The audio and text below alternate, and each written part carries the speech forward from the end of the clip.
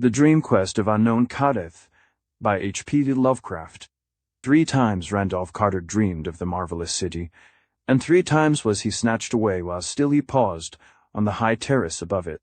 All golden and lovely it blazed in the sunset, with walls, temples, colonnades, and arched bridges of veined marble, silver-basined fountains of fountain, prismatic spray in broad squares and perfumed gardens, and wide streets marching between delicate trees and blossom-laden urns and ivory statues, in gleaming rows, while on steep northward slopes climbed tiers of red roofs, and old peaked gables, harboring little lanes of grassy cobbles. It was a fever of the gods, a fanfare of supernal trumpets, and a clash of immortal cymbals. Mystery hung about it as clouds about a fabulous unvisited mountain, and as Carter stood breathless and expectant on that balustraded parapet, there swept up to him the poignancy and suspense of almost vanished memory, the pain of lost things, and the maddening need to place again what once had been an awesome and momentous place. He knew that for him, its meaning must once have been supreme, though in what cycle or incarnation he had known it, or whether in dream or in waking, he could not tell. Vaguely it called up glimpses of a far-forgotten first youth, when wonder and pleasure lay in all the mystery of days, and dawn and dusk alike strode forth, prophetic to the eager sound of lutes and song, unclosing fiery gates toward further and surprising marvels. But each night as he stood on that high marble terrace, with the curious urns and carven rail, and looked off over that hushed sunset city of beauty, an unearthly immanence he felt the butt of all dreams tyrannous gods, for in no wise could he leave that lofty spot, or descend the wide marmoreal flights flung endlessly down to where those streets of elder witchery lay outspread and beckoning.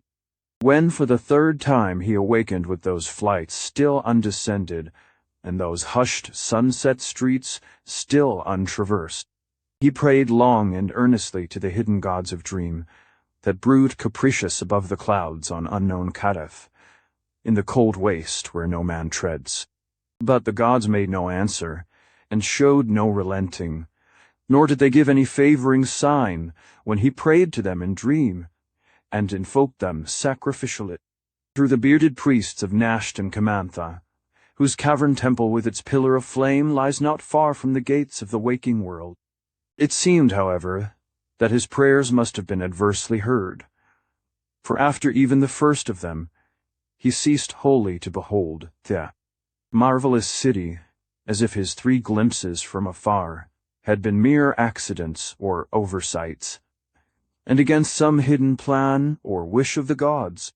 At length, sick with longing for those glittering sunset streets and cryptical hill lanes among ancient tiled roofs, nor able sleeping or waking to drive them from his mind, Carter resolved to go with bold entreaty whither no man had gone before, and dare the icy deserts through Thee, dark to where unknown Kadath, veiled in cloud and crowned with unimagined stars, holds secret and nocturnal the onyx castle of the great ones. In light slumber, he descended the 70 steps to the cavern of flame, and talked of this design to the bearded priests, Nasht and Kamantha, and the priests shook their shent-bearing heads and vowed it would be the death of his soul. They pointed out that the great ones had shown already their wish, and that it is not agreeable to them to be harassed by insistent pleas. They reminded him, too, that not only had no man ever been to Kadath, but no man had ever suspected in what part of space it may lie, whether it be in the dreamlands around our own world, or in those surrounding some unguessed companion of Fomalhaut or Aldebaran. If in our dreamland it might conceivably be reached, but only 3 human souls since time began had ever crossed, and recrossed the black impious gulfs to other dreamlands, and of that 3, 2 had come back quite mad. There were, in such voyages, incalculable local dangers, as well as that shocking final peril, which gibbers unmentionably outside the ordered universe, where no dreams reach that last amorphous blight of nethermost confusion, which blasphemes and bubbles at the center of all infinitithe boundless, demon Sultan Azathoth, whose name no lips dare speak aloud, and who gnaws hungrily in inconceivable unlighted chambers beyond time, amidst the muffled maddening beating of vile drums, and the thin monotonous whine of accursed flutes, to which detestable pounding and piping dance slowly, awkwardly, and absurdly the gigantic ultimate gods, the blind, voiceless, tenebrous, mindless other gods whose soul and messenger is the crawling chaos, Nyarlathotep. Of these things was Carter warned by the priests Nasht and Camantha in a cavern of flame. But still he resolved to find the gods on unknown, Kadath in the cold waste, wherever that might be, and to win from them the sight and remembrance and shelter of the marvelous sunset city. He knew that his journey would be strange and long, and that the great ones would be against it, but being old in the land of dream, he counted on many useful memories and devices to aid him. So, asking a formal blessing of the priests and thinking shrewdly on his course, he boldly descended the 700 steps to the gate of deeper slumber and set out through the enchanted wood. In the tunnels of that twisted wood, whose low prodigious oaks twine groping boughs and shine dim with the phosphorescence of strange fungi, dwell the furtive and secretive Zoogs, who know many obscure secrets of the dream world and a few of the waking world, since the wood at two places touches the lands of men, though it would be disastrous to say where. Certain unexplained rumors, events, and vanishments occur among men where the Zoogs have access, and it is well that they cannot travel far outside the world of dream. But over the nearer parts of the dream world they pass freely, flitting small and brown and unseen, and bearing back piquant tales to beguile the hours around their hearths, in the forest they love. Most of them live in burrows, but some inhabit the trunks of the great trees, and although they live mostly on fungi, it is muttered that they have also a slight taste for meat, either physical or spiritual, for certainly many dreamers have entered that wood who have not come out. Carter, however, had no fear, for he was an old dreamer, and had learnt their fluttering language, and made many a treaty with them, having found through their help the splendid city of Celephais in Uth-Nargai beyond the Tenarian hills, where reigns half the year the great King Kuranes, a man he had known by another name in life. Kuranes was the one soul who had been to the Star Gulfs, and returned free from madness, threading now the low phosphorescent aisles between those gigantic trunks. Carter made fluttering sounds in the manner of the Zoogs, and listened now and then for responses. He remembered one particular village of the Creatures was in the center of the wood, where a circle of great mossy stones, in what was once a clearing, tells of older and more terrible dwellers long forgotten. And toward this spot he hastened. He traced his way by the grotesque fungi, which always seem better nourished as one approaches the dread circle, where elder beings danced and sacrificed. Finally, the great light of those thicker fungi revealed a sinister green and gray vastness, pushing up through the roof of the forest and out of sight. This was the nearest of the great ring of stones, and Carter knew he was close to the Zoog village. Renewing his fluttering sound, he waited patiently, and was at last rewarded by an impression of many eyes watching him. It was the Zoogs, for one sees their weird eyes long before one can discern their small, slippery brown outlines. Out they swarmed, from hidden burrow and honeycomb tree, till the whole dim-lit region was alive with them. Some of the wilder ones brushed Carter unpleasantly, and one even nipped loathsomely at his ear. But these lawless spirits were soon restrained by their elders. The council of sages, recognizing the visitor, offered a gourd of fermented sap from a haunted tree unlike the others, which had grown from a seed dropped down by someone on the moon, and as Carter drank it ceremoniously, a very strange colloquy began. The Zoogs did not, unfortunately, know where the peak of Kadath lies, nor could they even say whether the cold waste is in our dream world or in another. Rumors of the great ones came equally from all points, and one might only say that they were likelier to be seen on high mountain peaks than in valleys, since on such peaks they dance reminiscently when the moon is above and the clouds beneath. Then one very ancient Zug recalled a thing unheard of by the others, and said that in Ulthar, beyond the river sky, there still lingered the last copy of those inconceivably old Pnakotic manuscripts, made by waking men in forgotten boreal kingdoms, and born into the land of dreams, when the hairy cannibal Nofkes overcame many templed Olathui and slew all the heroes of the land of Lomar. Those manuscripts, he said, told much of the gods, and besides, in Ulthar there were men who had seen the signs of the gods, and even one old priest who had scaled a great mountain to behold them dancing by moonlight. He had failed, though his companion had succeeded and perished namelessly. So Randolph Carter thanked the Zoogs, who fluttered amicably and gave him another gourd of moon-tree wine to take with him, and set out through the phosphorescent wood for the other side, where the rushing sky flows down from the slopes of Lyrian, and Hatheg, and Nir, and Ulthar dot the plain. Behind him, furtive and unseen, crept several of the curious Zoogs, for they wished to learn what might befall him, and bear back the legend to their people. The vast oaks grew thicker as he pushed on beyond the village, and he looked sharply for a certain spot where they would thin somewhat, standing quite dead, or dying among the unnaturally dense fungi, and the rotting mold and mushy logs of their fallen brothers. There he would turn sharply aside, for at that spot a mighty slab of stone rests on the forest floor, and those who have dared approach it say that it bears an iron ring 3 feet wide. Remembering the archaic circle of great mossy rocks, and what it was possibly set up for, the Zoogs do not pause near that expansive slab with its huge ring, for they realize that all which is forgotten need not necessarily be dead, and they would not like to see the slab rise slowly and deliberately. Carter detoured at the proper place, and heard behind him the frightened fluttering of some of the more timid Zoogs.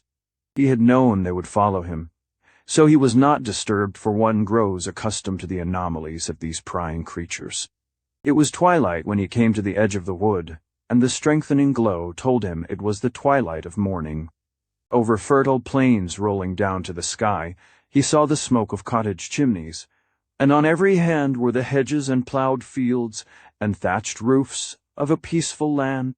Once he stopped at a farmhouse well for a cup of water, and all the dogs barked affrightedly at the inconspicuous Zoogs that crept through the grass behind. At another house where people were stirring, he asked questions about the gods, and whether they danced often. Upon Lyrian, but the farmer and his wife would only make the elder sign and tell him the way to Nir and Ulthar. At noon he walked through the one broad high street of Nir, which he had once visited and which marked his farthest former travels in this direction, and soon afterward he came to the great stone bridge across the sky, into whose central piece the masons had sealed a living human sacrifice when they built it 1,300 years before.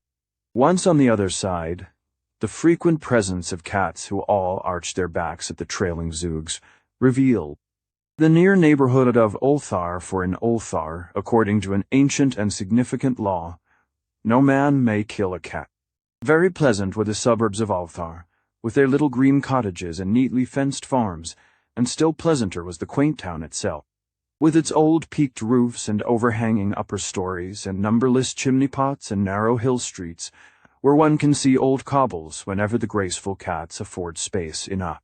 Carter, the cats being somewhat dispersed by the half-seen Zoogs, picked his way directly to the modest temple of the Elder Ones, where the priests and old records were said to be, and once within that venerable circular tower of ivied stone, which crowns Ulthar's highest hilhe, sought out the patriarch Atal, who had been up the forbidden peak Hategla in the stony desert, and had come down again alive.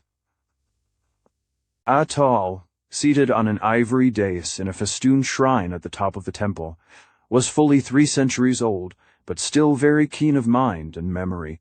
From him, Carter learned many things about the gods, but mainly that they are indeed only Earth's gods, ruling feebly our own dreamland, and having no power or habitation elsewhere. They might, Atal said, heed a man's prayer, if in good humor, but one must not think of climbing to their onyx stronghold atop Kadath in the cold waste. It was lucky that no man knew where Kadath towers, for the fruits of ascending it would be very great. Atal's companion Barzai, the wise, had been drawn screaming into the sky for climbing merely the known peak of Hathikla. With unknown Kadath, if ever found, matters would be much worse for, although Earth's gods may sometimes be surpassed by a wise mortal, they are protected by the other gods from outside, whom it is better not to discuss. At least twice in the world's history the other gods set their seal upon Earth's primal granite, once in antediluvian times, as guess from a drawing into you, those parts of the Pnakotic manuscripts too ancient to be read, and once on Hafigkla when Barzai the Wise tried to see Earth's gods dancing by moonlight. So, Atal said, it would be much better to let all gods alone except in tactful prayers. Carter, though disappointed by Atal's discouraging advice and by the meager help to be found in the Pnakotic manuscripts and the 7 cryptical books of San, did not wholly despair. First he questioned the old priest about that marvelous sunset city seen from the railed terrace, thinking that perhaps he might find it without the god's aid, but Atal could tell him nothing. Probably, Atal said, the place belonged to his especial dream world, and not to the general land of vision that many know, and conceivably, it might be on another planet. In that case, Earth's gods could not guide him if they would. But this was not likely, since the stopping of the dreams showed pretty clearly that it was something the Great Ones wished to hide from him. Then Carter did a wicked thing, offering his guileless host so many draughts of the moon wine which the Zoogs had given him, that the old man became irresponsibly talkative. Robbed of his reserve, poor Atal babbled freely of forbidden things, telling of a great image reported by travelers as carved on the solid rock of the mountain Engrane, on the Isle of Oriab in the southern sea, and hinting that it may be a likeness which Earth's gods once wrought of their own features in the days when they danced by moonlight on that mountain. And he hiccuped likewise that the features of that image are very strange, so that one might easily recognize them, and that they are sure signs of the authentic race of the gods. Now the use of all this in finding the gods became at once apparent to Carter.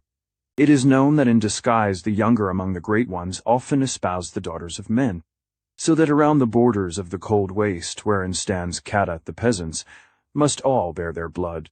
This being so, the way to find that waste must be to see the stone face on Engranic, and mark the features then, having noted them with care, to search for such features among living men.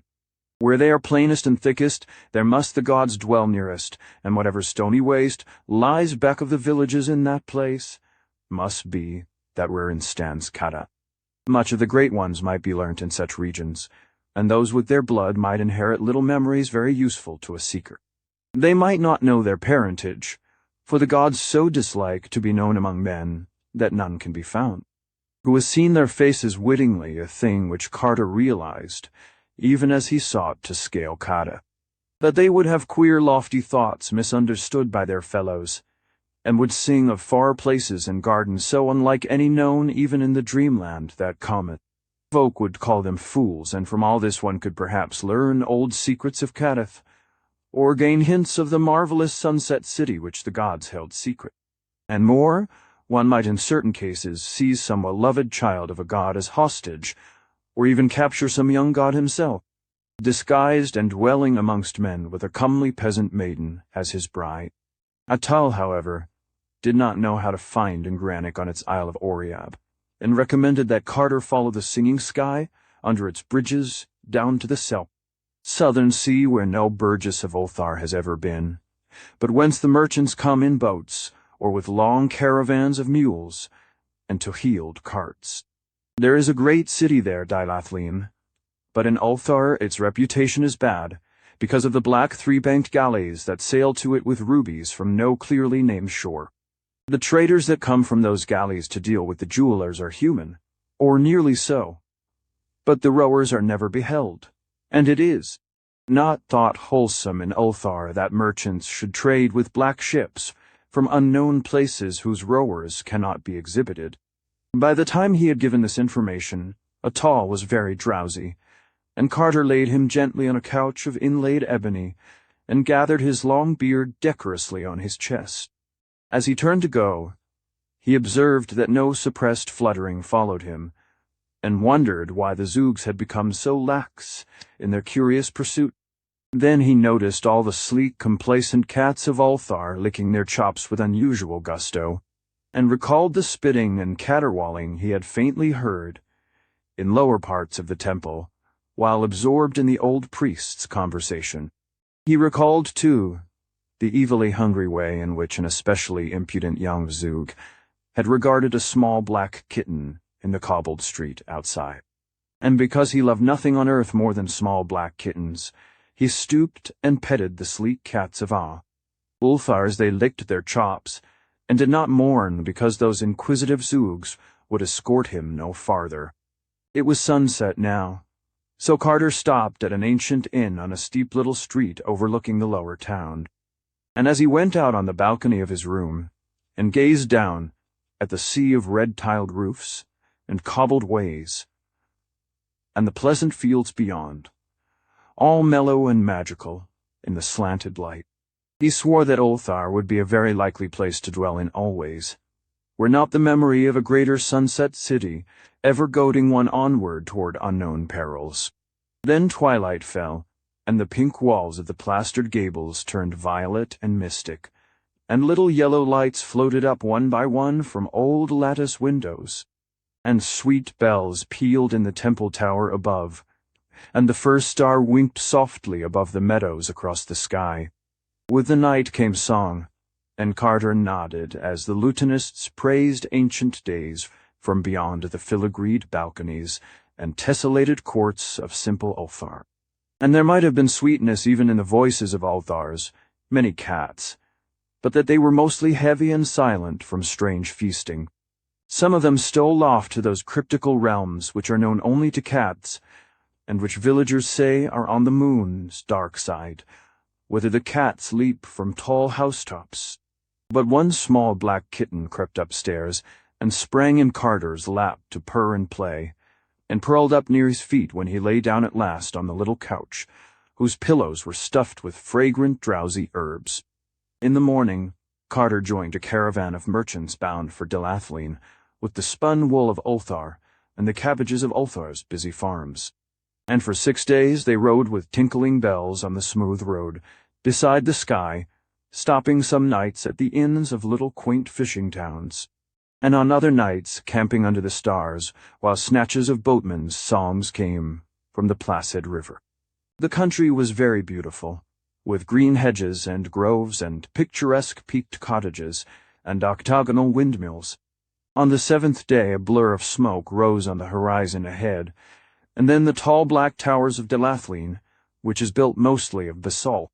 Delathleen, with its thin angular towers, looks in the distance like a bit of the Giant's Causeway, and its streets are dark and uninviting. There are many dismal sea taverns near the myriad wharves, and all the town is thronged with the strange seamen of every land on earth, and of a few which are said to be not on earth. Carter questioned the oddly robed men of that city about the Peak of Engranic on the Isle of Oriab, and found that they knew of it well. Ships came from Baharna on that island, one being due to return thither in only a month. And Rainik is but 2 days zebrareed from that port. But few had seen the stone face of the god, because it is on a very difficult side of Engranic, which overlooks only sheer crags and a valley of sinister lava. Once the gods were angered with men on that side, and spoke of the matter to the other gods. It was hard to get this information from the traders and sailors in Delathleen sea taverns, because they mostly preferred to whisper of the black galleys. One of them was due in a week with rubies from its unknown shore, and the townsfolk dreaded to see it dock. The mouths of the men who came from it to trade were too wide, and the way their turbans were humped up in 2 points above their foreheads was in especially bad taste, and their shoes were the shortest and queerest ever seen in the 6 kingdoms. But worst of all was the matter of the unseen rowers. Those 3 banks of oars moved too briskly and accurately and vigorously to be comfortable, and it was not right for a ship to stay in port for weeks, while the merchants traded, yet to give no glimpse of its crew. It was not fair to the tavern-keepers of Dylathleen, or to the grocers and butchers, either, for not a scrap of provisions was ever sent aboard. The merchants took only gold and stout black slaves from Parg across the river. That was all they ever took, those unpleasantly featured merchants and their unseen rowers. Never anything from the butchers and grocers, but only gold, and the fat black men of Parg whom they bought by the pound. And the odors from those galleys, which the south wind blew in from the wharves, are not to be described. Only by constantly smoking strong fagweed could even the hardiest denizen of the old sea taverns bear them. Dylathleen would never have tolerated the black galleys had such rubies been obtainable elsewhere, but no mine in all Earth's dreamland was known to produce their like. Of these things Dylathleen's cosmopolitan folk chiefly gossiped, whilst Carter waited patiently for the ship from Baharna, which might bear him to the isle whereon carven granite towers, lofty and barren. Meanwhile, he did not fail to seek through the haunts of far travellers for any tales they might have concerning Kadath. In the cold waste or marvellous city of marble walls and silver fountains, seen below terraces in the sunset. Of these things, however, he learned nothing, though he once thought that a certain old, slant-eyed merchant looked queerly intelligent when the cold waste was spoken of. This man was reputed to trade with the horrible stone villages on the icy desert plateau of Lang, which no healthy folk visit, and whose evil fires are seen at night from afar. He was even rumored to have dealt with that high priest not to be described, which wears a yellow silken mask over its face and dwells all alone in a prehistoric stone monastery.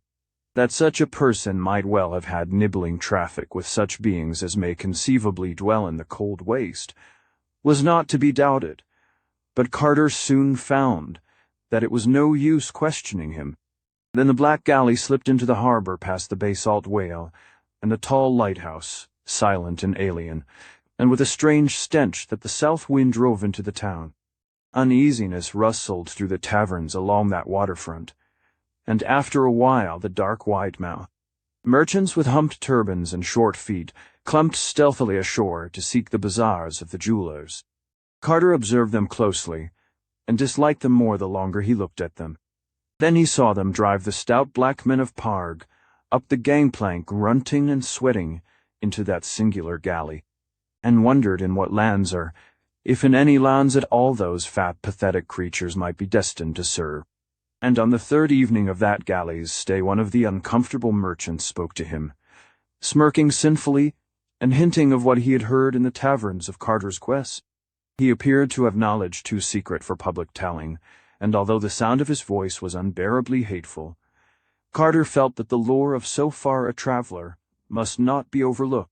He bade him, therefore, be his guest in locked chambers above, and drew out the last of the Zug's moon wine to loosen his tongue. The strange merchant drank heavily, but smirked unchanged by the draught. Then he drew forth a curious bottle with wine of his own, and Carter saw that the bottle was a single hollowed ruby, grotesquely carved in patterns too fabulous to be comprehended. He offered his wine to his host, and though Carter took only the least sip, he felt the dizziness of space and the fever of unimagined jungles. All the while the guest had been smiling more and more broadly, and as Carter slipped into blankness, the last thing he saw was that dark, odious face convulsed with evil. Laughter and something quite unspeakable where one of the two frontal puffs of that orange turban had become disarranged with the shakings of that epileptic mirth. Carter next had consciousness amidst horrible odors beneath a tent-like awning on the deck of a ship, with the marvelous coasts of the southern sea flying by in unnatural swiftness. He was not chained, but three of the dark sardonic merchants stood grinning nearby, and the sight of those humps in their turbans made him almost as faint as did the stench that filtered up through the sinister hatches. He saw slip past him the glorious lands and cities, of which a fellow dreamer of earth, a lighthouse keeper, in ancient Kingsport had often discoursed in the old days, and recognized the templed terraces of Zak, abode of forgotten dreams, the spires of infamous Thalarion, that demon city of 1,000 wonders, where the Eidolon Lothi reigns the charnel gardens of Zura. land of pleasures unattained, and the twin headlands of crystal, meeting above in a resplendent arch, which guard the harbor of Sonenal, blessed land of fancy. Past all these gorgeous lands, the malodorous ship flew unwholesomely, urged by the abnormal strokes of those unseen rowers below. And before the day was done, Carter saw that the steersman could have no other goal than the basalt pillars of the west, beyond which simple folk say splendid Cthulhu lies, but which wise dreamers well know are the gates of a monstrous cataract, wherein the oceans of earth's dreamland drop wholly to abysmal nothingness and shoot through the empty spaces toward other worlds and other stars, and the awful voids outside the ordered universe, where the demon Sultan Azathoth gnaws hungrily in it. Chaos amid pounding and piping and the hellish dancing of the other gods, blind, voiceless, tenebrous, and mindless, with their soul and messenger, Nyarlathotep. Meanwhile, the three sardonic merchants would give no word of their intent, though Carter well knew that they must be leagued with those who wished to hold him from his quest. It is understood in the land of Dream that the other gods have many agents moving among men, and all these agents, whether wholly human or slightly less than human, are eager to work the will of those blind and mindless things in return for the favor of their hideous soul and messenger, the crawling chaos, Nyarlathotep. So Carter inferred that the merchants of the humped turbans, hearing of his daring search for the great ones in their castle of Kadath, had decided to take him away and deliver him to Nyarlathotep for whatever nameless bounty might be offered for such a prize. What might be the land of those merchants in our known universe, or in the eldritch spaces outside, Carter could not guess, nor could he imagine at what hellish trysting place they would meet the crawling chaos to give him up and claim their reward. He knew, however, that no beings as nearly human as these would dare approach the ultimate knighted throne of the demon Azathoth in the formless central void. At the set of sun, the merchants licked their excessively wide lips and glared hungrily, and one of them went below and returned from some hidden and offensive cabin with a pot and basket of plates. Then they squatted close together beneath the awning and ate the smoking meat that was passed around. But when they gave Carter a portion, he found something very terrible in the size and shape of it, so that he turned even paler than before and cast that portion into the sea when no eye was on him. And again he thought of those unseen rowers beneath, and of the suspicious nourishment from which their far too mechanical strength was derived. It was dark when the galley passed betwixt the basalt pillars of the west, and the sound of the ultimate cataract swelled portentous from ahead, and the spray of that cataract rose to obscure the stars, and the deck grew damp, and the vessel reeled in the surging current of the brink. Then with a queer whistle and plunge the leap was taken, and Carter felt the terrors of nightmare as earth fell away, and the great boat shot silent and comet-like into planetary space. Never before had he known what shapeless black things lurk and caper and flounder all through the ether, leering and grinning at such voyagers as may pass, and sometimes feeling about with slimy paws when some moving object excites their curiosity. These are the nameless larvae of the other gods, and like them are blind and without mind, and possessed of singular hungers and thirsts. But that offensive galley did not aim as far as Carter had feared, for he soon saw that the helmsman was steering a course directly for the moon. The moon was a crescent shining larger and larger as they approached it, and chewing its singular craters and peaks uncomfortably. The ship made for the edge, and it soon became clear that its destination was that secret and mysterious side which is always turned away from earth, and which no fully human person, save perhaps the dreamer Snyrefko, has ever beheld. The close aspect of the moon, as the galley drew near, proved very disturbing to Carter, and he did not like the size and shape of the ruins which crumbled here and there. The dead temples on the mountains were so placed that they could have glorified no suitable or wholesome gods, and in the symmetries of the broken columns there seemed to be some dark and inner meaning, which did not invite solution. And what the structure and proportions of the olden worshippers could have been, Carter steadily refused to conjecture. When the ship rounded the edge and sailed over those lands unseen by man, there appeared in the queer landscape certain signs of life, and Carter saw many low, broad, round cottages and fields of grotesque whitish fungi. He noticed that these cottages had no windows, and thought that their shape suggested the huts of Esquimaux. Then he glimpsed the oily waves of a sluggish sea, and knew that the voyage was once more to be by water, at least through some liquid. The galley struck the surface with a peculiar sound, and the odd elastic way the waves received it was very perplexing to Carter. They now slid along at great speed, once passing and hailing another galley of kindred form, but generally seeing nothing but that curious sea, and a sky that was black and star-strewn, even though the sun shone scorchingly in it. There presently rose ahead the jagged hills of a leprous-looking coast, and Carter saw the thick, unpleasant gray towers of a city. The way they leaned and bent, the manner in which they were clustered, and the fact that they had no windows at all, was very disturbing to the prisoner, and he bitterly mourned the folly which had made him sip the curious wine of that merchant with a humped turban. As the coast drew nearer, and the hideous stench of that city grew stronger, he saw upon the jagged hills many forests, some of whose trees he recognized as akin to that solitary moon tree in the enchanted wood of earth, from whose sap the small brown zoogs ferment their curious wine. Carter could now distinguish moving figures on the noisome wharves ahead, and the better he saw them, the worse he began to fear and detest them.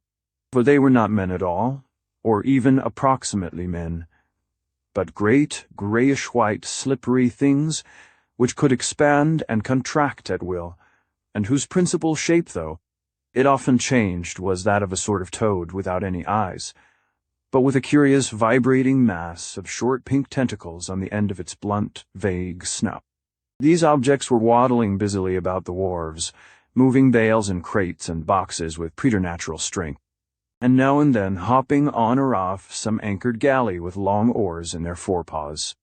And now and then one would appear driving a herd of clumping slaves, which indeed were approximate human beings with wide mouths like those.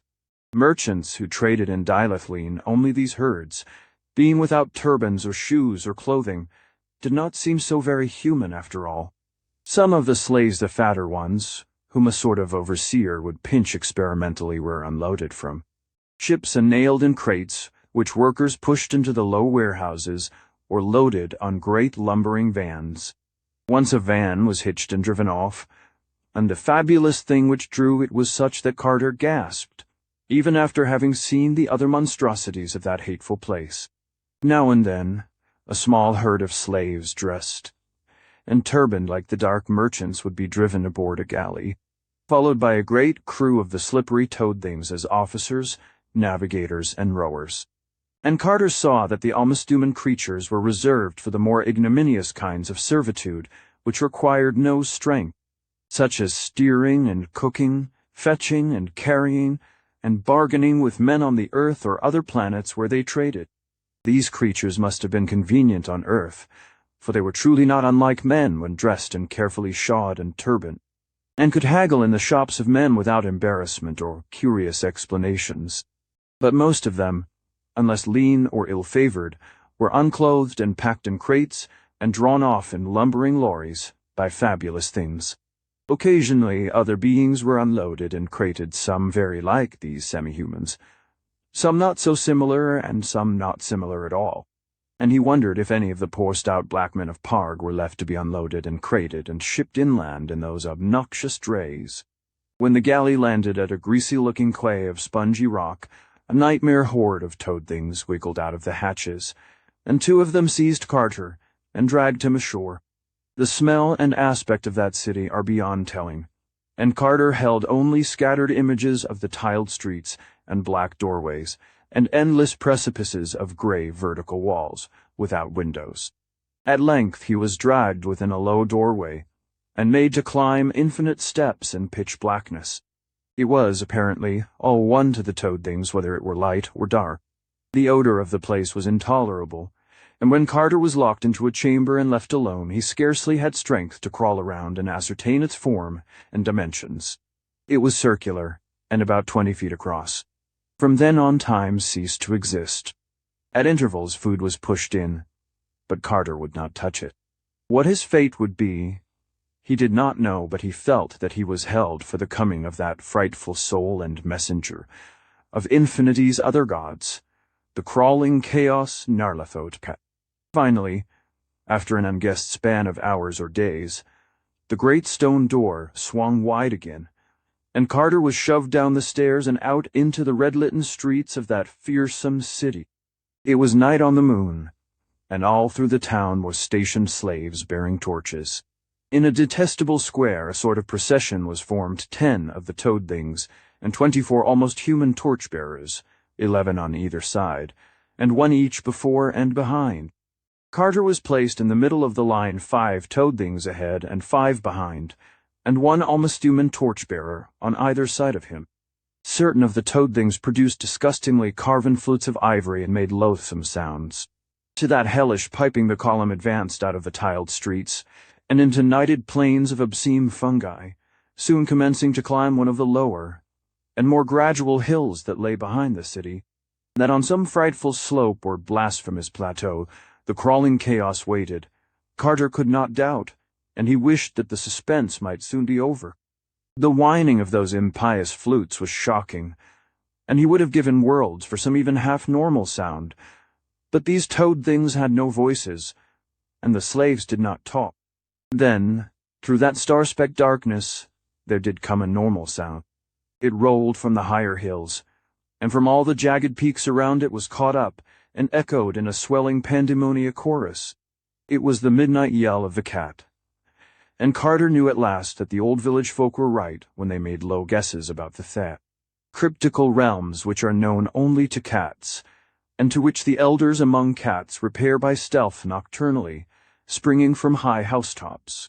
Verily, it is to the moon's dark side that they go to leap and gamble on the hills, and converse with ancient shadows, and here amidst that column of foliated things Carter heard their homely, friendly cry, and thought of the steep roofs and warm hearths and little lighted windows of home. Now much of the speech of cats was known to Randolph Carter, and in this far terrible place he uttered the cry that was suitable, but that he need not have done, for even as his lips opened, he heard the chorus wax and draw nearer, and saw swift shadows against the stars as small graceful shapes leaped from hill to hill in gathering legions. The call of the clan had been given, and before the foul procession had time even to be frightened, a cloud of smothering fur and a phalanx of murderous claws were tidily and tempestuously upon it.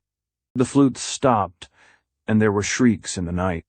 Dying Mustamans screamed, and cats spit and yowled and roared, but the toad things made never a sound as their stinking green ichor oozed fatally upon that porous earth with the obscene fungi. It was a stupendous sight while the torches lasted, and Carter had never before seen so many cats. Black, gray, and white-yellow, tiger, and mixed common, Persian, and Manx the Tibetan, Angora and Egyptian, all were there in the fury of battle, and there hovered over them some trace of that profound and inviolate sanctity which made their goddess great in the temples of Bubastis. They would leap 7 strong at the throat of an Almastuman, or the pink tentacled snout of a toad thing, and drag it down savagely to the fungus plain, where myriads of their fellows would surge over it, and into it with the frenzied claws and teeth of a divine battle fury. Carter had seized a torch from a stricken slave, but was soon overborne by the surging waves of his loyal defenders.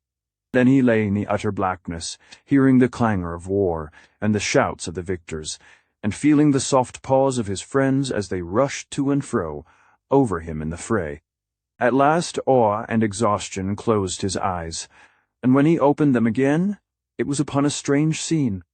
The great shining disk of the earth, 13 times greater than that of the moon as we see it, had risen with floods of weird light over the lunar landscape, and across all those leagues of wild plateau and ragged crest there squatted one endless sea of cats in orderly array. Circle on circle they reached, and 2 or 3 leaders out of the ranks were licking his face and purring to him consolingly. Of the dead slaves and toad-things there were not many signs, but Carter thought he saw one bone a little way off, in the open space between him and the warriors. Carter now spoke with the leaders in the soft language of cats, and learned that his ancient friendship with the species was well known, and often spoken of in the places where cats congregate. He had not been unmarked in Ulthar when he passed through, and the sleek old cats had remembered how. He petted them after they had attended to the hungry Zoogs, who looked evilly at a small black kitten. And they recalled, too, how he had welcomed the very little kitten who came to see him at the inn, and how he had given it a saucer of rich cream in the morning before he left. The grandfather of that very little kitten was the leader of the army now assembled, for he had seen the evil procession from a far hill, and recognized the prisoner as a sworn friend of his kind on earth and in the land of Dream. A yowl now came from the farther peak, and the old leader paused abruptly in his conversation. It was one of the army's outposts, stationed on the highest of the mountains to watch the one foe which Earth's cats fear. Very large and peculiar cats from Saturn, who for some reason have not been oblivious of the charm of our moon's dark side. They are leagued by treaty with the evil toad-things, and are notoriously hostile to our earthly cats, so that at this juncture a meeting would have been a somewhat grave matter.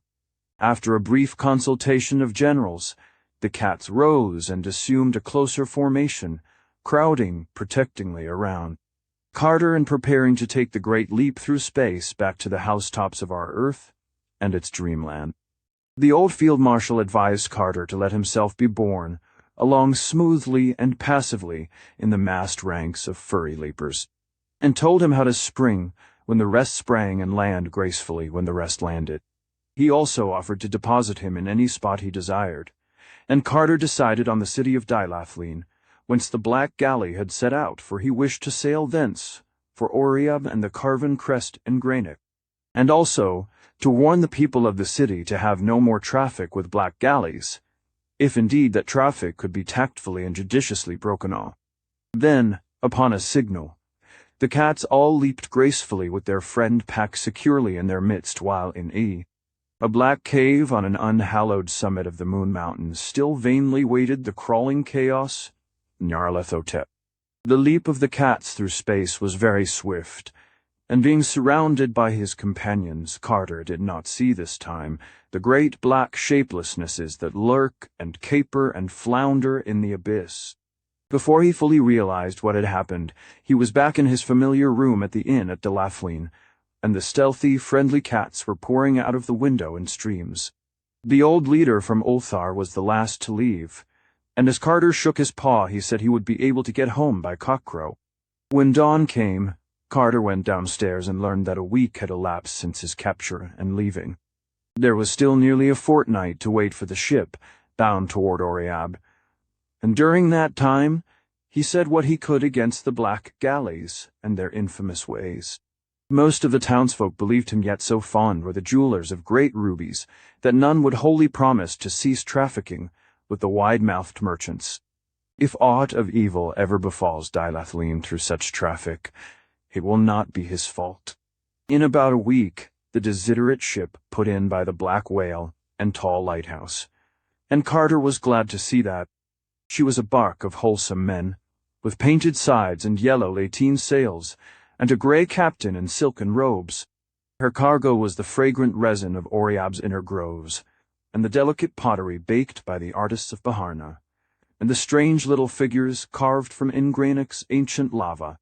For this they were paid in the wool of Ulthar and the iridescent textiles of Hatheg, and the ivory that the black men carve across the river in Par. Carter made arrangements with the captain to go to Baharna, and was told that the voyage would take 10 days. And during his week of waiting he talked much with that captain of Ingranic, and was told that very few had seen the carven face thereon, but that most travelers are content to learn its legends from old people and lava-gatherers and image-makers in Baharna, and afterwards say in their far homes that they have indeed beheld it. The captain was not even sure that any person now living had beheld that carven face, for the wrong side of enigmatic is very difficult and barren and sinister, and there are rumors of caves near the peak wherein dwell the night gaunts. But the captain did not wish to say just what a night gaunt might be like, since such cattle are known to haunt most persistently the dreams of those who think too often of them. Then Carter asked that captain about unknown Kadath in the cold waste, and the marvelous sunset city, but of these the good man could truly tell nothing. Carter sailed out of Dilathlene one early morning, when the tide turned, and saw the first rays of sunrise on the thin, angular towers of that dismal basalt town. And for 2 days they sailed eastward in sight of green coasts, and saw often the pleasant fishing towns that were in any time, climbed up steeply with their red roofs and chimney pots from old dreaming wharves and beaches where nets lay drying. But on the 3rd day they turned sharply south where the roll of water was stronger, and soon passed from sight of any land.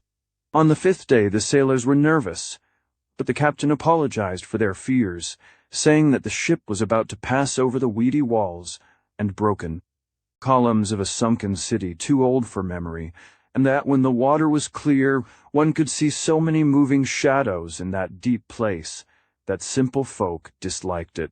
He admitted, moreover, that many ships had been lost in that part of the sea, having been hailed when quite close to it, but never seen again. That night the moon was very bright, and one could see a great way down in the water. There was so little wind that the ship could not move much, and the ocean was very calm. Looking over the rail, Carter saw many fathoms deep the dome of the great temple, and in front of it an avenue of unnatural sphinxes leading to what was once a public square. Dolphins sported merrily in and out of the ruins, and porpoises reveled clumsily here and there, sometimes coming to the surface and leaping clear out of the sea.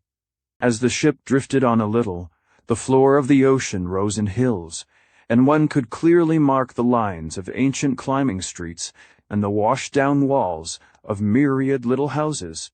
Then the suburbs appeared, and finally a great lone building on a hill, of simpler architecture than the other structures, and in much better repair.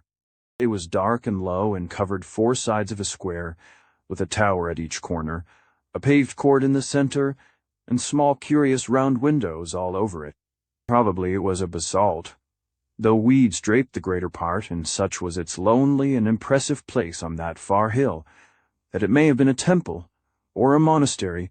Some phosphorescent fish inside it gave the small round windows an aspect of shining, and Carter did not blame the sailors much for their fears. Then by the watery moonlight he noticed an odd high monolith in the middle of that central court, and saw that something was tied to it. And when, after getting a telescope from the captain's cabin, he saw that that bound thing was a sailor in the silk robes of Aurea, head downward and without any eyes, he was glad that a rising breeze soon took the ship ahead to more healthy parts of the sea. The next day they spoke with a ship with violet sails bound for Zar, in the land of forgotten dreams, with bulbs of strange-colored lilies for cargo. And on the evening of the 11th day they came in sight of the Isle of Aurea, with enigmatic rising jagged and snow-crowned in the distance. Aurea is a very great isle, and its port of Baharna a mighty city.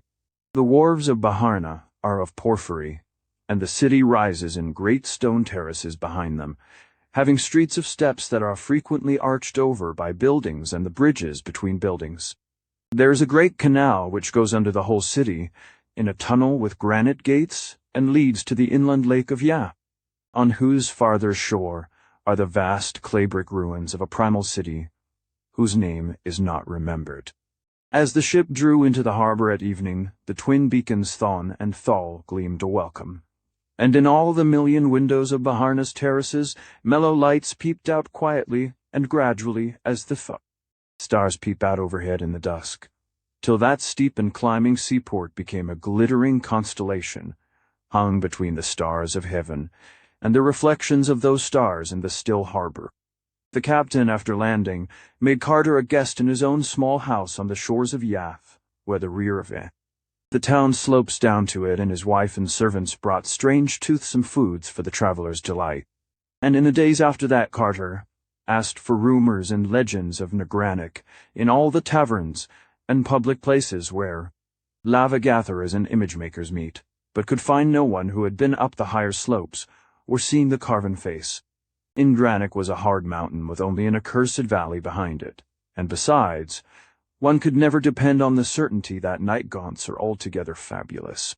When the captain sailed back to Randolph Carter took quarters in an ancient tavern opening on an alley of steps in the original part of the town, which is built of brick and resembles the ruins of Yath's farther shore.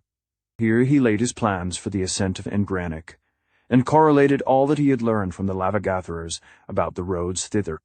The keeper of the tavern was a very old man, and had heard so many legends that he was a great help. He even took Carter to an upper room in that ancient house, and showed him a crude picture which a traveler had, scratched on the clay wall in the old days when men were bolder, and less reluctant to visit Enigmatic's higher slopes.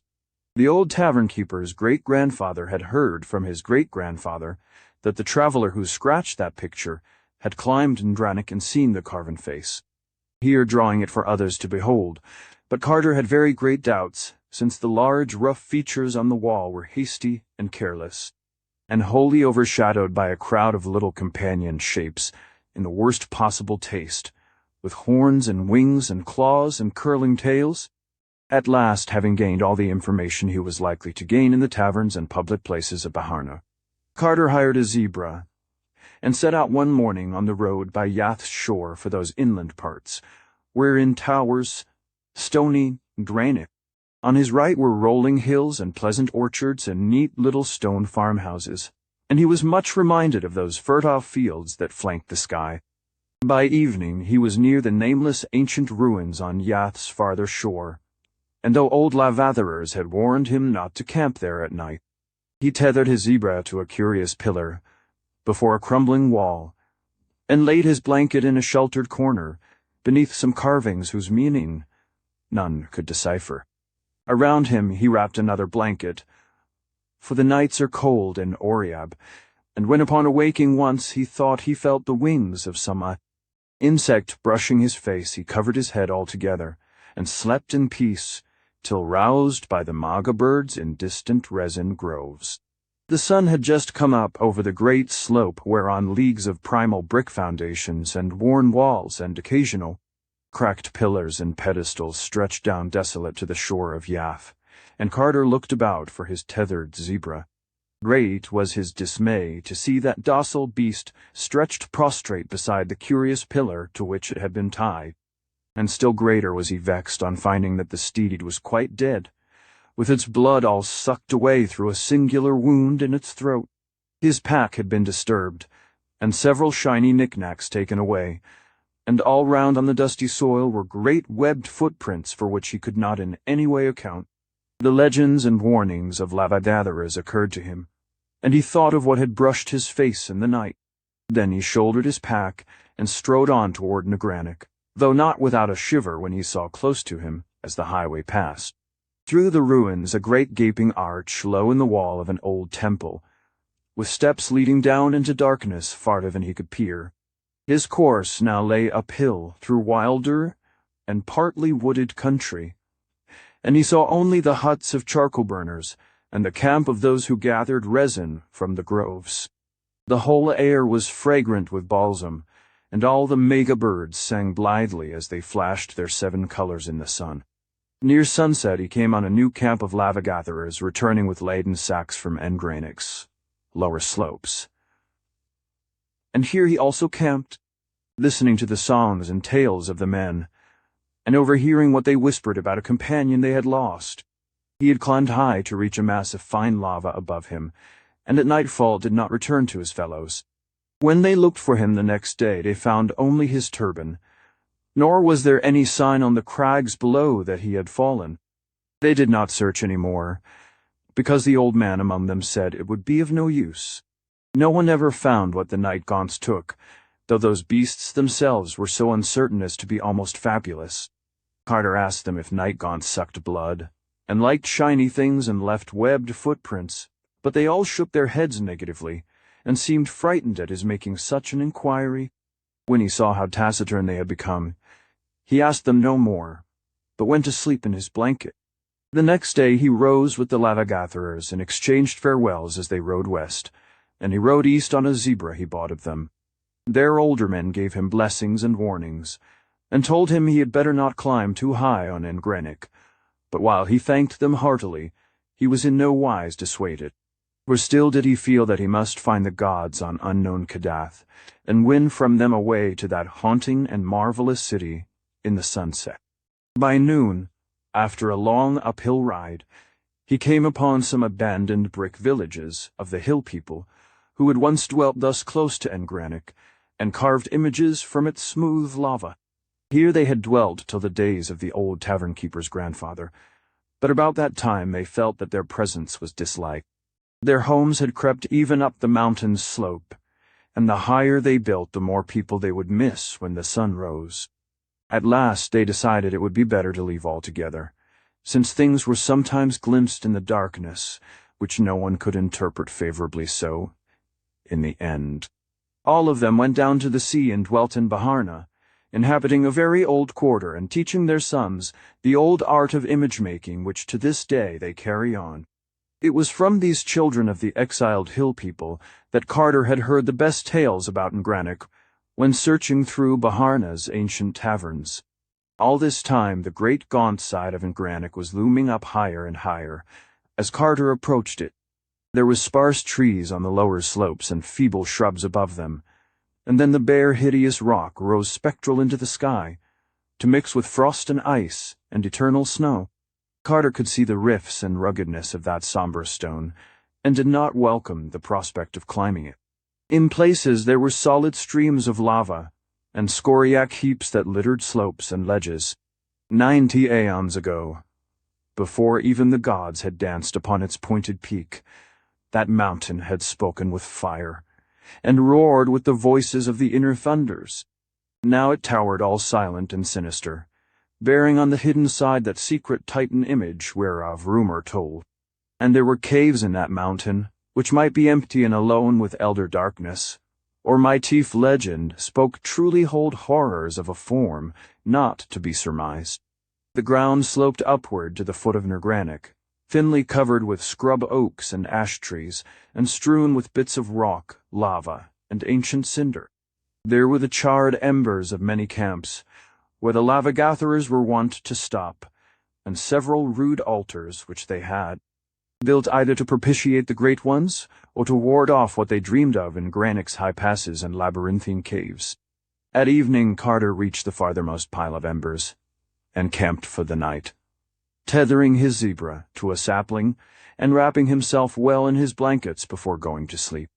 And all through the night a voonith howled distantly from the shore of some hidden pool. But Carter felt no fear of that amphibious terror, since he had been told with certainty that not one of them dares even approach the slope of enigmatic. In the clear sunshine of morning, Carter began the long ascent, taking his zebra as far as that useful beast could go, but tying it to a stunted ash tree when the floor of the thin wood became too steep. Thereafter he scrambled up alone, first through the forest with its ruins of old villages and overgrown clearings, and then over the tough grass where enigmatic shrubs grew here and there. He regretted coming clear of the trees, since the slope was very precipitous and the whole thing rather dizzying. At length he began to discern all the countryside spread out beneath him, whenever he looked about the deserted huts of the image-makers, the groves of resin trees, and the camps of those who gathered from them, the woods where prismatic magas nest and sing, and even a hint very far away of the shores of Yath, and of those forbidding ancient ruins whose name is forgotten. He found it best not to look around, and kept on climbing and climbing till the shrubs became very sparse, and there was often nothing but the tough grass to cling to. Then the soil became meager, with great patches of bare rock cropping out, and now and then the nest of a condor in a crevice. Finally there was nothing at all but the bare rock, and had it not been very rough and weathered, he could scarcely have ascended farther. Knobs, ledges, and pinnacles, however, helped greatly, and it was cheering to see occasionally the sign of some. Lava-gatherer scratched clumsily in the friable stone, and know that wholesome human creatures had been there before him. After a certain height the presence of man was further shown by handholds and footholds. hewn where they were needed, and by little quarries and excavations where some choice vein or stream of lava had been found. In one place, a narrow ledge had been chopped artificially to an especially rich deposit, far to the right of the main line of ascent. Once or twice Carter dared to look around, and was almost stunned by the spread of landscape below. All the island betwixt him and the coast lay open to his sight, with Baharna's stone terraces and the smoke of its chimneys mystical in the distance. And beyond that, the illimitable southern sea, with all its curious secrets. Thus far, there had been much winding around the mountain, so that the farther and carven side was still hidden. Carter now saw a ledge running upward, and to the left which seemed to head the way he wished, and this course he took in the hope that it might prove continuous. After 10 minutes, he saw it was indeed no cul-de-sac, but that it led steeply on in an arc which would, unless suddenly interrupted or deflected, bring him after a few hours climbing to that unknown southern slope, overlooking the desolate crags and the accursed valley of lava. As new country came into view below him, he saw that it was bleaker and wilder than those seaward lands he had traversed. The mountain side, too, was somewhat different, being here pierced by curious cracks and caves not found on the straighter route he had left. Some of these were above him, and some beneath him, all opening on sheerly perpendicular cliffs, and wholly unreachable by the feet of man. The air was very cold now, but so hard was the climbing that he did not mind it. Only the increasing rarity bothered him, and he thought that perhaps it was this which had turned the heads of other travelers, and excited those absurd tales of night gaunts, whereby they explained the loss of such climbers as fell from these perilous paths. He was not much impressed by travelers' tales, but had a good curved scimitar in case of any trouble. All lesser thoughts were lost in the wish to see that carven face which might set him on the track of the gods atop unknown Kadath. At last, in the fearsome iciness of upper space, he came round fully to the hidden side of Engranic, and saw, out, infinite gulfs below him, the lesser crags and sterile abysses of lava, which marked olden wrath of the great ones. There was unfolded, too, a vast expanse of country to the south, but it was a desert land without fair fields or cottage chimneys, and seemed to have no ending. No trace of the sea was visible on this side, for Audiobook is a great island. Black caverns and odd crevices were still numerous on the sheer vertical cliffs, but none of them was accessible to a climber. There now loomed aloft a great beetling mass which hampered the upward view, and Carter was for a moment shaken with doubt lest it prove impassable. Poised in windy insecurity miles above earth, with only space and death on one side and only slippery walls of rock on the other, he knew for a moment the fear that makes men shun Granic's hidden side. He could not turn round, yet the sun was already low. If there were no way aloft, the night would find him crouching there still, and the dawn would not find him at all. But there was a way, and he saw it in due season. Only a very expert dreamer could have used those imperceptible footholds, yet to Carter they were sufficient. Surmounting now the outward-hanging rock, he found the slope above much easier than that below, since a great glacier's melting had left a generous space with loam and ledges. To the left, a precipice dropped straight from unknown heights to unknown depths, with a cave's dark mouth just out of reach above him. Elsewhere, however, the mountains slanted back strongly, and even gave him space to lean and rest. He felt from the chill that he must be near the snow line, and looked up to see what glittering pinnacles might be shining in that late ruddy sunlight. Surely enough, there was the snow uncounted thousands of feet above, and below it a great beetling crag like that he had just climbed hanging there forever in bold outline. And when he saw that crag he gasped and cried out aloud, and clutched at the jagged rock in awe, for the Titan bulge had not stayed, as Earth's dawn had shaped it, but gleamed red and stupendous in the sunset with the carved and polished features of a god. Stern and terrible shone, that face that the sunset lit with fire. How vast it was no mind can ever measure, but Carter knew at once that man could never have fashioned it. It was a god chiseled by the hands of the gods, and it looked down haughty and majestic upon the seeker. Rumor had said it was strange, and not to be mistaken, and Carter saw that it was indeed so for those long, narrow eyes and long-globed ears, and that thin nose and pointed chin. All spoke of a race that is not of men, but of gods. He clung overawed in that lofty and perilous eyrie, even though it was this which he had expected, and come to find, for there is in a god face more of marvel than prediction can tell, and when that face is vaster than a great temple, and seen looking downward at sunset in the cryptic silences of that upper world from whose dark lava it was divinely hewn of old, the marvel is so strong that none may escape it. Here, too, was the added marvel of recognition, for although he had planned to search all Dreamland over for those whose likeness to this face might mark them as the gods' children, he now knew that he need not do so. Certainly, the great face carven on that mountain was of no strange sort, but the kin of such as he had seen often in the taverns of the seaport. Celiphaes, which lies in Uthnorgai beyond the Tanarian hills, and is ruled over by that King Kuranes whom Carter once knew in waking life. Every year sailors with such a face came in dark ships from the north to trade their onyx for the carved jade and spun gold, and little red singing birds of Celiphaes, and it was clear that these could be no others than the half-gods he saw. Where they dwelt, there must the cold waste lie close, and within it, unknown Kadath and its onyx castle for the great ones. So to Celiphaes he must go, far distant from the Isle of Oriab, and in such parts as would take him back to Delathlin, and up the sky to the bridge by Nir, and again into the enchanted wood of the Zoogs, whence the way would bend northward through the garden lands by Okranos to the gilded spires of Thrawn, where he might find a galleon bound over the Serenarian Sea. But dusk was now thick, and the great carven face looked down even sterner in shadow.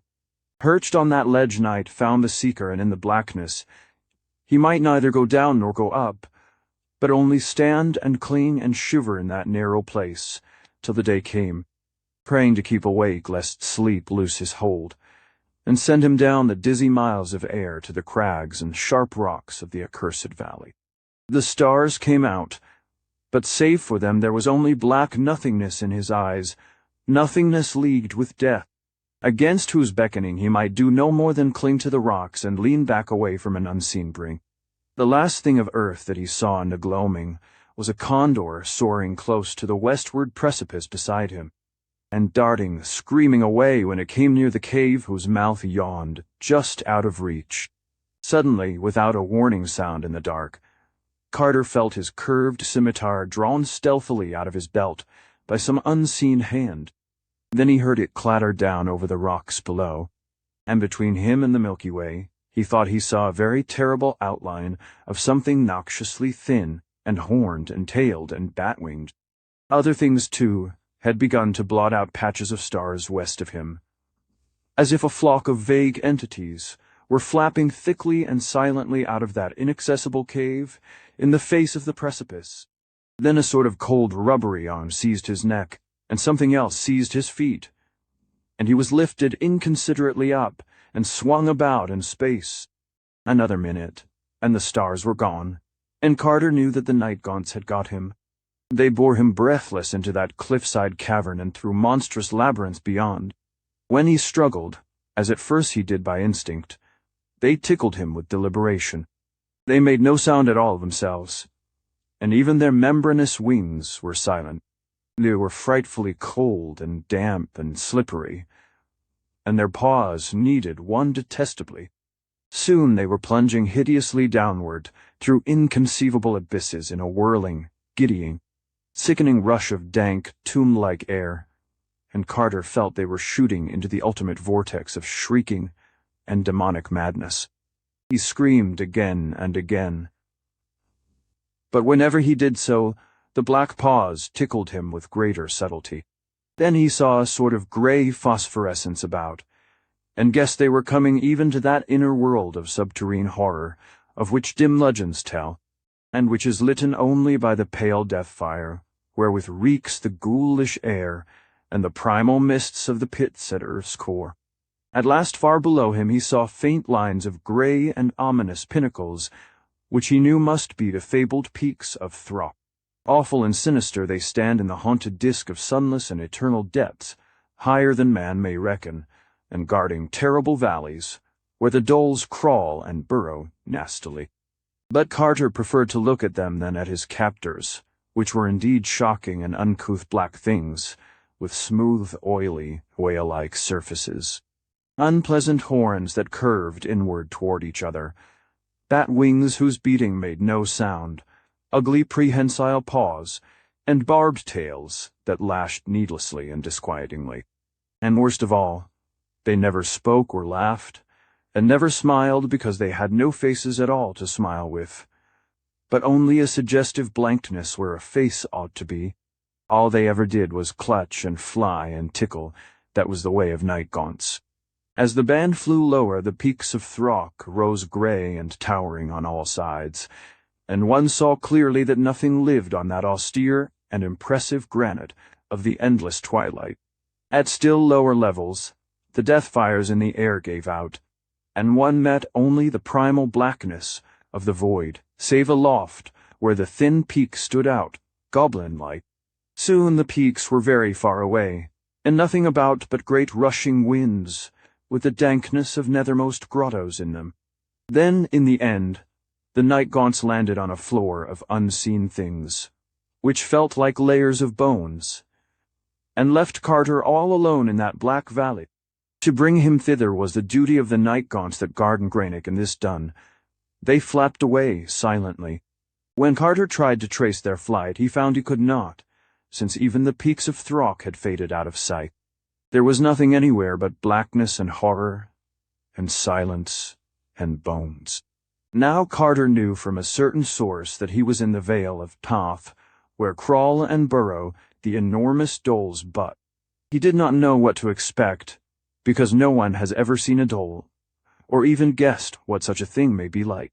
Doles are known only by dim rumor, from the rustling they make amongst mountains of bones, and the slimy touch they have when they wriggle past one.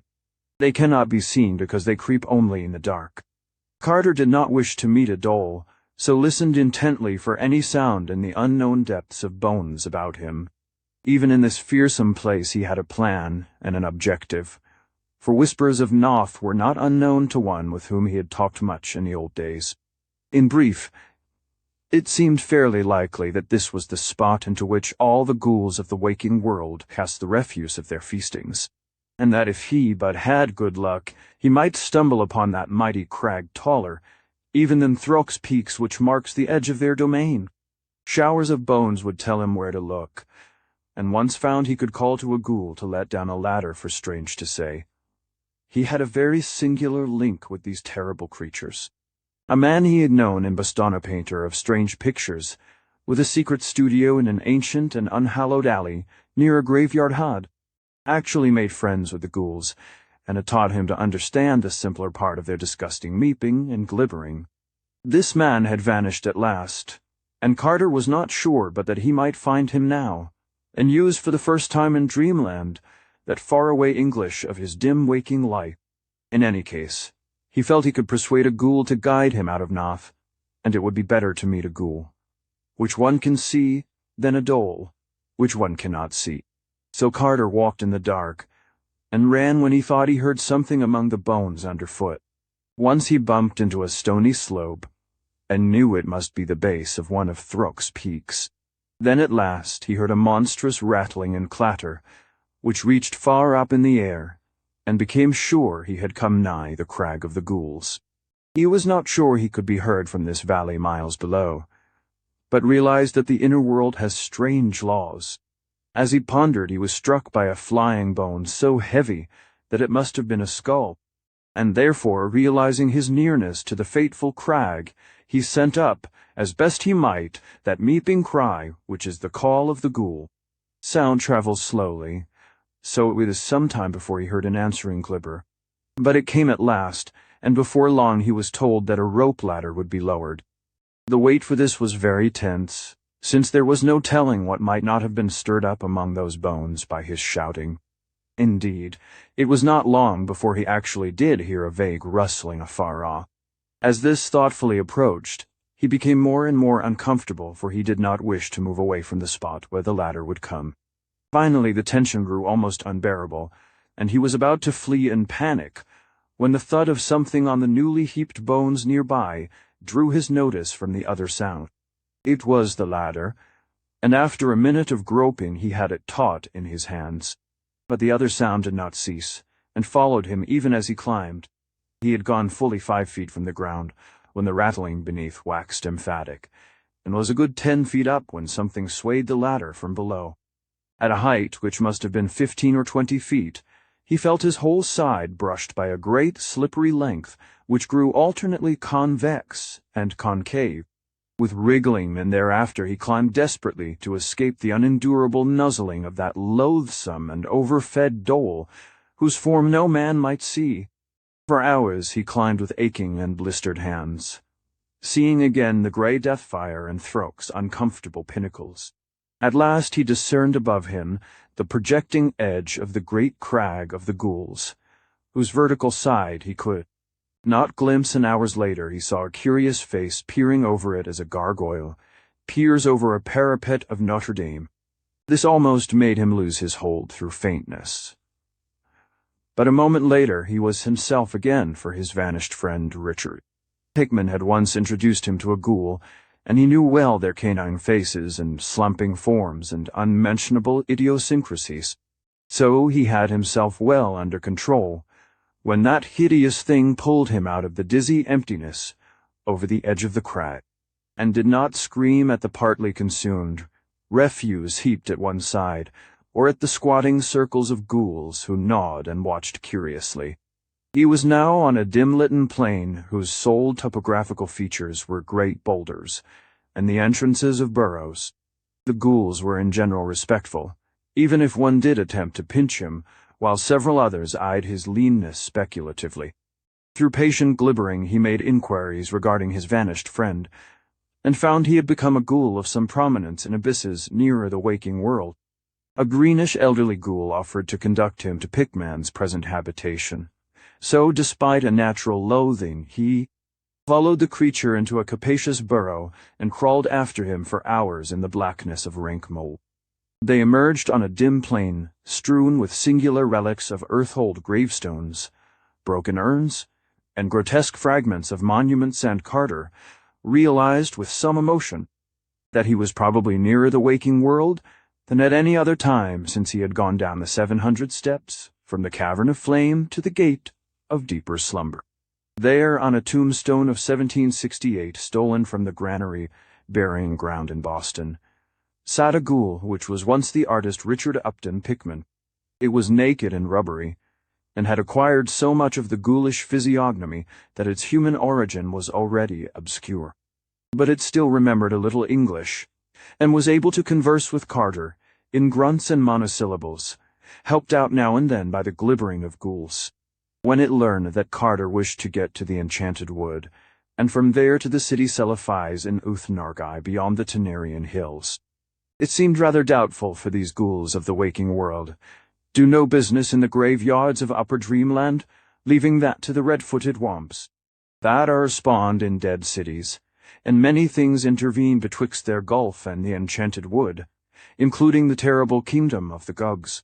The Gugs, hairy and gigantic, once reared stone circles in that wood and made strange sacrifices to the other gods and the crawling chaos Nyarlathotep, until one night an abomination of theirs reached the ears of Earth's gods, and they were banished to caverns below.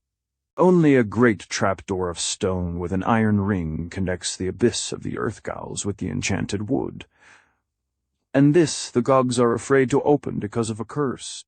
That a mortal dreamer could traverse their cavern realm and leave by that door is inconceivable, for mortal dreamers were their former food, and they have legends of the toothsomest of such dreamers. Even though banishment has restricted their diet to the ghasts, those repulsive beings which die in the light, and which live in the vaults of Zin and leap on long hind legs like kangaroos, So the ghoul that was Pickman advised Carter either to leave the abyss at Sarkomand, that deserted city in the valley below Leng, where black nitrous stairways guarded by winged diorite lions lead down from dreamland to the lower gulfs, or to return through a churchyard to the waking world and begin fate. Quest anew down the 70 steps of light, slumber to the cavern of flame, and the 700 steps to the gate of deeper slumber, and the enchanted wood. This, however, did not suit the seeker, for he knew nothing of the way from Leng to Uthnorgai, and was likewise reluctant to awake, lest he forget all he had so far gained in this dream. It was disastrous to his quest to forget the august and celestial faces of those seamen from the north, who traded onyx in Celephaeus, and who, being the sons of gods, must point the way to the cold waste in Kadath where the great ones dwell. After much persuasion, the ghoul consented to guide his guest inside the great wall of the Gog's kingdom. There was one chance that Carter might be able to steal through that twilight realm of circular stone towers at an hour when the giants would be all gorged and snoring indoors, and reach the central tower with the sign of Koth upon it, which has the stairs leading up to that stone trapdoor in the enchanted wood. Pickman even consented to lend 3 ghouls to help with the tombstone lever in raising the stone door for Avghul's Thee. Googs are somewhat afraid, and they often flee from their own colossal graveyards when they see them feasting there. He also advised Carter to disguise as a ghoul himself, shaving the beard he had allowed to grow for ghouls, have none, wallowing naked in the mold, to get the correct surface, and loping in the usual slumping way, with his clothing carried in a bundle, as if it were a choice morsel from a tomb. They would reach the city of Gugs, which is coterminous with the whole kingdom through the proper burrows, emerging in a cemetery not far from the stair-containing tower of Koth. They must beware, however, of a large cave near the cemetery, for this is the mouth of the vaults of Zin, and the vindictive ghasts are always on watch, there murderously for those denizens of the upper abyss who hunt and prey on them. The ghasts try to come out when the Gugs sleep, and they attack ghouls as readily as Gugs, for they cannot discriminate. They are very primitive, and eat one another.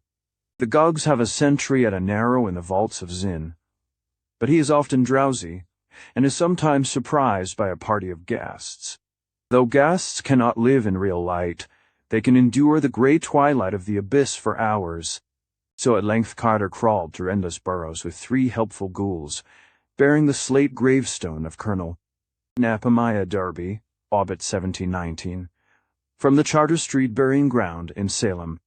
When they came again into open twilight, they were in a forest of vast lichened monoliths, reaching nearly as high as the eye could see, and forming the modest gravestones of the Gugs.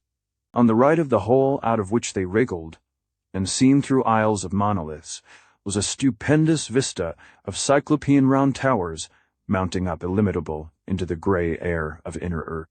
This was the great city of the Gugs, whose doorways are 30 feet high.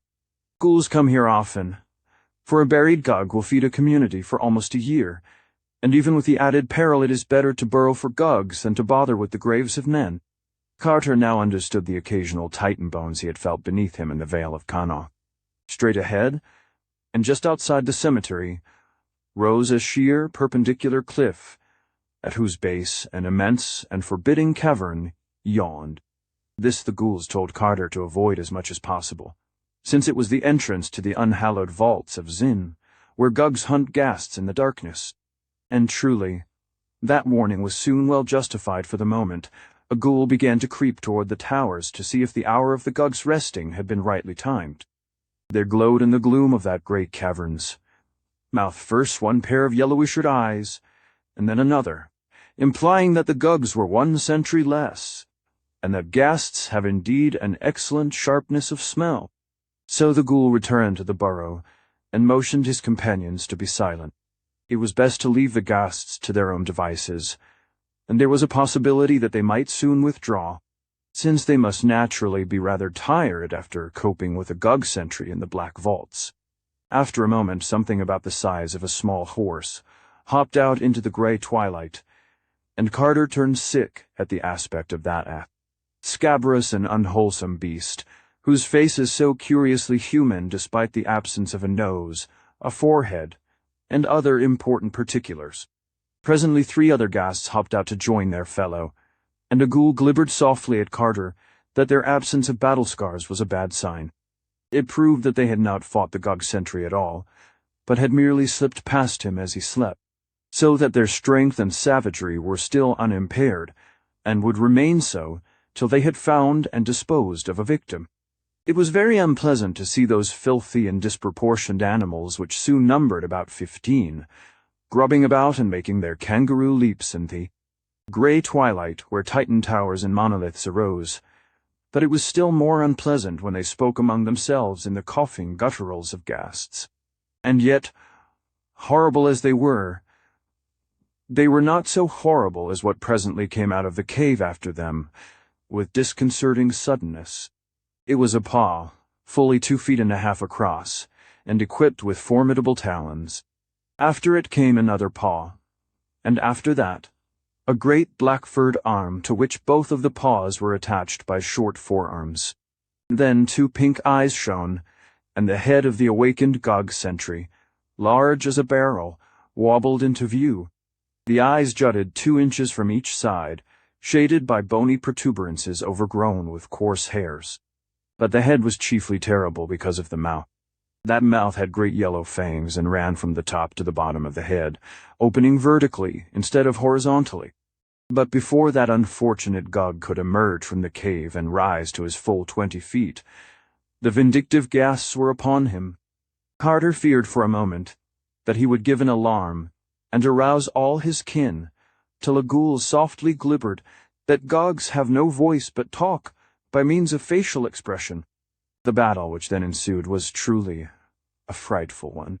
From all sides the venomous ghasts rushed feverishly at the creeping Gog, nipping and tearing with their muzzles, and mauling murderously with their hard-pointed hooves. All the time they coughed excitedly, screaming when the great vertical mouth of the Gog would occasionally bite into one of their number, so that the noise of the combat would surely have aroused the sleeping city had not the weakening of the sentry begun to transfer the action farther and farther within the cavern. As it was, the tumult soon receded altogether from sight in the blackness, with only occasional evil echoes to mark its continuance. Then the most alert of the ghouls gave the signal for all to advance, and Carter followed the loping 3 out of the forest of monoliths and into the dark, noisome streets of that awful city, whose rounded towers of cyclopean stone soared up beyond the sight. Silently they shambled over that rough rock pavement, hearing with disgust the abominable muffled snortings from great black doorways which marked the slumber of the Gogs. Apprehensive of the ending of the rest hour, the ghouls set a somewhat rapid pace, but, even so, the journey was no brief one, for distances in that town of giants are on a great scale. At last, however, they came to a somewhat open space before a tower, even vaster than the rest above whose colossal doorway was fixed a monstrous symbol in bas-relief, which made one shudder without knowing its meaning. This was the central tower with the sign of Koth, and those huge stone steps just visible through Fee. Dusk within were the beginning of the great flight leading to Upper Dreamland and the Enchanted Wood. There now began a climb of interminable length in utter blackness, made almost impossible by the monstrous size of the steps, which were fashioned for Gogs, and were therefore nearly a yard high. Of their number, Carter could form no just estimate, for he soon became so worn out that the tireless and elastic ghouls were forced to aid him. All through the endless climb there lurked the peril of detection and pursuit, for though no gob dares lift the stone door to the forest because of the Great One's curse, there are no such restraints concerning the tower and the steps, and escaped ghasts are often chased, even to the very top. So sharp are the ears of Gogs, that the bare feet and hands of the climbers might readily be heard when the city awoke, and it would of course take but little time for the striding giants, accustomed from their ghast hunts in the vaults of Zin to seeing without light, to overtake their smaller and slower quarry on those cyclopean steps. It was very depressing to reflect that the silent pursuing Gogs would not be heard at all, but would come very suddenly and shockingly in the dark upon the climbers. Nor could the traditional fear of gugs for ghouls be depended upon in that peculiar place where the advantages lay so heavily with the gugs. There was also some peril from the furtive and venomous ghasts, which frequently hopped up onto the tower during the sleep hour of the gugs. If the gugs slept long and the ghasts returned soon from their deed in the cavern, the scent of the climbers might easily be picked up by those loathsome and ill-disposed things, in which case it would almost be better to be eaten by a gug. Then, after eons of climbing, there came a cough from the darkness above, and matters assumed a very grave and unexpected turn. It was clear that a ghast, or perhaps even more, had strayed into that tower before the coming of Carter as guides, and it was equally clear that this peril was very close. After a breathless second, the leading ghoul pushed Carter to the wall and arranged his kinfolk in the best possible way, with the old slate tombstone raised for a crushing blow whenever the enemy might come in sight. Ghouls can see in the dark, so the party was not as badly off as Carter would have been alone. In another moment, the clatter of hooves revealed the downward hopping of at least one beast, and the slabbering ghouls poised their weapon for a desperate blow. Presently 2 yellowish-red eyes flashed into view, and the panting of the ghast became audible above its clattering. As it hopped down to the step above the ghouls, they wielded the ancient gravestone with prodigious force, so that there was only a wheeze and a choking before the victim collapsed in a noxious heap. There seemed to be only this one animal, and after a moment of listening, the ghouls tapped Carter as a signal to proceed again. As before, they were obliged to aid him, and he was glad to leave that place of carnage where the ghasts, uncouth, remained sprawled invisible in the blackness. At last the ghouls brought their companion to a halt, and feeling above him, Carter realized that the great stone trap-door was reached at last. To open so vast a thing completely was not to be thought of, but the ghouls hoped to get it up just enough to slip the gravestone under as a prop and permit Carter to escape through the crack. They themselves planned to descend again and return through the city of the Gugs, since their elusiveness was great, and they did not know the way overland to spectral Sarcomand with its lion-guarded gate to the abyss. Mighty was the straining of those 3 ghouls at the stone of the door above them, and Carter helped push with as much strength as he had. They judged the edge next the top of the staircase to be the right one, and to this they bent all the force of their disreputably nourished muscles. After a few moments a crack of light appeared, and Carter, to whom that task had been entrusted, slipped the end of the old gravestone in the aperture. There now ensued a mighty heaving, but progress was very slow, and they had of course to return to their first position, every time they failed to turn the slab and prop the portal open. Suddenly their desperation was magnified 1,000-fold by a sound on the steps below them. It was only the thumping and rattling of the slain ghast's hooved body as it rolled down to lower levels. But of all the possible causes of that body's dislodgement and rolling, none was in the least reassuring. Therefore, knowing the ways of Gugs, the ghouls set to with something of a frenzy, and in a surprisingly short time. Had the door so high, they were able to hold it still, whilst Carter turned the slab and left a generous opening. They now helped Carter through, letting him climb up to their rubbery shoulders, and later guiding his feet, as he clutched at the blessed soil of the upper dreamland outside. Another second, and they were through themselves, knocking away the gravestone, and closing the great trapdoor while a panting became audible beneath. Because of the Great One's curse, no Gug might ever emerge from that portal. So with a deep relief and sense of repose, Carter lay quietly on the thick, grotesque fungi of the enchanted wood, while his guides squatted near in the manner that ghouls rest. Weird as was that enchanted wood through which he had fared so long ago, it was verily a haven, and a delight after those gulfs he had now left behind. There was no living denizen about, for Zoob shunned the mysterious door in fear, and Carter at once consulted with his ghouls about their future course.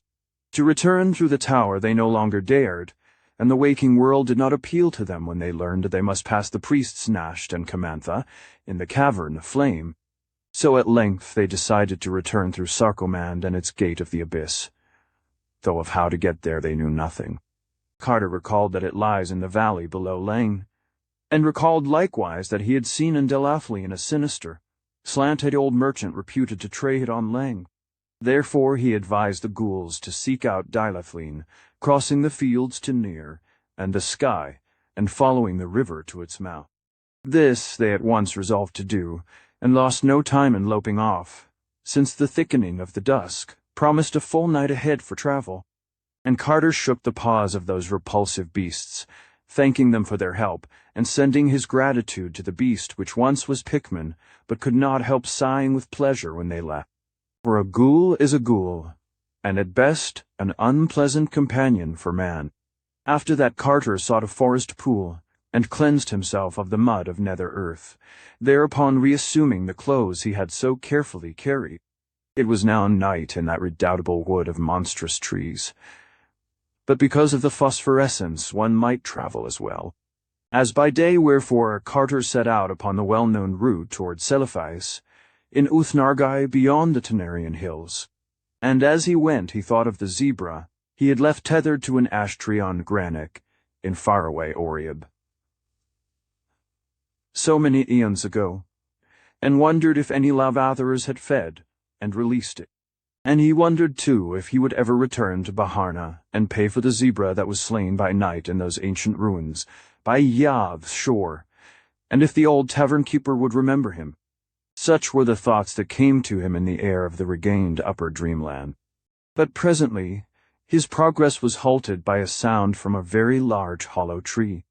He had avoided the great circle of stones, since he did not care to speak with Zoogs just now, but it appeared from the singular fluttering in that huge tree that important councils were in session elsewhere.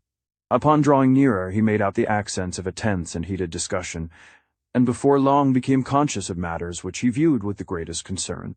For a war on the cats was under debate in that sovereign assembly of Zoogs. It all came from the loss of the party which had sneaked after Carter to Ulthar, and which the cats had justly punished for unsuitable intentions. The matter had long rankled, and now, or at least within a month, the marshaled Zoogs were about to strike the whole feline tribe in a series of surprise attacks, taking individual cats or groups of cats unawares, and giving not even the myriad cats of Ulthar a proper chance to drill and mobilize.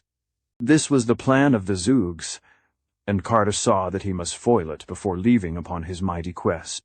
Very quietly, therefore, did Randolph Carter steal to the edge of the wood, and send the cry of the cat over the starlit fields, and a great grimalkin in a nearby cottage took up the burden and relayed it across leagues of rolling meadow to warriors large and small, black, gray, tiger, white, yellow, and mixed, and it echoed through near and beyond the sky even into Ulthar, and Ulthar's numerous cats called in chorus, and fell into a line of march.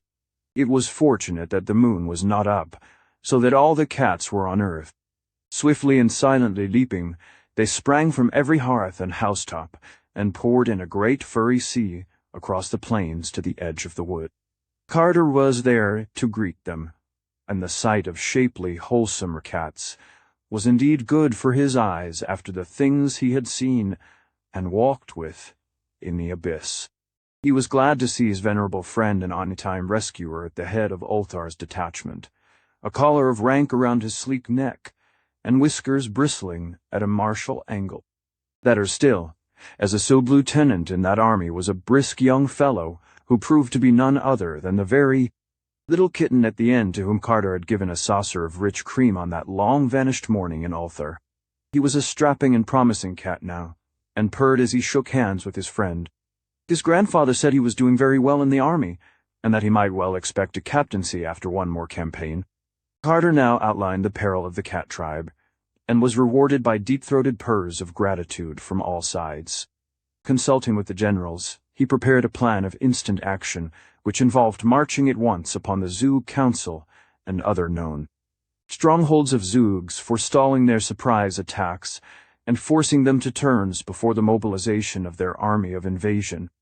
Thereupon, without a moment's loss, that great ocean of cats flooded the enchanted wood and surged around the council tree and the great stone circle. Flutterings rose to panic pitch as the enemy saw the newcomers, and there was very little resistance among the furtive and curious brown zoogs. They saw that they were beaten in advance, and turned from thoughts of vengeance to thoughts of present self-preservation.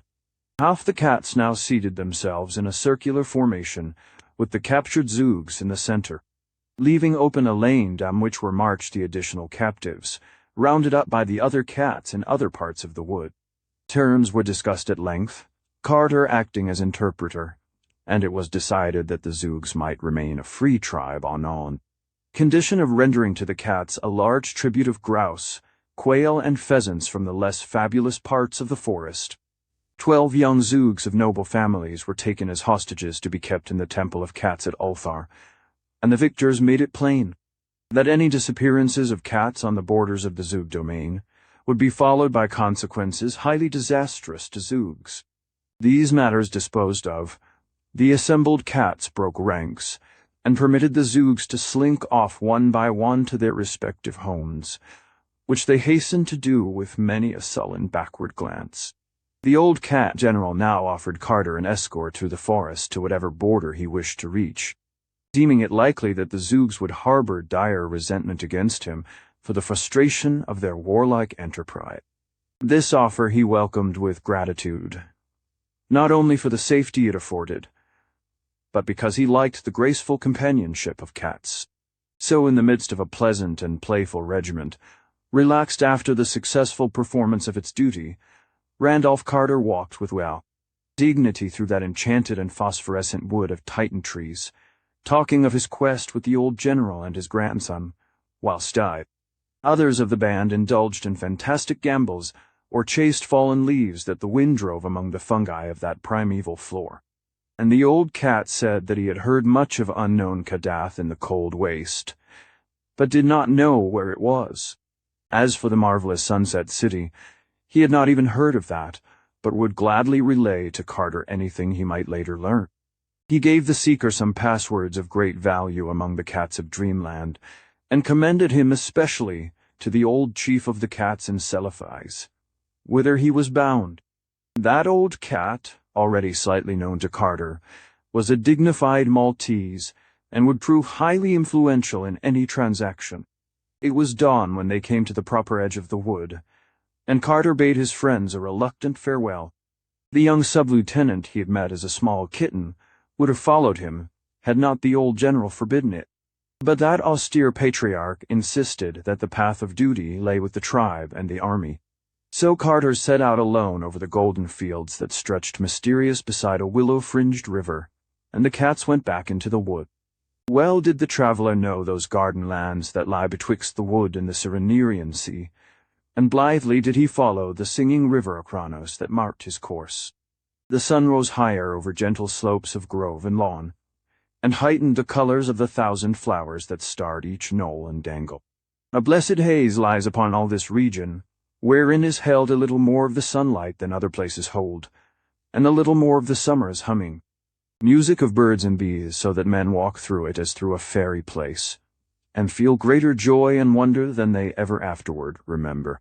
By noon Carter reached the jasper terraces of Kieran, which slope down to the river's edge, and bear that temple of loveliness, wherein the king of Elekvad comes from his seat, far realm on the twilight sea once a year, in a golden palanquin, to pray to the god of Aukranos, who sang to him in youth when he dwelt in a cottage by its banks. All of jasper is that temple, and covering an acre of ground with its walls and courts, its 7 pinnacled towers, and its inner shrine where the river enters through hidden channels, and the god sings softly in the night.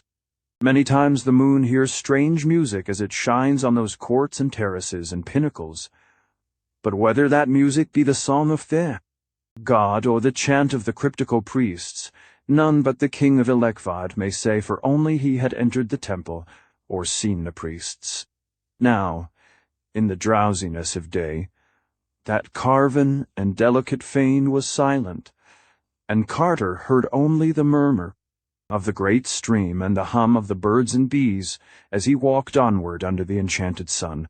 All that afternoon the pilgrim wandered on through perfumed meadows and in the lee of gentle riverward, hills bearing peaceful thatched cottages, and the shrines of amiable gods carven from jasper or chrysoberyl. Sometimes he walked close to the bank of Alcranos and whistled to the sprightly and iridescent fish of that crystal stream, and at other times he paused amidst the whispering rushes and gazed at the great dark wood on the farther side, whose trees came down clear to the water's edge. In former dreams he had seen quaint lumbering buopoths come shyly out of that wood to drink, but now he could not glimpse any. Once in a while he paused to watch a carnivorous fish catch a fishing bird, which it lured to the water by showing its tempting scales in the sun, and grasped by the beak with its enormous mouth as the winged hunter sought to dart down upon it.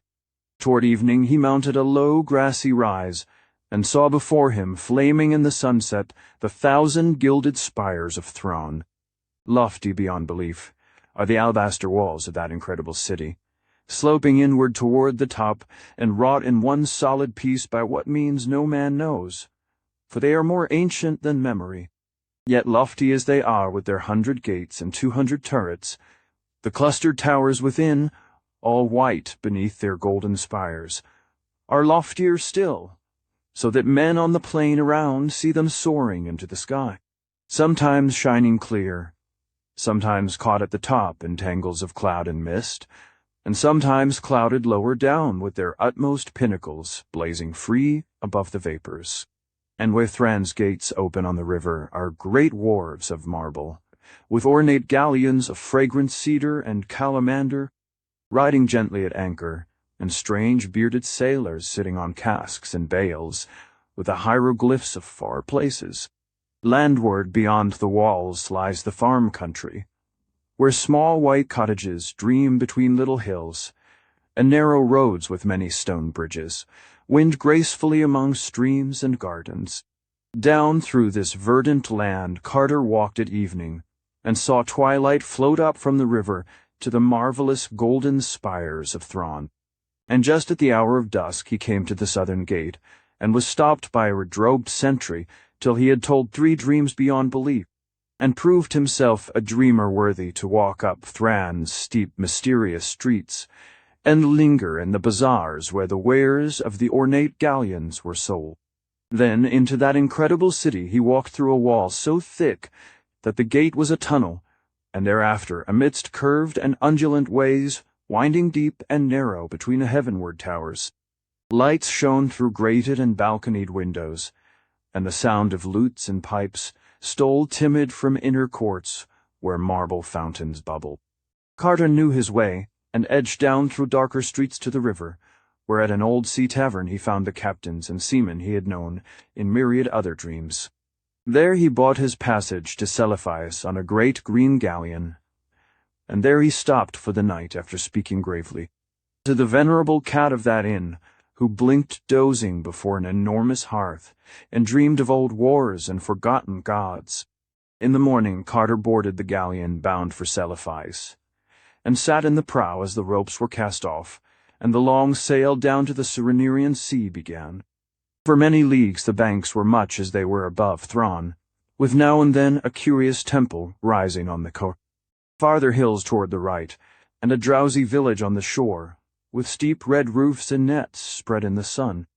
Mindful of his search, Carter questioned all the mariners closely about those whom they had met in the taverns of Celephaeus, asking the names and ways of the strange men with long, narrow eyes, long globed ears, thin noses, and pointed chins who came in dark ships from the north, and traded onyx for the carved jade and spun gold and little red singing birds of Celephae. Of these men the sailors knew not much, save that they talked but seldom and spread a kind of awe about them.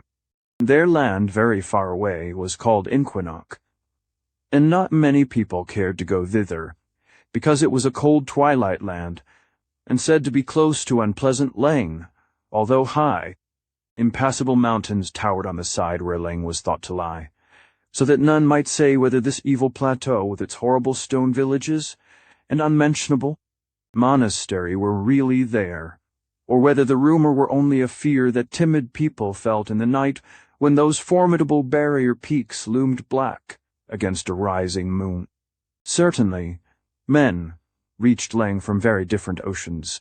Of other boundaries of Inquinoc, those sailors had no notion, nor had they heard of the cold waste and unknown Kadath, save from vague, unplaced report, and of the marvelous sunset city which Carter sought they knew nothing at all. So the traveler asked no more of far things, but bided his time till he might talk with those strange men from cold and twilight Inquinoc, who are the seed of such gods as carved their features on granite. Late in the day the galleon reached those bends of the river which traverse the perfumed jungles of Cled. Here Carter wished he might disembark, for in those tropic tangles sleep wondrous palaces of ivory, lone and unbroken, where once dwelt fabulous monarchs of a land whose name is forgotten. Spells of the Elder Ones keep those places unharmed and undecayed, for it is written that there may one day be need of them again, and elephant caravans have glimpsed them from afar by moonlight, though none dares approach them closely, because of the guardians to which their wholeness is due. But the ship swept on, and dusk hushed the hum of the day, and the first stars above blinked answers to the early fireflies on the banks as that jungle fell far behind, leaving only its fragrance as a memory that it had been. And all through the night the galleon floated on, past mysteries unseen and unsuspected. Once a lookout reported fires on the hills to the east, but the sleepy captain said they had better not be looked at too much, since it was highly uncertain just who or what had lit them. In the morning the river had broadened out greatly, and Carter saw by the houses along the banks that they were close to the vast trading city of Laneth on the Cyrenaian Sea. Here the walls are of rugged granite, and the houses peakedly fantastic with beamed and plastered gables. The men of Laneth are more like those of the waking world than any others in Dreamland, so that the city is not sought except for barter, but is prized for the solid work of its artisans. The wharves of Laneth are of oak, and there the galleon made fast while the captain traded in the taverns.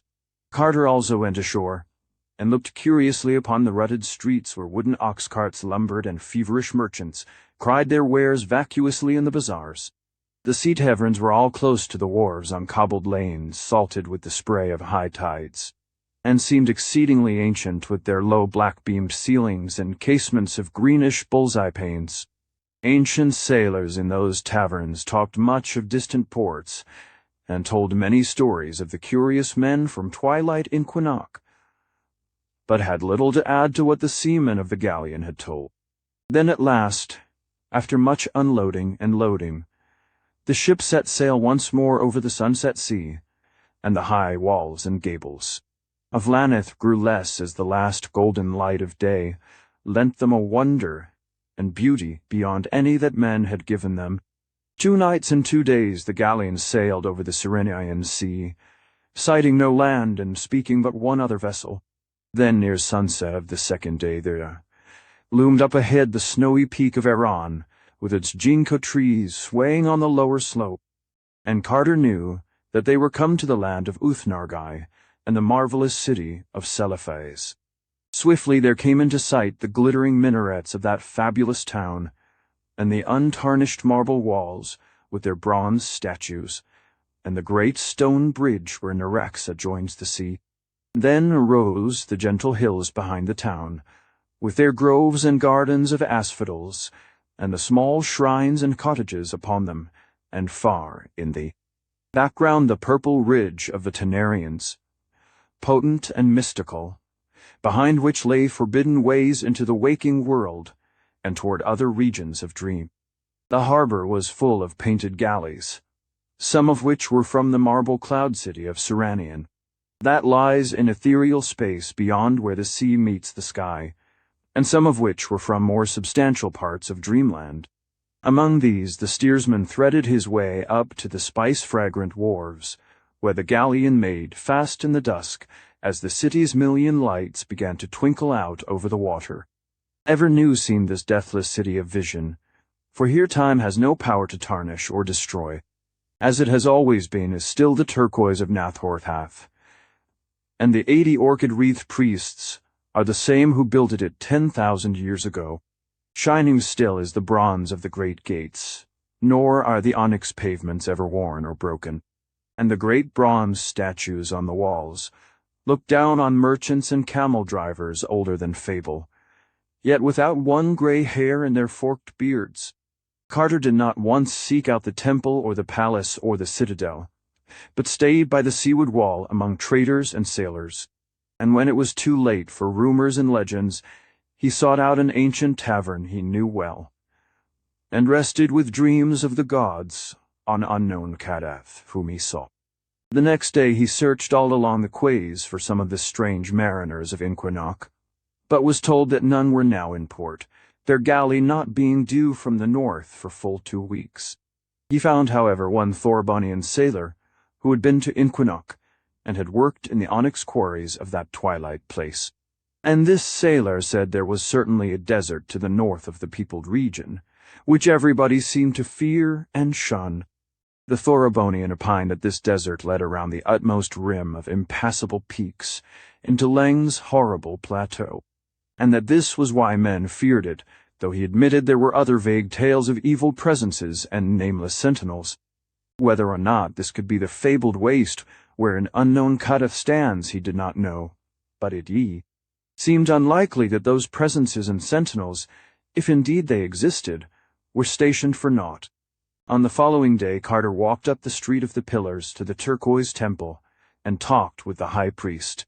Though Nathorthath is chiefly worshipped in Celephais, all the great ones are mentioned in diurnal prayers, and the priest was reasonably versed in their moods.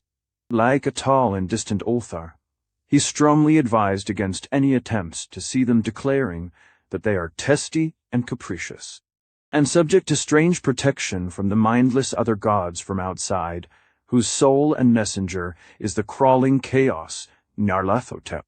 Their jealous hiding of the marvelous sunset city showed clearly that they did not wish Carter to reach it, and it was doubtful how they would regard a guest whose object was to see them and plead before them. No man had ever found Kadath in the past, and it might be just as well if none ever found it in the future. Such rumors as were told about that onyx castle of the Great Ones were not by any means reassuring.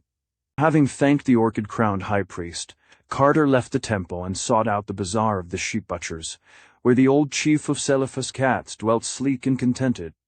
That gray and dignified being was sunning himself on the onyx pavement, and extended a languid paw as his caller approached. But when Carter repeated the passwords and introductions furnished him by the old cat general of Ulthar, the furry patriarch became very cordial and communicative, and told much of the secret lore known to cats on the seaward slopes of Uthnargai. Best of all, he repeated several things told him furtively by the timid waterfront cats of Celephais about the men of Inquinoc, on whose dark ships no cat will go. It seems that these men have an aura not of earth about them, though that is not the reason why no cat will sail on their ships. The reason for this is that Inquinoc holds shadows which no cat can endure, so that in all that cold twilight realm there is never a cheering purr or a homely mew. Whether it be because of things wafted over the impassable peaks from hypothetical Leng, or because of things filtering down from the chilly desert to the north, none may say, but it remains a fact that in that far land there broods a hint of outer space which cats do not like, and to which they are more sensitive than men. Therefore they will not go on the dark ships that seek the basalt quays of Inquinoc. The old chief of the cats also told him where to find his friend King Karanes, who in Carter's latter dreams had reigned alternately in the rose-crystal palace of the 70 Delights at Celephais, and in the turreted cloud castle of sky-floating Seranian. It seemed that he could no more find content in those places, but had formed a mighty longing for the English cliffs and downlands of his boyhood, where in little dreaming villages England's old songs hover at evening behind lattice windows, and where grey church towers peep lovely through the verdure of distant valleys. He could not go back to these things in the waking world, because his body was dead, but he had done the next best thing. and dreamed a small tract of such countryside in the region east of the city, where meadows roll gracefully up from the sea cliffs to the foot of the Tenarian hills.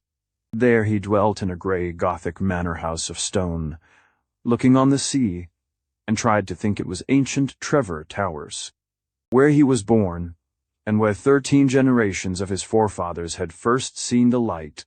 And on the coast nearby he had built a little Cornish fishing village with steep cobbled ways, settling therein such people as had the most English faces, and seeking ever to teach them the dear remembered accents of old Cornwall fishers. And in a valley not far off he had reared a great Norman abbey, whose tower he could see from his window, placing around it in the churchyard grey stones with the names of his ancestors carved thereon, and with a moss somewhat like old England's moss. For though Kuranes was a monarch in the land of dream, with all imagined pomps and marvels, splendors and beauties, ecstasies and delights, novelties and excitements at his command, he would gladly have resigned for ever the whole of his power, and luxury and freedom, for one blessed day, as a simple boy in that pure and quiet England, that ancient, beloved England which had molded his being, and of which he must always be immutably a part. So when Carter bade that old grey chief of the cats adieu, he did not seek the terraced palace of rose crystal, but walked out the eastern gate, and across the daisied fields toward a peaked gable, which he glimpsed through the oaks of a park sloping up to the sea cliffs. And in time he came to a great hedge and a gate with a little brick lodge, and when he rang the bell there hobbled to admit him no robed and anointed lackey of the palace, but a small stubby old man in a smock who spoke as best he could in the quaint tones of far Cornwall. And Carter walked up the shady path between trees, as near as possible to England's trees, and climbed the terraces among gardens, set out as in Queen Anne's time. At the door, flanked by stone cats in the old way, he was met by a whiskered butler in suitable livery, and was presently taken to the library where Kuranes, Lord of Uthnargai and the sky around Seranian, sat pensive in a chair by the window, looking on his little sea-coast village, and wishing that his old nurse would come in and scold him because he was not ready for that hateful lawn party at the vicar's, with the carriage waiting and his mother nearly out of patience.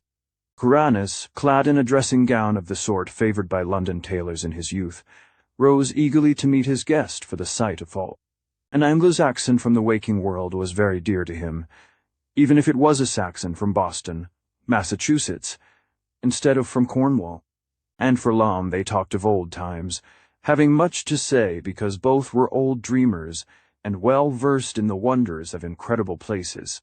Kuranes, indeed, had been out beyond the stars in the ultimate void, and was said to be the only one who had ever returned sane from such a void. At length Carter brought up the subject of his quest, and asked of his host those questions he had asked of so many others. Kuranes did not know where Kadath was, or the marvelous sunset city, but he did know that the great ones were very dangerous creatures to seek out, and that the other gods had strange ways of protecting them from impertinent curiosity. He had learned much of the other gods in distant parts of space, especially in that region where form does not exist, and colored gases study the innermost secrets. The violet gas Enskak had told him terrible things of the crawling chaos Nyarlathotep, and had warned him never to approach the central void where the demon Sultan Azathoth gnaws hungrily in the dark. Altogether, it was not well to meddle with the Elder Ones, and if they persistently denied all access to the marvelous Sunset City, it were better not to seek that city. Kuranes furthermore doubted whether his guest would profit aught by coming to the city, even were he to gain it. He himself had dreamed and yearned long years for lovely Celephais and the land of Uthnargai, and for the freedom and color and high experience of life devoid of its chains and conventions and stupidities. But now that he was come into that city and that land, and was the king thereof, he found the freedom and the vividness all too soon worn out, and monotonous for want of linkage with anything firm in his feelings and memories. He was a king in Uthnargai, but found no meaning therein, and drooped always for the old familiar things of England that had shaped his youth. All his kingdom would he give for the sound of Cornish church bells over the downs, and all the 1,000 minarets of Celephes for the steep, homely roofs of the village near his home. So he told his guest that the unknown sunset city might not hold quite that content he sought, and that perhaps it had better remain a glorious and half-remembered dream, for he had visited Carter often in the old waking days, and knew well the lovely New England slopes that had given him birth. At the last he was very certain the seeker would long only for the early remembered scenes, the glow of Beacon Hill at evening, the tall steeples and winding hill streets of quaint Kingsport, the hoary gambrel roofs of ancient and witch-haunted Arkham, and the blessed meads and valleys where stone walls rambled and white farmhouse gables peeped out from bowers of verdure.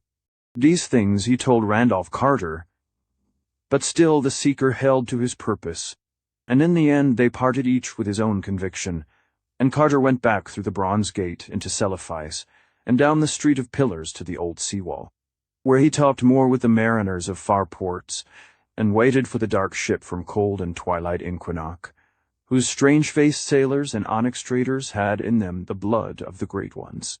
One starlit evening when the Pharos shone splendid over the harbor, the longed-for ship put in, and strange-faced sailors and traders appeared one by one, and group by group, in the ancient taverns along the sea-wall. It was very exciting to see again those living faces so like the godlike features of Enigmatic, but Carter did not hasten to speak with the silent seaman. He did not know how much of pride and secrecy and dim supernal memory might fill those children of the great ones, and was sure it would not be wise to tell them of his quest, or ask too closely of that cold desert stretching north of their twilight land. They talked little with the other folk in those ancient sea taverns, but would gather in groups in remote corners, and sing among themselves the haunting airs of unknown places, or chant long tales to one another in accents alien to the rest of dreamland. And so rare and moving were those airs and tales that one might guess their wonders from the faces of those who listened, even though the words came to common ears only as strange cadence and obscure melody. For a week the strange seamen lingered in the taverns and traded in the bazaars of Celephes, and before they sailed Carter had taken passage on their dark ship, telling them that he was an old onyx miner and wishful to work in their quarries. That ship was very lovely and cunningly wrought, being of teakwood with ebony fittings, and traceries of gold, and the cabin in which the traveler lodged had hangings of silk and velvet. One morning at the turn of the tide, the sails were raised and the anchor lifted, and as Carter stood on the high stern, he saw the sunrise blazing, walls and bronze statues and golden minarets of ageless Celephes sink into the distance, and the snowy peak of Mount Man grow smaller and smaller. By noon there was nothing in sight save the gentle blue of the Cyrenaian Sea, with one painted galley afar-off bound for that realm of Cyrenian, where the sea meets the sky. And the night came with gorgeous stars, and the dark ship steered for Charles Wain and the Little Bear as they swung slowly round the pole, and the sailors sang strange songs of unknown places, and they stole off one by one to the forecastle while the wistful watchers murmured old chants and leaned over the rail to glimpse the luminous fish playing in bowers beneath the sea. Carter went to sleep at midnight, and rose in the glow of a young morning, marking that the sun seemed farther south than was its wont. And all through that second day he made progress in knowing the men of the ship, getting them little by little to talk of their cold twilight land, of their exquisite onyx city, and of their fear of the high and impassable peaks beyond which Lang was said to be. They told him how sorry they were that no cats would stay in the land of Inquinoc, and how they thought the hidden nearness of Lang was to blame for it. Only of the stony desert to the north they would not talk. There was something disquieting about that desert, and it was thought expedient not to admit its existence. On later days they talked of the quarries in which Carter said he was going to work. There were many of them, for all the city of Inquinoc was builded of onyx, whilst great polished blocks of it were traded in Rhinar, Ogrothan, and Celephes, and at home with the merchants of Thra, Ilarnic and Cadatharon, for the beautiful weirs of those fabulous ports. And far to the north, almost in the cold desert whose existence the men of Inquinoc did not care to admit, there was an unused quarry greater than all the rest, from which had been hewn in forgotten times such prodigious lumps and blocks, that the sight of their chiseled vacancies struck terror to all who beheld. Who had mined those incredible blocks, and whither they had been transported? No man might say, but it was thought best not to trouble that quarry, around which such inhuman memories might conceivably cling. So it was left all alone in the twilight, with only the raven and the rumored shantic bird to brood on its immensities. When Carter heard of this quarry, he was moved to deep thought, for he knew from old tales that the Great One's castle atop unknown Kadath is of onyx. Each day the sun wheeled lower and lower in the sky, and the mists overhead grew thicker and thicker, and in 2 weeks there was not any sunlight at all, but only a weird gray twilight shining through a dome of eternal cloud by day, and a cold, starless phosphorescence from the underside of that cloud by night. On the 20th day, a great jagged rock in the sea was sighted from afar, the first land glimpsed since Aaron's snowy peak had dwindled behind the ship. Carter asked the captain the name of that rock, but was told that it had no name and had never been sought by any vessel because of the sounds that came from it at night. And when, after dark, a dull and ceaseless howling arose from that jagged granite place, the traveler was glad that no stop had been made and that the rock had no name. The seamen prayed and chanted till the noise was out of earshot, and Carter dreamed terrible dreams within dreams in the small hours. 2 mornings after that, there loomed far ahead, and to the east, a line of great gray peaks, whose tops were lost in the changeless clouds of that twilight world.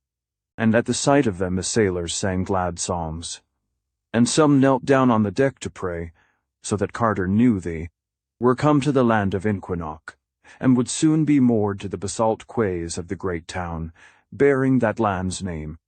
Toward noon a dark coastline appeared, and before 3 o'clock there stood out against the north the bulbous domes and fantastic spires of the Onyx City. Rare and curious did that archaic city rise above its walls and quays, all of delicate black with scrolls, flutings, and arabesques of inlaid gold. Tall and many-windowed were the houses, and carved on every side with flowers and patterns, whose dark symmetries dazzled the eye with a beauty more poignant than light. Some ended in swelling domes that tapered to a point, others in terraced pyramids, whereon rose clustered minarets displaying every phase of strangeness and imagination. The walls were low, and pierced by frequent gates, each under a great arch rising high above the general level, and capped by the head of a god chiseled with that same skill displayed in the monstrous face on distant granite. On a hill in the center rose a 16-angled tower, greater than all the rest, and bearing a high pinnacled belfry resting on a flattened dome. This, the seaman said, was the temple of the Elder Ones, and was ruled by an old high priest, sad with inner secrets. At intervals, the clang of a strange bell shivered over the Onyx City, answered each time by a peal of mystic music made up of horns, viols, and chanting voices. And from a row of tripods on a gallery round the high dome of the temple, there burst flares of flame at certain moments, for the priests and people of that city were wise in the primal mysteries, and faithful in keeping the rhythms of the Great Ones as set forth in scrolls older than the Pinacotic manuscript. As the ship rode past the great basalt breakwater into the harbor, the lesser noises of the city grew manifest, and Carter saw the slaves, sailors, and merchants on the docks. The sailors and merchants were of the strange-faced race of the gods, but the slaves were squat, slant-eyed folk said by rumor to have drifted somehow across or around the impassable peaks from the valleys beyond Lane. The wharves reached wide outside the city wall, and bore upon them all manner of merchandise, from the galleys anchored there, while at one end were great piles of onyx, both carved and uncarved, awaiting shipment to the far markets of Renar, Ogrethan, and Celephas. It was not yet evening when the dark ship anchored beside a jutting quay of stone, and all the sailors and traders filed ashore and through the arched gate into the city. The streets of that city were paved with onyx, and some of them were wide and straight, whilst others were crooked and narrow. The houses near the water were lower than the rest, and bore above their curiously arched doorways certain signs of gold, said to be in honor of the respective small gods that favored each. The captain of the ship took Carter to an old sea tavern, where flocked the mariners of quaint countries, and promised that he would next day show him the wonders of the twilight city, and lead him to the taverns of the onyx miners by the northern wall. And evening fell, and little bronze lamps were lighted, and the sailors in that tavern sang psalms of remote places. But when from its high tower the great bell shivered over the city, and the peal of the horns and viols and voices rose cryptical in answer thereto, all ceased their psalms or tales, and bowed silent till the last echo died away.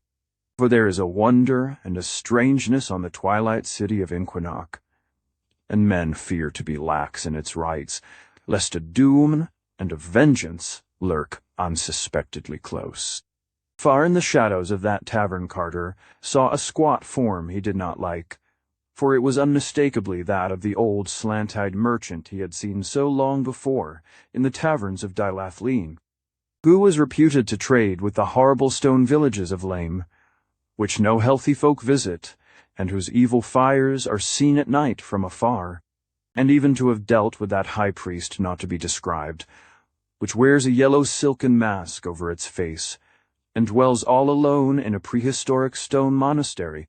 This man had seemed to show a queer gleam of knowing when Carter asked the traders of Dilathleen about the cold waste and Kadath, and somehow his presence in dark and haunted Inquinoc, so close to the wonders of the north, was not a reassuring thing.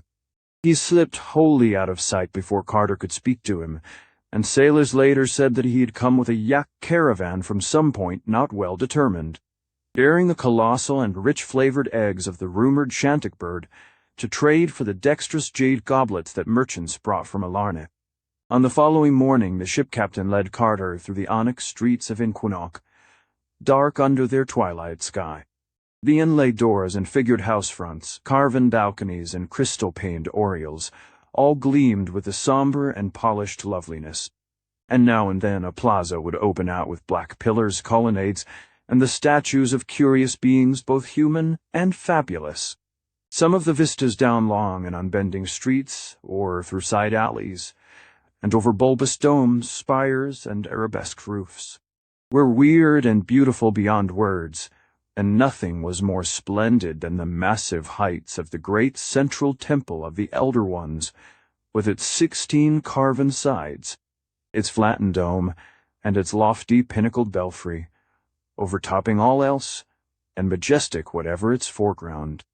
And always to the east, far beyond the city walls, and the leagues of pasture land, rose the gaunt gray sides of those topless and impassable peaks across which hideous Leng was said to lie. The captain took Carter to the mighty temple, which is set with its walled garden, in a great round plaza whence the streets go as spokes from a wheel's hub.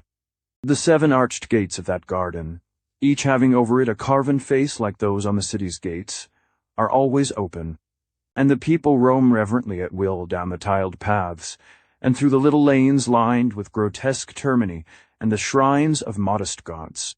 And there are fountains, pools, and basins there to reflect the frequent blaze of the tripods on the high balcony, all of onyx and having in them small luminous fish taken by divers from the lower bowers of ocean. When the deep clang from the temple belfry shivers over the garden and the city, and the answer of the horns and viols and voices peals out from the 7 lodges by the garden gates. There issue from the 7 doors of the temple long columns of masked and hooded priests in black, bearing at arm's length before them great golden bowls from which a curious steam rises. And all of the 7 columns strut peculiarly in single file, legs thrown far forward without bending the knees, down the walks that lead to the 7 lodges, wherein they disappear, and do not appear again. It is said that subterranean paths connect the lodges with the temple, and that the long files of priests return. Through them, nor is it unwhispered that deep flights of onyx steps go down to mysteries that are never told. But only a few are those who hint that the priests in the masked and hooded columns are not human beings. Carter did not enter the temple because none but the veiled king is permitted to do that. But before he left the garden, the hour of the bell came, and he heard the shivering clown deafeningly above him, and the wailing of the horns and viols and voices loud from the lodges by the gates. And down the 7 great walks stalked the long files of bowl-bearing priests in their singular way, giving to the traveler a fear which human priests do not often give. When the last of them had vanished, he left that garden, noting as he did so a spot on the pavement over which the bowls had passed. Even the ship captain did not like that spot, and hurried him on toward the hill, where on a veiled king's palace rises, many-domed and marvelous. The ways to the Onyx Palace are steep and narrow, all but the broad, curving one where the king and his companions ride on yaks or in yak-drawn chariots.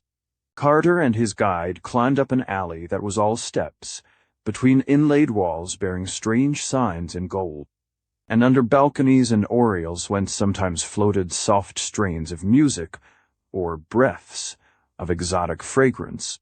Always ahead loomed those Titan walls, mighty buttresses and clustered and bulbous domes for which the veiled king's palace is famous, and at length they passed under a great black arch and emerged in the gardens of the monarch's pleasure.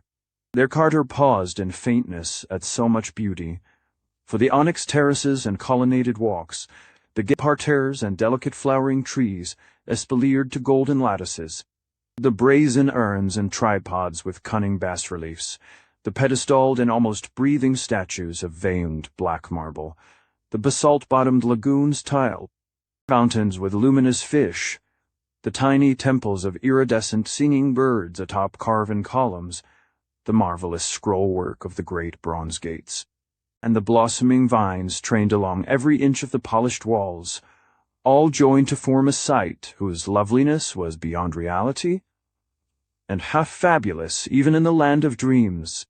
There it shimmered like a vision under that gray twilight sky, with the domed and fretted magnificence of the palace ahead, and the fantastic silhouette of the distant impassable peaks on the right. And ever the small birds in the fountains sang, while the perfume of rare blossoms spread like a veil over that incredible garden. No other human presence was there, and Carter was glad it was so. Then they turned and descended again the onyx alley of steps, for the palace itself no visitor may enter, and it is not well to look too long and steadily at the great central dome, since it is said to house the archaic father of all the rumored shantic birds, and to send out queer dreams to the curious. After that, the captain took Carter to the north quarter of the town, near the gate of the caravans, where are the taverns of the yak merchants and the onyx miners, and there, in a low-ceiled inn of quarrymen, they said farewell for business called the captain, whilst Carter was eager to talk with miners about the north. There were many men in that inn, and the traveler was not long in speaking to some of them, saying that he was an old miner of onyx, and anxious to know somewhat of Inquinox quarries. But all that he learned was not much more than he knew before. For the miners were timid and evasive about the cold desert to the north, and the quarry that no man visits. They had fears of fabled emissaries from around the mountains where a leng is said to lie, and of evil presences and nameless sentinels far north among the scattered rocks. And they whispered also that the rumored shantic birds are no wholesome things, it being indeed for the best, that no man has ever truly seen one, for that fabled father of Shantax in the king's dome is fed in the dark. The next day, saying that he wished to look over all the various mines for himself, and to visit the scattered farms and quaint onyx villages of Inquinox, Carter hired a yak and stuffed great leathern saddlebags for a journey. Beyond the gate of the caravans the road lay straight betwixt tilled fields, with many odd farmhouses crowned by low domes. At some of these houses the seekers stopped to ask questions, once finding a host so austere and reticent and so full of an unplaced majesty like to that in the huge features on Rene, that he felt certain he had come at last upon one of the great ones themselves, or upon one with full 9/10 of their blood, dwelling amongst men. And to that austere and reticent Carter, he was careful to speak very well of the gods, and to praise all the blessings they had ever accorded him. That night, Carter camped in a roadside meadow beneath a great lagath tree, to which he tied his yak, and in the morning resumed his northward pilgrimage. At about 10 o'clock he reached the small-domed village of Erg, where traders rest and miners tell their tales, and paused in its taverns till noon. It is here that the great caravan road turns west toward Sillarn, but Carter kept on north by the quarry road. All the afternoon he followed that rising road, which was somewhat narrower than the great highway, and which now led through a region with more rocks than tilled fields. And by evening the low hills on his left had risen into sizable black cliffs, so that he knew he was close to the mining country. All the while, the great gaunt sides of the impassable mountains towered afar off at his right, and the farther he went, the worse tales he heard of them from the scattered farmers and traders and drivers of lumbering onyx carts along the way. On the second night, he camped in the shadow of a large black crag, tethering his yak to a stake driven in the ground. He observed the greater phosphorescence of the clouds at this northerly point, and more than once thought he saw dark shapes outlined against them. And on the third morning he came in sight of the first onyx quarry, and greeted the men who there labored with picks and chisels. Before evening he had passed 11 quarries, the land being here given over altogether to onyx cliffs and boulders, with no vegetation at all, but only great rocky fragments scattered about a floor of black earth, with the gray impassable peaks always rising gaunt and sinister on his right. The third night he spent in a camp of quarrymen whose flickering fires cast weird reflections on the polished cliffs to the west. And they sang many songs and told many tales, shewing such strange knowledge of the olden days, and the habits of gods that Carter could see they held many latent memories of their sires, the great ones. They asked him whither he went, and cautioned him not to go too far to the north, but he replied that he was seeking new cliffs of onyx, and would take no more risks than were common among prospectors. In the morning he bade them adieu, and rode on into the darkening north, where they had warned him he would find the feared and unvisited quarry whence hands older than men's hands had wrenched prodigious blocks. But he did not like it when, turning back to wave a last farewell, he thought he saw approaching the camp that squat and evasive old merchant with slanting eyes, whose conjectured traffic with Lane was the gossip of distant Eilathley. After 2 more quarries the inhabited part of Inquinox seemed to end, and the road narrowed to a steeply rising yak path among forbidding black cliffs. Always on the right towered the gaunt and distant peaks, and as Carter climbed farther and farther into this untraversed realm, he found it grew darker and colder. Soon he perceived that there were no prints of feet or hooves on the black path beneath, and realized that he was indeed come into strange and deserted ways of elder time. Once in a while a raven would croak far overhead, and now and then a flapping behind some vast rock would make him think uncomfortably of the rumored shentic bird. But in the main he was alone with his shaggy steed, and it troubled him to observe that this excellent yak became more and more reluctant to advance, and more disposed to snort affrightedly at any small noise along the route. The path now contracted between sable and glistening walls, and began to display an even greater steepness than before. It was a bad footing, and the yak often slipped on the stony fragments strewn thickly about. In 2 hours, Carter saw ahead a definite crest, beyond which was nothing but dull gray sky, and blessed the prospect of a level or downward course. To reach this crest, however, was no easy task, for the way had grown nearly perpendicular, and was perilous with loose, black gravel and small stones. Eventually, Carter dismounted and led his dubious yak, pulling very hard when the animal balked or stumbled, and keeping his own footing as best he might. Then suddenly he came to the top and saw beyond, and gasped at what he saw. The path indeed led straight ahead, and slightly down, with the same lines of high natural walls as before. But on the left hand, there opened out a monstrous space, vast acres in extent, where some archaic power had riven and rent the native cliffs of onyx in the form of a giant's quarry. Far back into the solid precipice ran that cyclopean gouge, and deep down within earth's bowels its lower delvings yawned.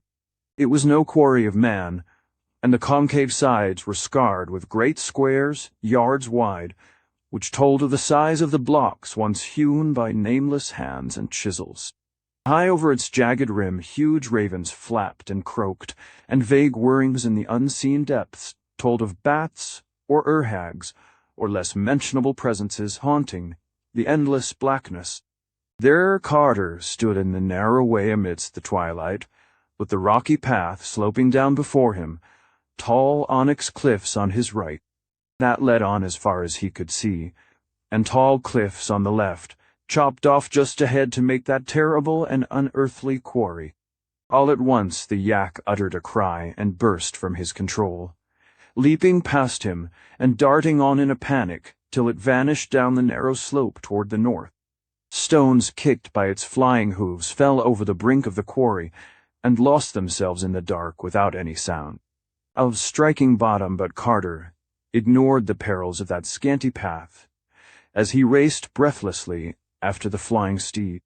Soon the left-hand cliffs resumed their course, making the way once more a narrow lane, and still the traveler leaped on after the yak, whose great wide prints told of its desperate flight. Once he thought he heard the hoofbeats of the frightened beast, and doubled his speed from this encouragement. He was covering miles, and little by little the way was broadening in front, till he knew he must soon emerge on the cold and dreaded desert to the north.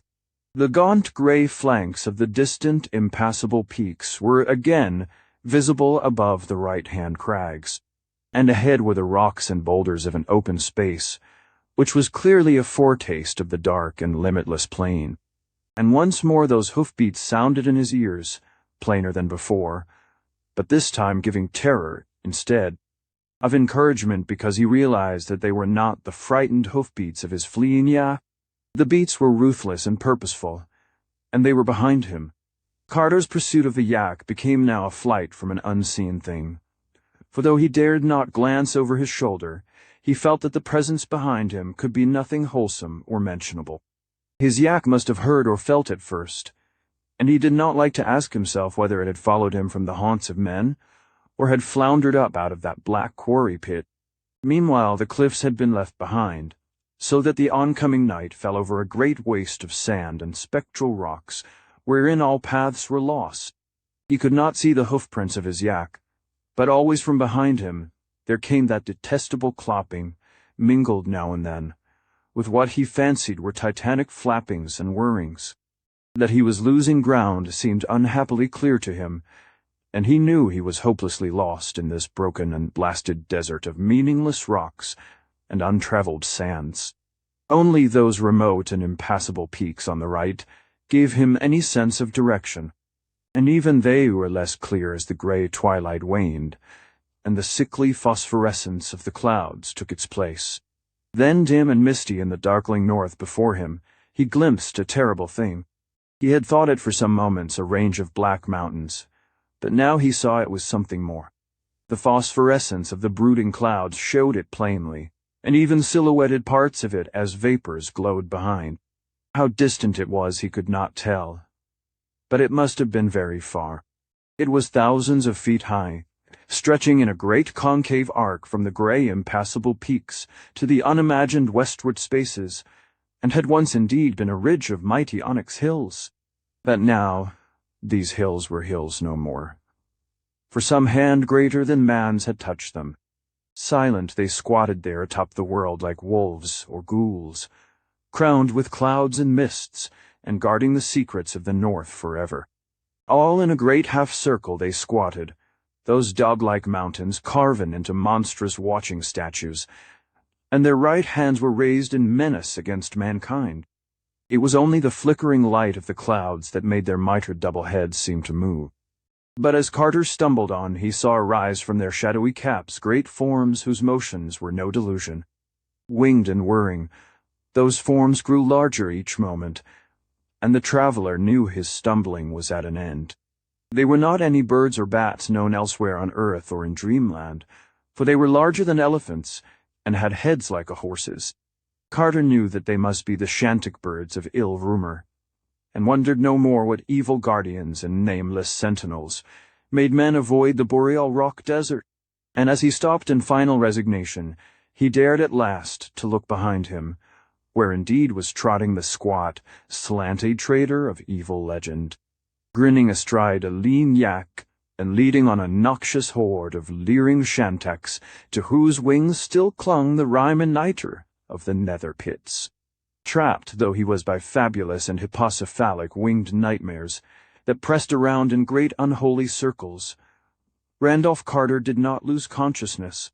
Lofty and horrible those Titan gargoyles towered above him, while the slant-eyed merchant leaped down from his yak and stood grinning before the captive. Then the man motioned Carter to mount one of the repugnant shantaks, helping him up as his judgment struggled with his loathing. It was hard work ascending, for the shantic bird has scales instead of feathers, and those scales are very slippery. Once he was seated, the slant-eyed man hopped up behind him, leaving the lean yak to be led away northward toward the ring of carven mountains by one of the incredible bird colossi. There now followed a hideous whirl through frigid space, endlessly up and eastward, toward the gaunt gray flanks of those impassable mountains beyond which Lang was said to be. Far above the clouds they flew, till at last there lay beneath them those fabled summits which the folk of Inquinoc have never seen, and which lie always in high vortices of gleaming mist. Carter beheld them very plainly as they passed below, and saw upon their topmost peaks strange caves, which made him think of those on Granic, but he did not question his captor about these things when he noticed that both the man and the horse-headed shantak appeared oddly fearful of them, hurrying past nervously and showing great tension until they were left far in the rear. The shantak now flew lower, revealing beneath the canopy of cloud a gray barren plain, whereon at great distances shone little feeble fires.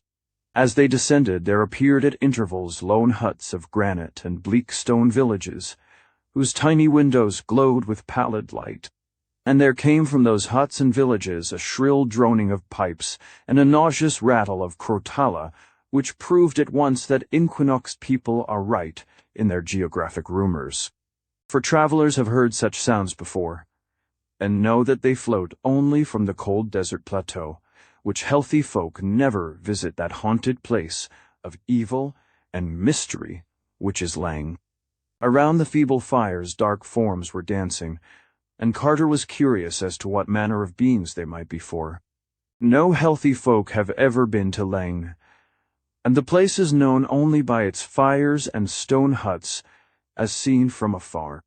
Very slowly and awkwardly did those forms leap, and with an insane twisting and bending not good to behold, so that Carter did not wonder at the monstrous evil imputed to them by vague legend, or the fear in which all Dreamland holds their abhorrent frozen plateau.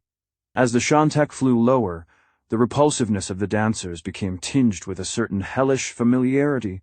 The prisoner kept straining his eyes, and racking his memory for clues to where he had seen such creatures before. They leaped as though they had hooves instead of feet, and seemed to wear a sort of wig or headpiece with small horns. Of other clothing they had none, but most of them were quite furry. Behind they had dwarfish tails, and when they glanced upward he saw the excessive width of their mouths. Then he knew what they were, and that they did not wear any wigs or headpieces after all. For the cryptic folk of Lang were of one race with the uncomfortable merchants of the black galleys that traded rubies at Dilithlene, those not quite human merchants, who are the slaves of the monstrous moon things. They were indeed the same dark folk who had shanghaied Carter on their noisome galley so long ago, and whose kith he had seen driven in herds about the unclean wharves of that accursed lunar city, with the leaner ones toiling, and the fatter ones taken away in crates for other needs of their polypous and amorphous masters. Now he saw where such ambiguous creatures came from, and shuddered at the thought that Lang must be known to these formless abominations from the moon. But the Shantak flew on past the fires and the stone huts and the less-than-human dancers, and soared over sterile hills of grey granite and dim wastes of rock and ice and snow. Day came, and the phosphorescence of low clouds gave place to the misty twilight of that northern world, and still the vile bird winged meaningly through the cold and silence. At times the slant-eyed man talked with his steed in a hateful and guttural language, and the Shantak would answer with tittering tones that rasped like the scratching of ground glass. Alley this while the land was getting higher, and finally they came to a windswept tableland, which seemed the very roof of a blasted and tenantless world. There, all alone in the hush and the dusk and the cold, rose the uncouth stones of a squat windowless building, around which a circle of crude monoliths stood. In all this arrangement there was nothing human, and Carter surmised from old tales that he was indeed come to that most dreadful and legendary of all places, the remote and prehistoric monastery wherein dwells Uncompanion the High Priest not to be described, which wears a yellow silken mask over its face and prays to the other gods, and their crawling chaos, Nyarlathotep. The loathsome bird now settled to the ground, and the slanting man hopped down and helped his captive alight. Of the purpose of his seizure Carter now felt very sure, for clearly the slant-eyed merchant was an agent of the darker powers, eager to drag before his masters a mortal whose presumption had aimed at the finding of unknown Kadath, and the saying of a prayer before the faces of the great ones in their onyx castle. It seemed likely that this merchant had caused his former capture by the slaves of the moon things in Dialathleen, and that he now meant to do what the rescuing Katsi had baffled, taking the victim to some dread rendezvous with monstrous Nyarlathotep, and telling with what boldness the seeking of unknown Kadath had been tried. Lang in the cold waste north of Inquinoc must be close to the other gods, and there the passes to Kadath are well guarded. The slant-eyed man was small, but the great hippocephalic bird was there to see. He was obeyed, so Carter followed where he led, and passed within the circle of standing rocks, and into the low arched doorway of that windowless stone monastery. There were no lights inside, but the evil merchant lit a small clay lamp bearing morbid bas-reliefs, and prodded his prisoner on through mazes of narrow winding corridors. On the walls of the corridors were painted frightful scenes older than history, and in a style unknown to the archaeologists of Earth. After countless eons their pigments were brilliant still, for the cold and dryness of hideous Lang keep alive many primal things. Carter saw them fleetingly in the rays of that dim and moving lamp, and shuddered at the tale they told. Through those archaic frescoes Lang's annals stalked, and the horned, hooved, and wide-mouthed Almastumans danced evilly amidst forgotten cities. There were scenes of old wars, wherein Lang's Almastumans fought with the bloated purple spiders of the neighboring vales, and there were scenes also of the coming of Thoth, the black galleys from the moon, and of the submission of Lang's people to the polypous and amorphous blasphemies that hopped and floundered and wriggled out of them. Those slippery grayish-white blasphemies they worshipped as gods, nor ever complained when scores of their best and fatted males were taken away in the black galleys. The monstrous moon beasts made their camp on a jagged isle in the sea, and Carter could tell from the frescoes that this was none other than the lone, nameless rock he had seen when sailing to Inquinoc, that grey accursed rock, which Inquinoc's seamen shun, and from which vile howlings reverberate all through the night. And in those frescoes was shown the great seaport and capital of the Almastumans, proud and pillared betwixt the cliffs and the basalt wharves, and wondrous with high fanes and carven places. Great gardens and columned streets led from the cliffs, and from each of the 6 sphinx-crowned gates to a vast central plaza, and in that plaza was a pair of winged colossal lions guarding the top of a subterranean staircase. Again and again were those huge winged lions shown, their mighty flanks of diorite glistening in the grey twilight of the day and the cloudy phosphorescence of the night. And as Carter stumbled past their frequent and repeated pictures, It came to him at last what, indeed, they were, and what city it was that the Almastumans had ruled so anciently before the coming of the Black Galleys. There could be no mistake, for the legends of Dreamland are generous and profuse. Indubitably, that primal city was no less a place than storied Sarkomand, whose ruins had bleached for 1,000,000 years before the first day. True humans saw the light, and whose twin titan lions guard eternally the steps that lead down from Dreamland to the great abyss. Other views showed the gaunt great peaks dividing Lang from Inquinoc, and the monstrous shantic birds that build nests on the ledges halfway up. And they showed likewise the curious caves near the very topmost pinnacles, and how even the boldest of the shantics fly screaming away from them. Carter had seen those caves when he passed over them, and had noticed their likeness to the caves on Engranic. Now he knew that the likeness was more than a chance one, for in these pictures were shown their fearsome denizens and those bat-wings. Curving horns, barbed tails, prehensile paws, and rubbery bodies were not strange to him. He had met those silent, flitting, and clutching creatures before, those mindless guardians of the great abyss, whom even the great ones fear, and who own not Nyarlathotep Pep, but hoary Noddins as their lord. For they were the dreaded night gaunts, who never laugh or smile because they have no faces, and who flop unendingly in the dark betwixt the vale of Penath and the passes to the outer world. The slant-eyed merchant had now prodded Carter into a great domed space, whose walls were carved in shocking bas-reliefs, and whose center held a gaping circular pit surrounded by 6 malignly stained stone altars in a ring. There was no light in this vast evil-smelling crypt, and the small lamp of the sinister merchant shone so feebly that one could grasp details only little by little. At the farther end was a high stone dais reached by 5 steps, and there on a golden throne sat a lumpish figure robed in yellow silk, figured with red and having a yellow silken mask over its face. To this being the slant-eyed man made certain signs with his hands, and the lurker in the dark replied by raising a disgustingly carven flute of ivory in silk-covered paws, and blowing certain loathsome sounds from beneath its flowing yellow mask. This colloquy went on for some time, and to Carter there was something sickeningly familiar in the sound of that flute and the stench of the malodorous place.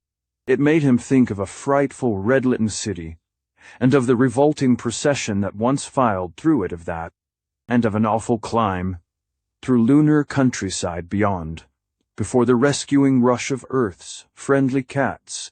He knew that the creature on the dais was without doubt the high priest not to be described, of which legend whispers such fiendish and abnormal possibilities, but he feared to think just what that abhorred high priest might be. Then the figured silk slipped a trifle from one of the grayish-white paws, and Carter knew what the noisome high priest was. And in that hideous second, stark fear drove him to something his reason would never have dared to attempt. For in all his shaken consciousness, there was room only for one frantic will, to escape from what squatted on that golden throne.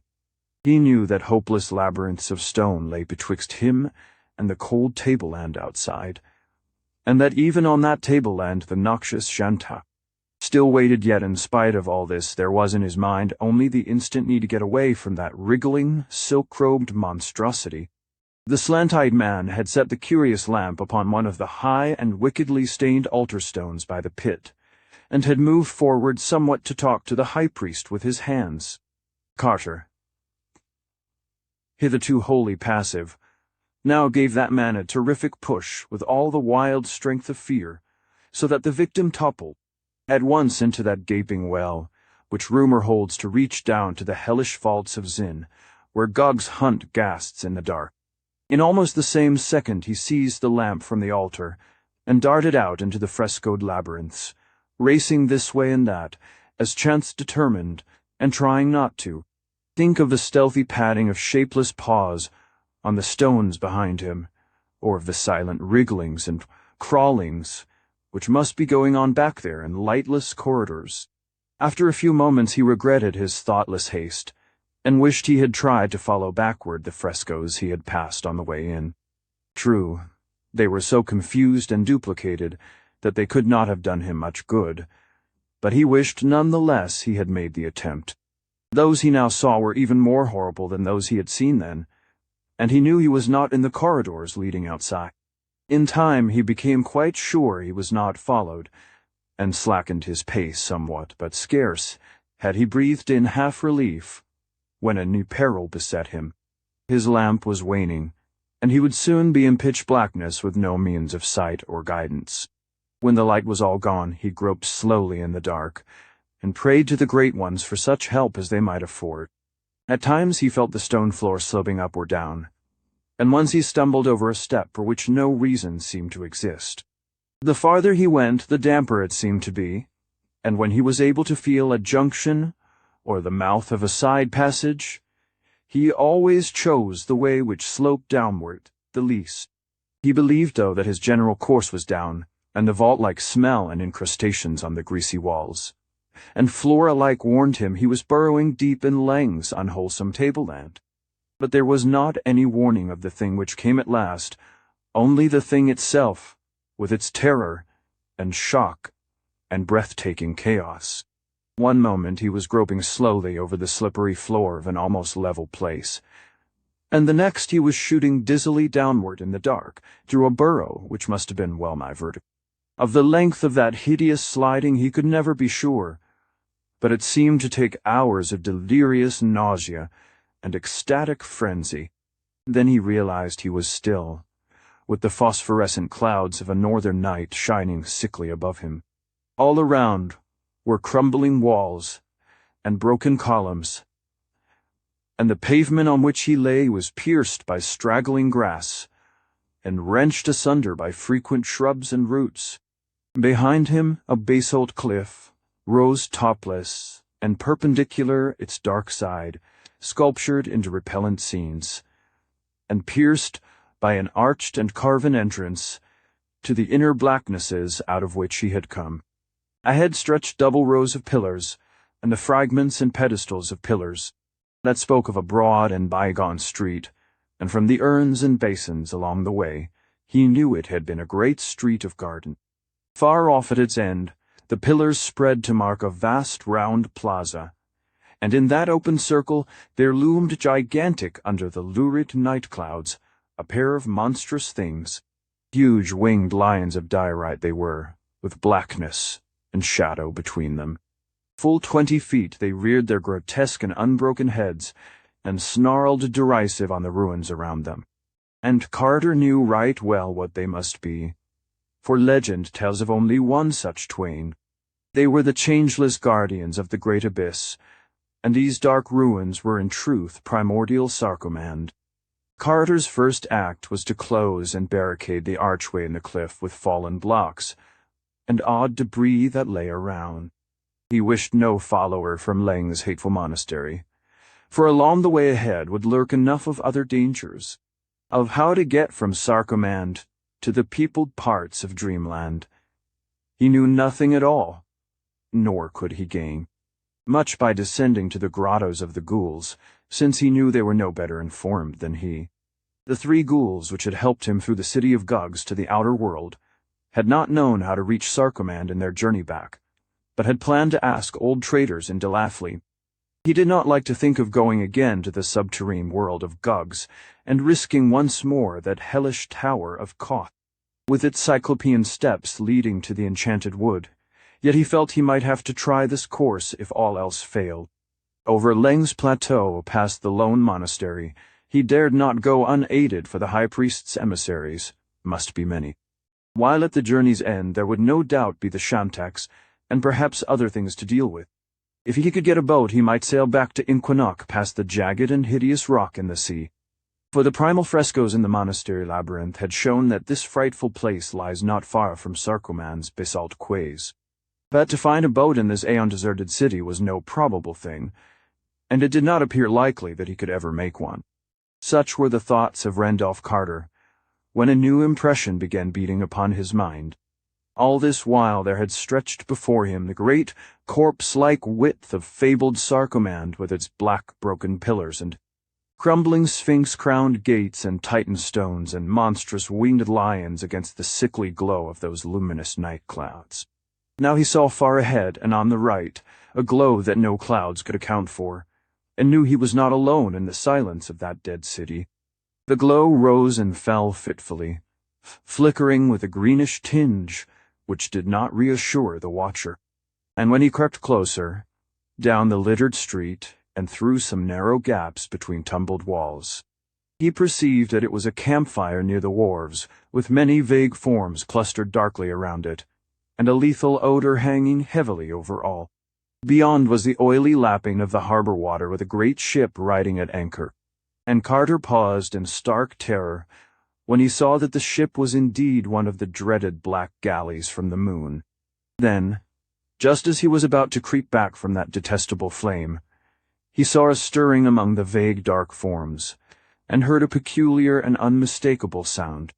It was the frightened meeping of a ghoul, and in a moment it had swelled to a veritable chorus of anguish.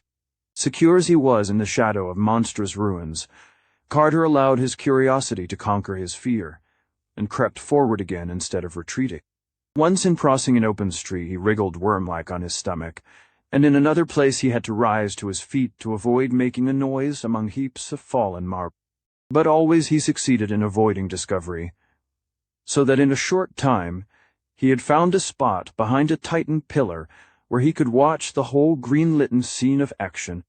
There, around a hideous fire fed by the obnoxious stems of lunar fungi, there squatted a stinking circle of the toad-like moon beasts and their almost human slaves.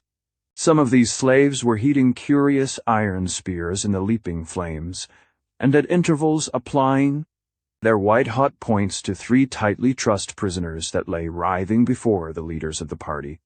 From the motions of their tentacles, Carter could see that the blunt-snouted moon beasts were enjoying the spectacle hugely, and vast was his horror when he suddenly recognized the frantic meeping, and knew that the tortured ghouls were none other than the faithful trio which had guided him safely from the abyss, and had thereafter set out from the enchanted wood to find Sarcomound and the gate to their native deeps. The number of malodorous moon beasts about that greenish fire was very great, and Carter saw that he could do nothing now to save his former allies. Of how the ghouls had been captured, he could not guess, but fancied that the grey toad-like blasphemies had heard them inquire in Dilafleen concerning the way to Sarcomound, and had not wished them to approach so closely the hateful plateau of Leng and the high priest, not to be described. For a moment he pondered on what he ought to do, and recalled how near he was to the gate of the ghouls' black kingdom. Clearly it was wisest to creep east to the Plaza of Twin Lions, and descend at once to the gulf, where assuredly he would meet no horrors worse than those above, and where he might soon find ghouls eager to rescue their brethren, and perhaps to wipe out the moon beasts from the black galley. It occurred to him that the portal, like other gates to the abyss, might be guarded by flocks of night gaunts, but he did not fear these faceless creatures now.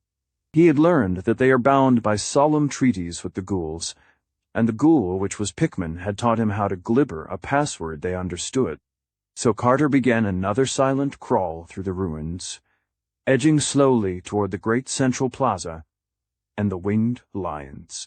It was ticklish work, but the moon beasts were pleasantly busy, and did not hear the slight noises which he twice made by accident among the scattered stones.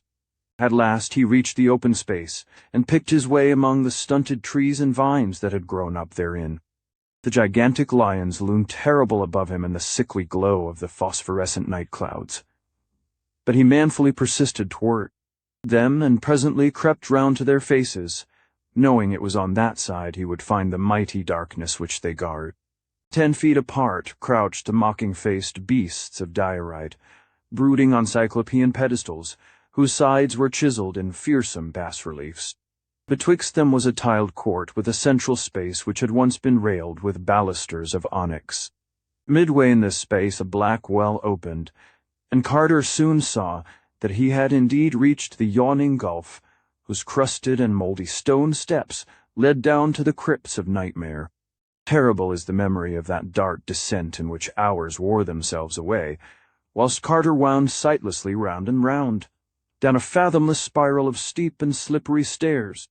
So worn and narrow were the steps, and so greasy with the ooze of inner earth, that the climber never quite knew when to expect a breathless fall and hurtling down to the ultimate pits, and he was likewise uncertain just when or how the guardian nightgaunts would suddenly pounce upon him, if indeed there were any stationed in this primeval passage. All about him was a stifling odor of nether gulfs, and he felt that the air of these choking depths was not made for mankind. In time he became very numb and somnolent, moving more from automatic impulse than from reasoned will, nor did he realize any change when he stopped moving altogether, as something quietly seized him from behind. He was flying very rapidly through the air before a malevolent tickling told him that the rubbery nightgaunts had performed their duty. Awake to the fact that he was in the cold, damp clutch of the faceless flutterers, Carter remembered the password of the ghouls, and glibbered it as loudly as he could amidst the wind and chaos of flight. Mindless though nightgaunts are said to be, the effect was instantaneous, for all tickling stopped at once, and the creatures hastened to shift their captive to a more comfortable position. Thus encouraged, Carter ventured some explanations telling of the seizure and torture of 3 ghouls by the moonbeasts, and of the need of assembling a party to rescue them. The nightgaunts, though inarticulate, seemed to understand what was said and showed greater haste and purpose in their flight. Suddenly the dense blackness gave place to the gray twilight of inner earth, and there opened up ahead one of those flat, sterile plains on which ghouls love to squat and gnaw. Scattered tombstones and osseous fragments told of the denizens of that place, and as Carter gave a loud meep of urgent summons, a score of burrows emptied forth their leathery, dog-like tenants. The nightgaunts now flew low and set their passenger upon his feet, afterward withdrawing a little and forming a hunched semicircle on the ground, while the ghouls greeted the newcomer. Carter glibbered his message rapidly and explicitly to the grotesque company, and 4 of them at once departed through different burrows to spread the news to others and gather such troops as might be available for a rescue. After a long wait, a ghoul of some importance appeared, and made significant signs to the nightgaunts, causing 2 of the latter to fly off into the dark. Thereafter, there were constant accessions to the hunched flock of nightgaunts on the plain, till at length the slimy soil was fairly black with them. Meanwhile, fresh ghouls crawled out of the burrows one by one, all glibbering excitedly, and forming in crude battle array, not far from the huddled nightgaunts. In time there appeared that proud and influential ghoul, which was once the artist Richard Pickman of Boston, and to him Carter glibbered a very full account of what had occurred. The erstwhile Pickman, pleased to greet his ancient friend again, seemed very much impressed, and held a conference with other chiefs a little apart from the growing throng. Finally, after scanning the ranks with care, the assembled chiefs all meeped in unison and began glibbering orders to the crowds of ghouls and nightgaunts. A large detachment of the horned flyers vanished at once, while the rest grouped themselves 2 by 2 on their knees, with extended forelegs, awaiting the approach of the ghouls one by one. As each ghoul reached the pair of nightgaunts to which he was assigned, he was taken up and borne away into the blackness, till at last the whole throng had vanished save for Carter, Pickman, and the other chiefs, and a few pairs of nightgaunts. Pickman explained that nightgaunts are the advance guard and battle steeds of the ghouls, and that the army was issuing forth to Sarkomand to deal with the moonbeasts. Then Carter and the ghoulish chiefs approached the waiting bearers and were taken up by the damp, slippery paws. Another moment and all were whirling in wind and darkness, endlessly up to the gate of the winged lions and the spectral ruins of primal Sarkomand. When, after a great interval, Carter saw again the sickly light of Sarkomand's nocturnal sky, it was to behold the great central plaza swarming with militant ghouls and nightgaunts. Day, he felt sure, must be almost due, but so strong was the army that no surprise of the enemy would be needed. The greenish flare near the wharves still glimmered faintly. though the absence of ghoulish meeping showed that the torture of the prisoners was over for the nonce. Softly glibbering directions to their steeds, and to the flock of riderless night-gaunts ahead. The ghouls presently rose in wide whirring columns, and swept on over the bleak ruins toward the evil flame. Carter was now beside Pickman in the front rank of ghouls, and saw as they approached the noisome camp that the moonbeasts were totally unprepared. The three prisoners lay bound and inert beside the fire, while their toad-like captors slumped drowsily about in no certain order. The almost human slaves were asleep, even the sentinels shirking a duty which in this realm must have seemed to them merely perfunctory. The final swoop of the night-gaunts and mounted ghouls was very sudden. Each of the greyish toad-like blasphemies and their almost human slaves being seized by a group of night-gaunts before a sound was made. The moon-beasts, of course, were voiceless, and even the slaves had little chance to scream before rubbery paws choked them into silence. Horrible were the writhings of those great jellyfish abnormalities, as the sardonic night-gaunts clutched them, but nothing availed against the strength of those black, prehensile talons. When a moon-beast writhed too violently, a night-gaunt would seize and pull its quivering pink tentacles, which seemed to hurt so much that the victim would cease its struggles. Carter expected to see much slaughter, but found that the ghouls were far subtler in their plans. They glibbered certain simple orders to the night-gaunts which held the captives, trusting the rest to instinct, and soon the hapless creatures were borne silently away into the great abyss, to be distributed impartially amongst the doles, gogs, ghasts, and other dwellers in darkness whose modes of nourishment are not painless to their chosen victims. Meanwhile, the three bound ghouls had been released and consoled by their conquering kinsfolk, whilst various parties searched the neighborhood for possible remaining moon-beasts, and boarded the evil-smelling black galley at the wharf, to make sure that nothing had escaped the general defeat. Surely enough the capture had been thorough, for not a sign of further life could the victors detect. Carter, anxious to preserve a means of access to the rest of Dreamland, urged them not to sink the anchored galley, and this request was freely granted out of gratitude for his act in reporting the plight of the captured trio. On the ship were found some very curious objects and decorations, some of which Carter cast at once into the sea. Ghouls and night-gaunts now formed themselves in separate groups, the former questioning their rescued fellows anent past happenings. It appeared that the three had followed Carter's directions, and proceeded from the enchanted wood to Dilathleen by way of Near and the Sky, stealing human clothes at a lonely farmhouse, and loping as closely as possible in the fashion of a man's walk. In Dilathleen's taverns their grotesque ways and faces had aroused much comment, but they had persisted in asking the way to Sarkomand until at last an old traveler was able to tell them.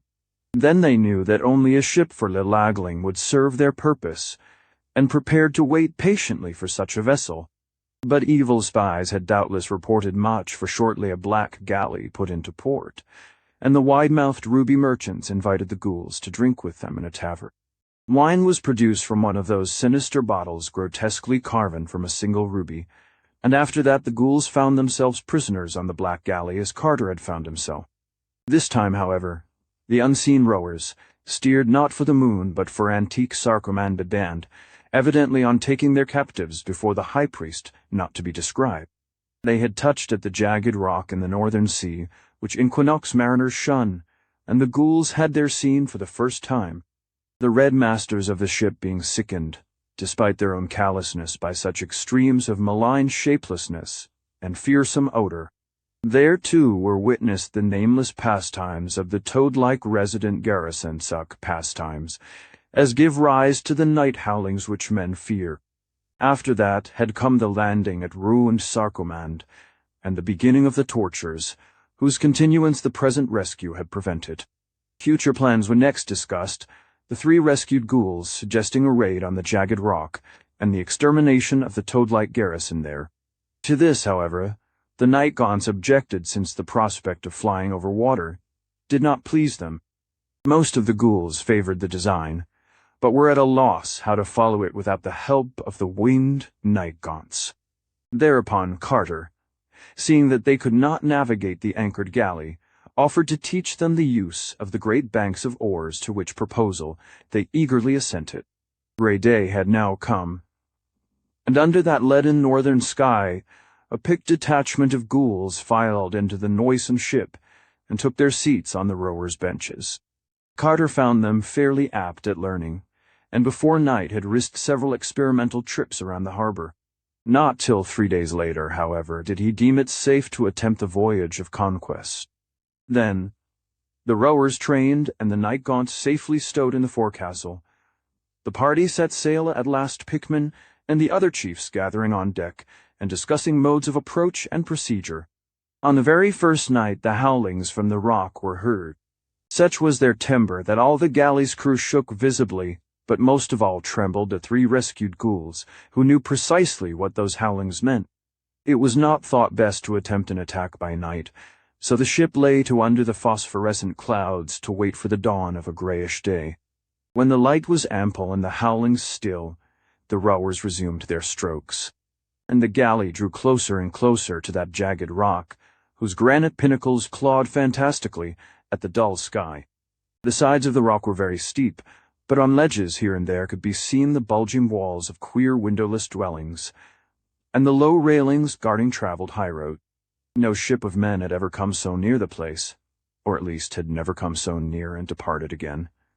But Carter and the ghouls were void of fear and kept inflexibly on, rounding the eastern face of the rock, and seeking the wharves, which the rescued trio described as being on the southern side within a harbor formed of steep headlands. The headlands were prolongations of the island proper, and came so closely together that only one ship at a time might pass between them. There seemed to be no watchers on the outside, so the galley was steered boldly through the flume-like strait and into the stagnant, putrid harbor beyond. Here, however, all was bustle and activity, with several ships lying at anchor along a forbidding stone quay, and scores of almost-doomen, slaves and moonbeasts by the waterfront handling crates and boxes, or driving nameless and fabulous horrors, hitched to lumbering lorries. There was a small stone town hewn out of the vertical cliff above the wharves, with the start of a winding road that spiraled out of sight toward higher ledges of the rock. Of what lay inside that prodigious peak of granite none might say, but the things one saw on the outside were far from encouraging. At sight of the incoming galley, the crowds on the wharves displayed much eagerness, those with eyes staring intently, and those without eyes wriggling their pink tentacles expectantly. They did not, of course, realize that the black ship had changed hands, for ghouls look much like the horned and hooved almastumans, and the night gaunts were all out of sight below. By this time the leaders had fully formed a plan, which was to loose the night gaunts as soon as the wharf was touched, and then to sail directly away, leaving matters wholly to the instincts of those almost mindless creatures. Marooned on the rock, the horned flyers would first of all seize whatever living things they found there, and afterward, quite helpless to think, except in terms of the homing instinct, would forget their fear of water, and fly swiftly back to the abyss, bearing their noisome prey, to appropriate destinations in the dark, from which not much would emerge alive. The ghoul that was Pickman now went below, and gave the night gaunts their simple instructions, while the ship drew very near to the ominous and malodorous wharves. Presently a fresh stir arose along the waterfront, and Carter saw that the motions of the galley had begun to excite suspicion. Evidently the steersman was not making for the right dock, and probably the watchers had noticed the difference between the hideous ghouls and the almost human slaves whose places they were taking.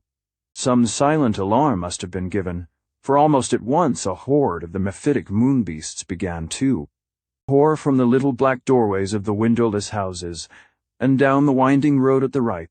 A rain of curious javelins struck the galley as the prow hit the wharf, felling 2 ghouls, and slightly wounding another, but at this point all fair. Hatches were thrown open to emit a black cloud of whirring night gaunts, which swarmed over the town like a flock of horned and cyclopean bats. The jellyish moonbeasts had procured a great pole, and were trying to push off the invading ship. But when the night gaunt struck them, they thought of such things no more. It was a very terrible spectacle to see those faceless and rubbery ticklers at their pastime, and tremendously impressive to watch the dense cloud of them spreading through the town and up the winding roadway to the reaches above. Sometimes a group of the black flutterers would drop a toad-like prisoner from aloft by mistake, and the manner in which the victim would burst was highly offensive to the sight and smell. When the last of the night gaunts had left the galley, the ghoulish leaders glibbered an order of withdrawal, and the rowers pulled quietly out of the harbor, between the grey headlands, while still the town was a chaos of battle and conquest. The Pikmin ghoul allowed several hours for the night gaunts to make up their rudimentary minds, and overcome their fear of flying over the sea, and kept the galley standing about a mile off the jagged rock while he waited, and dressed the wounds of the injured men. Night fell, and the grey twilight gave place to the sickly phosphorescence of low clouds, and all the while the leaders watched the high peaks of that accursed rock for signs of the night gaunt's flight. Toward morning a black speck was seen hovering timidly over the topmost pinnacle, and shortly afterward the speck had become a swarm. Just before daybreak the swarm seemed to scatter, and within a quarter of an hour it had vanished wholly in the distance toward the northeast.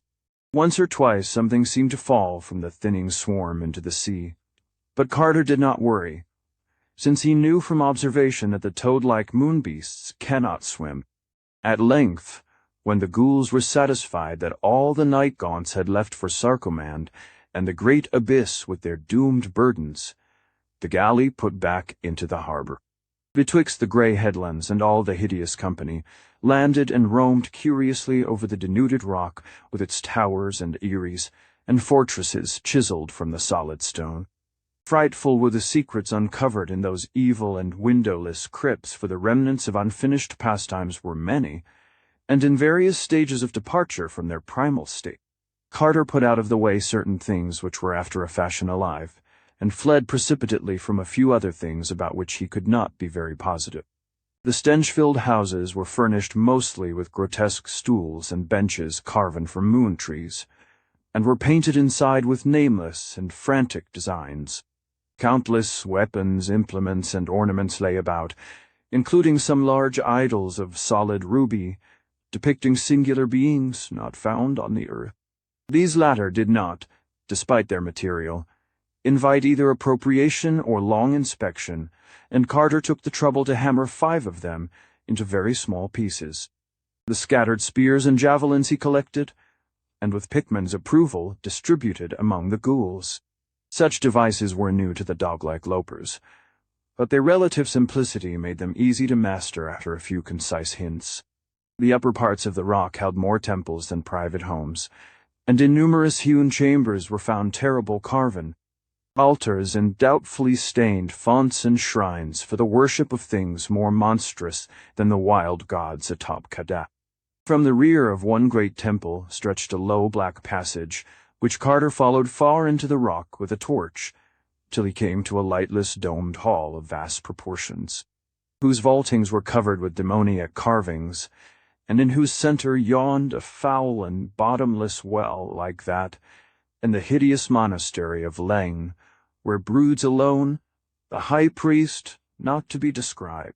On the distant shadowy side, beyond the noisome well, he thought he discerned a small door of strangely wrought bronze, but for some reason he felt an unaccountable dread of opening it or even approaching it, and hastened back through the cavern to his unlovely allies as they shambled about with an ease and abandon he could scarcely feel. The ghouls had observed the unfinished pastimes of the moon beasts, and had profited in their fashion. They had also found a hogshead of potent moon wine, and were rolling it down to the wharves for removal, and later use in diplomatic dealings, though the rescued trio, remembering its effect on them in Dilafleen, had warned their company to taste none of it. Of rubies from lunar mines there was a great store, both rough and polished, in one of the vaults near the water. But when the ghouls found they were not good to eat, they lost all interest in them. Carter did not try to carry any away, since he knew too much about those which had mined them. Suddenly there came an excited meeping from the sentries on the wharves, and all the loathsome foragers turned from their tasks to stare seaward and cluster round the waterfront. Betwixt the grey headlands a fresh black galley was rapidly advancing, and it would be but a moment before the Vol. Amostumens on deck would perceive the invasion of the town and give the alarm to the monstrous things below. Fortunately, the ghouls still bore the spears and javelins which Carter had distributed amongst them, and at his command. Sustained by the being that was Pickman, they now formed a line of battle, and prepared to prevent the landing of the ship. Presently a burst of excitement on the galley told of the crew's discovery of the changed state of things, and the instant stoppage of the vessel proved that the superior numbers of the ghouls had been noted and taken into account. After a moment of hesitation, the newcomers silently turned and passed out between the headlands again. But not for an instant did the ghouls imagine that the conflict was averted. Either the dark ship would seek reinforcements, or the crew would try to land elsewhere on the island. Hence a party of scouts was at once sent up toward the pinnacle, to see what the enemy's course would be. In a very few minutes the ghoul returned breathless to say that the moon beasts and Almastumens were landing on the outside of Thai, more easterly of the rugged grey headlands, and ascending by hidden paths and ledges, which a goat could scarcely tread in safety. Almost immediately afterward the galley was sighted again through the flume-like strait, but only for a second. Then a few moments later a second messenger panted down from aloft to say that another party was landing, on the other headland, both being much more numerous than the size of the galley would seem to allow for. The ship itself, moving slowly with only one sparsely manned tier of oars, soon hove in sight betwixt the cliffs, and lay to in the footed harbour as if to watch the coming fray and stand by for any possible use. By this time Carter and Pickman had divided the ghouls into 3 parties, one to meet each of the 2 invading columns, and one to remain in the town. The first 2 at once scrambled up the rocks in their respective directions, while the third was subdivided into a land party and a sea party. The sea party, commanded by Carter, boarded the anchored galley and rowed out to meet the undermanned galley of the newcomers, whereat the latter retreated through the strait to the open sea. Carter did not at once pursue it, for he knew he might be needed more acutely near the town.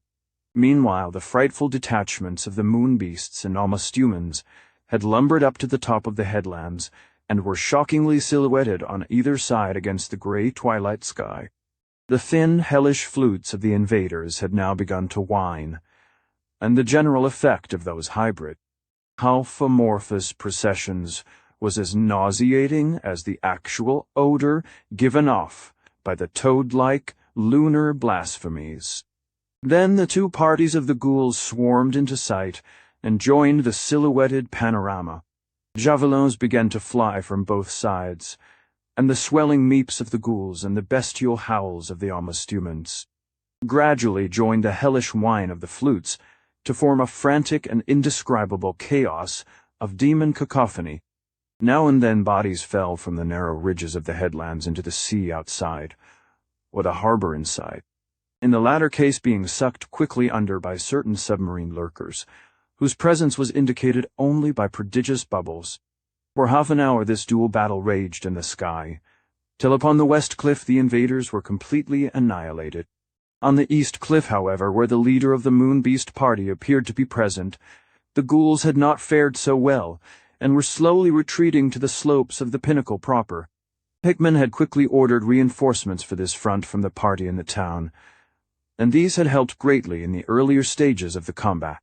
Then, when the western battle was over, the victorious survivors hastened across to the aid of their hard-pressed fellows, turning the tide, and forcing the invaders back again along the narrow ridge of the headland. The Almastumens were by this time all slain, but the last of the toad-like horrors fought desperately with the great spears clutched in their powerful and disgusting paws. The time for javelins was now nearly past, and the fight became a hand-to-hand contest of what few spearmen could meet upon that narrow ridge. As fury and recklessness increased, the number falling into the sea became very great. Those striking the harbor met nameless extinction from the unseen bubblers, but of those striking the open sea some were able to swim to the foot of the cliffs and land on tidal rocks, while the hovering galley of the enemy rescued several moonbeasts. The cliffs were unscalable, except where the monsters had debarked, so that none of the ghouls on the rocks could rejoin their battle line. Some were killed by javelins from the hostile galley or from the moonbeasts above, but a few survived to be rescued. When the security of the land parties seemed assured, Carter's galley sallied forth between the headlands and drove the hostile ship far out to sea, pausing to rescue such ghouls as were on the rocks or still swimming in the ocean.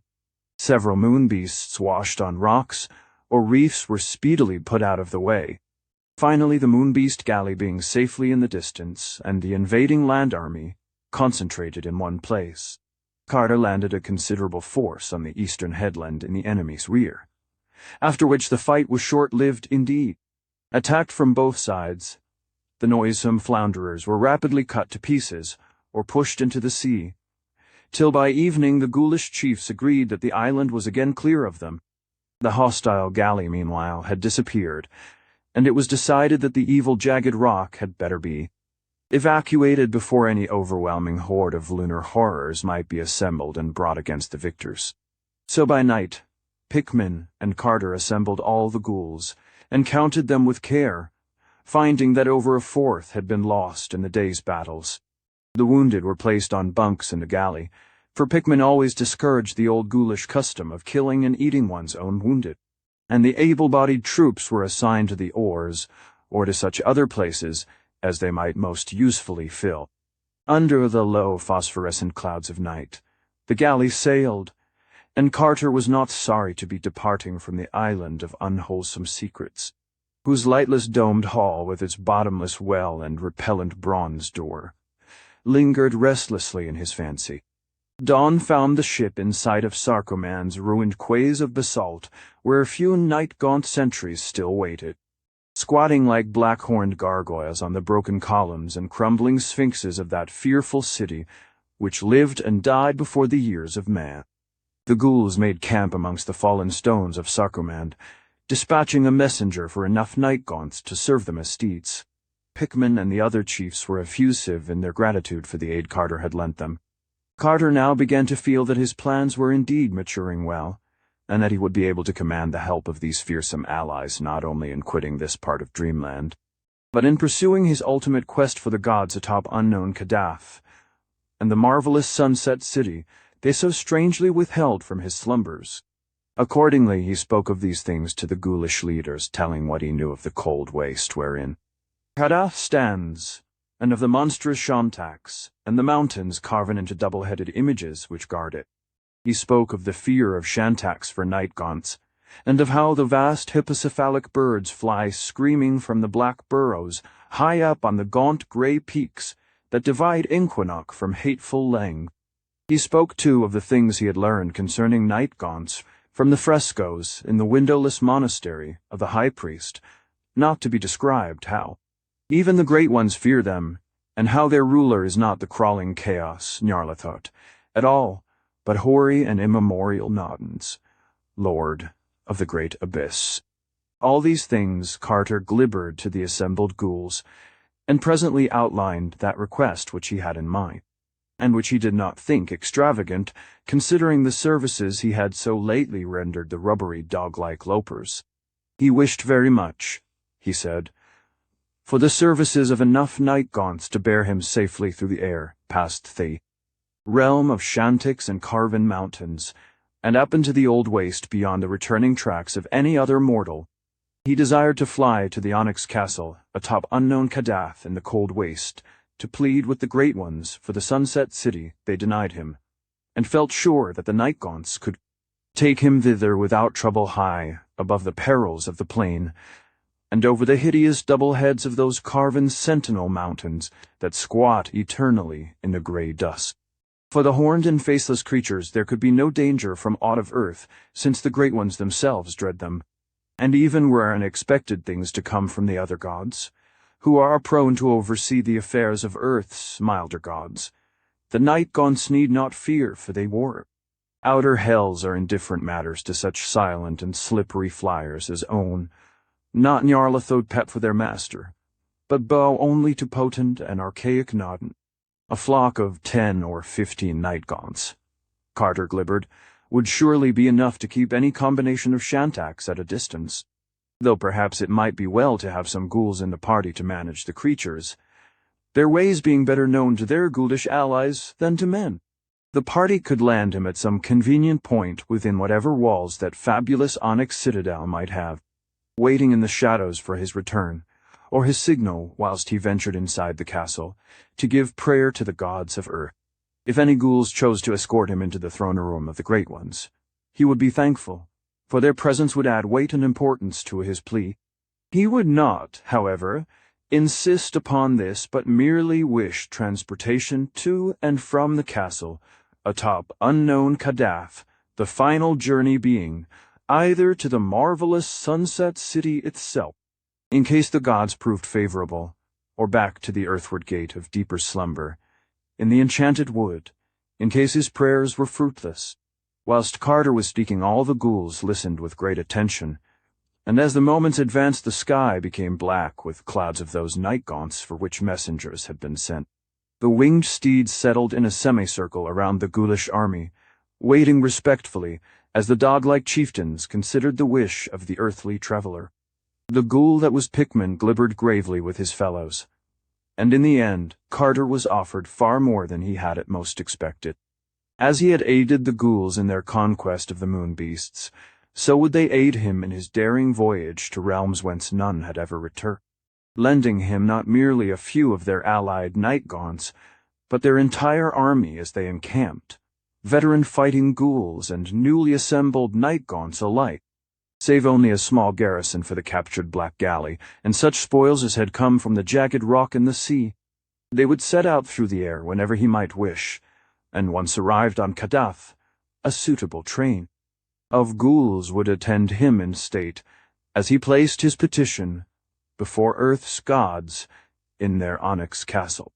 Moved by a gratitude and satisfaction beyond words, Carter made plans with the ghoulish leaders for his audacious voyage. The army would fly high, they decided, over hideous Leng with its nameless monastery and wicked stone villages, stopping only at the vast grey peaks to confer with the shantic frightening night gaunts, whose burrows honeycombed their summits. They would then, according to what advice they might receive from those denizens, choose their final course approaching unknown Kadath, either through the desert of Carven Mountains north of Inquinoc, or through the more northerly reaches of repulsive Leng itself. Dog-like and soulless as they are, the ghouls and night gaunts had no dread of what those untrodden deserts might reveal, nor did they feel any deterring awe at the thought of Kadath towering lone with its onyx castle of mystery. About midday the ghouls and night gaunts prepared for flight, each ghoul selecting a suitable pair of horned steeds to bear him. Carter was placed well up toward the head of the column beside Pickman, and in front of the whole, a double line of riderless night gaunts was provided as a vanguard. At a brisk meep from Pickman, the whole shocking army rose in a nightmare cloud above the broken columns and crumbling sphinxes of primordial sarcomand higher and higher, till even the great basalt cliff behind the town was cleared, and the cold, sterile tableland of Leng's outskirts laid open to sight.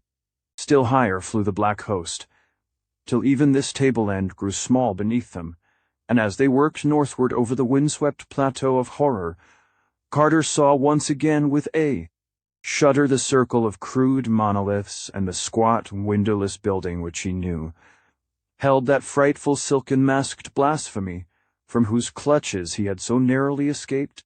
This time no descent was made, as the army swept bat-like over the sterile landscape, passing the feeble fires of the unwholesome stone villages at a great altitude, and pausing not at all to mark the morbid twistings of the hooved, horned almost humans that dance and pipe eternally therein. Once they saw a shantic bird flying low over the plain, but when it saw them, it screamed noxiously and flapped off to the north in grotesque panic.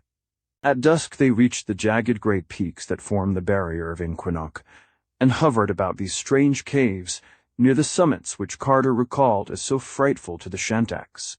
At the insistent meeping of the ghoulish leaders, there issued forth from each lofty burrow a stream of horn. black flyers with which the ghouls and nightgaunts of the party conferred at length by means of ugly gestures. It soon became clear that the best course would be that over the cold waste north of Inquinoc. For lengths northward, reaches are full of unseen pitfalls that even the nightgaunts dislike abysmal. Influences centering in certain white hemispherical buildings on curious knolls, which common folklore associates unpleasantly with the other gods, and their crawling chaos Nyarlathotep Tet. Of Kadath the flutterers of the peaks knew almost nothing, save that there must be some mighty marvel toward the north, over which the Shantiks and the Carven Mountains stand guard. They hinted at rumored abnormalities of proportion in those trackless leagues beyond, and recalled vague whispers of a realm where night broods eternally but of definite data. They had nothing to give. So Carter and his party thanked them kindly, and crossing the topmost granite pinnacles to the skies of Inquinoc, dropped below the level of the phosphorescent night clouds and beheld in the distance those terrible squatting gargoyles that were mountains, till some titan hand carved fright into their virgin rock.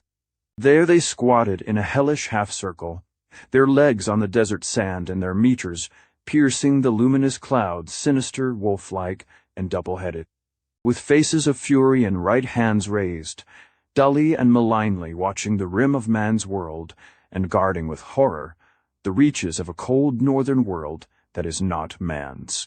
From their hideous laps rose evil Shantiks of elephantine bulk, but these all fled with insane titters as the vanguard of nightgaunts was sighted in the misty sky.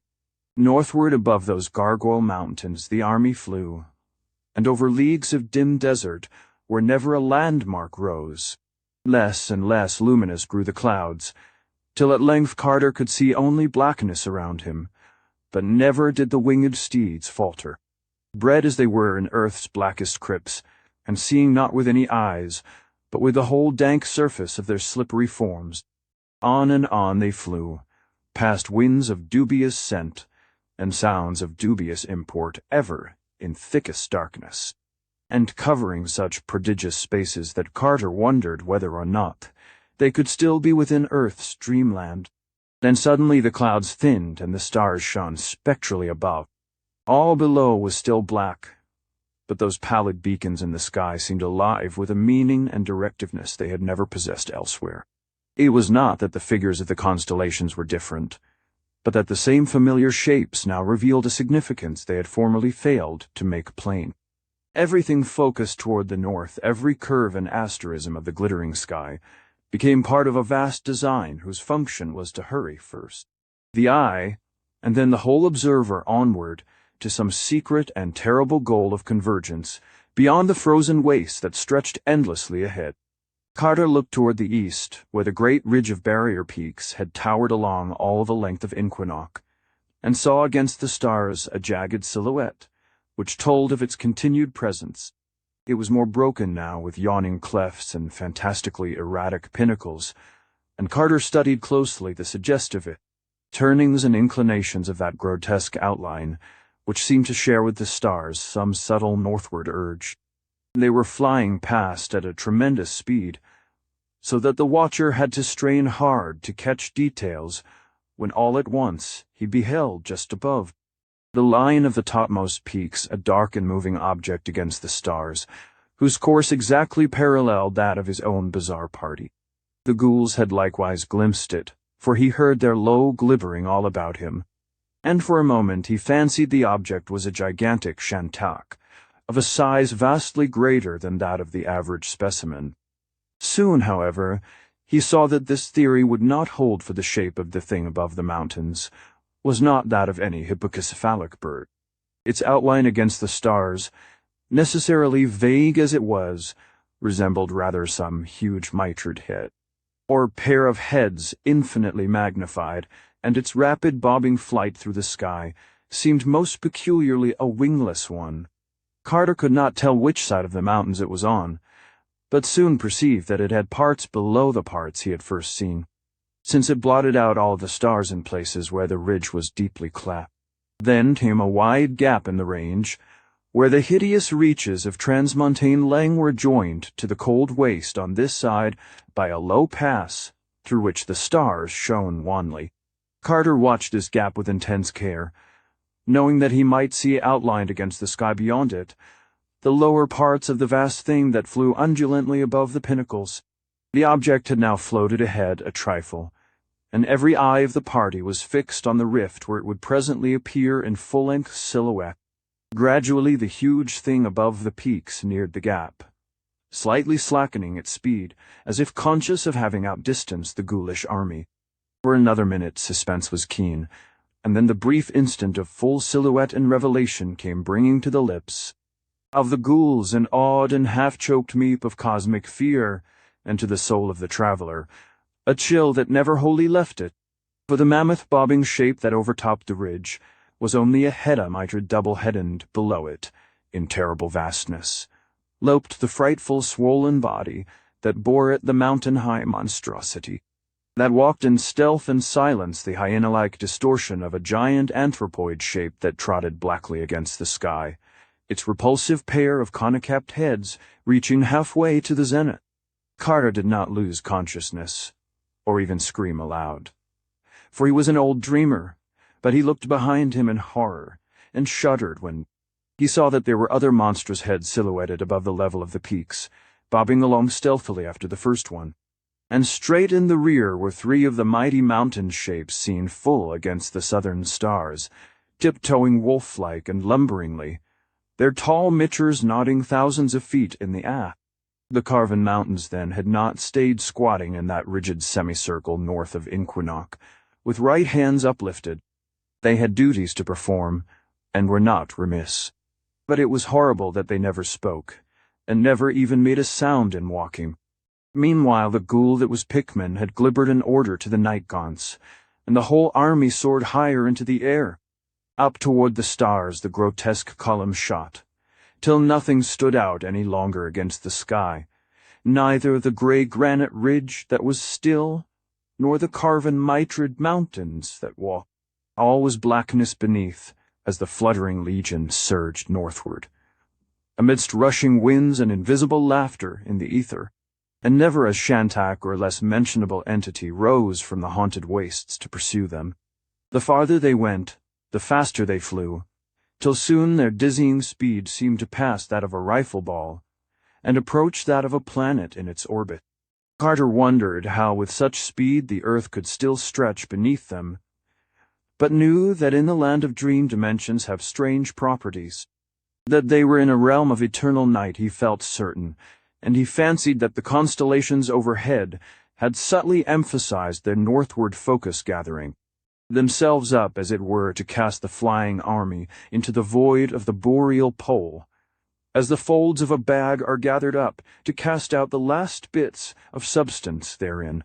Then he noticed with terror that the wings of the night gaunts were not flapping any more. The horned and faceless steeds had folded their membranous appendages, and were resting quite passive in the chaos of wind that whirled and chuckled as it bore them on. A force not of earth had seized on the army, and ghouls and night gaunts alike were powerless before a current which pulled madly and relentlessly into the north, whence no mortal had ever returned. At length a lone pallid light was seen on the skyline ahead, thereafter rising steadily as they approached, and having beneath it a black mass that blotted out the stars. Carter saw that it must be some beacon on a mountain, for only a mountain could rise so vast as seen from so prodigious a height in the air.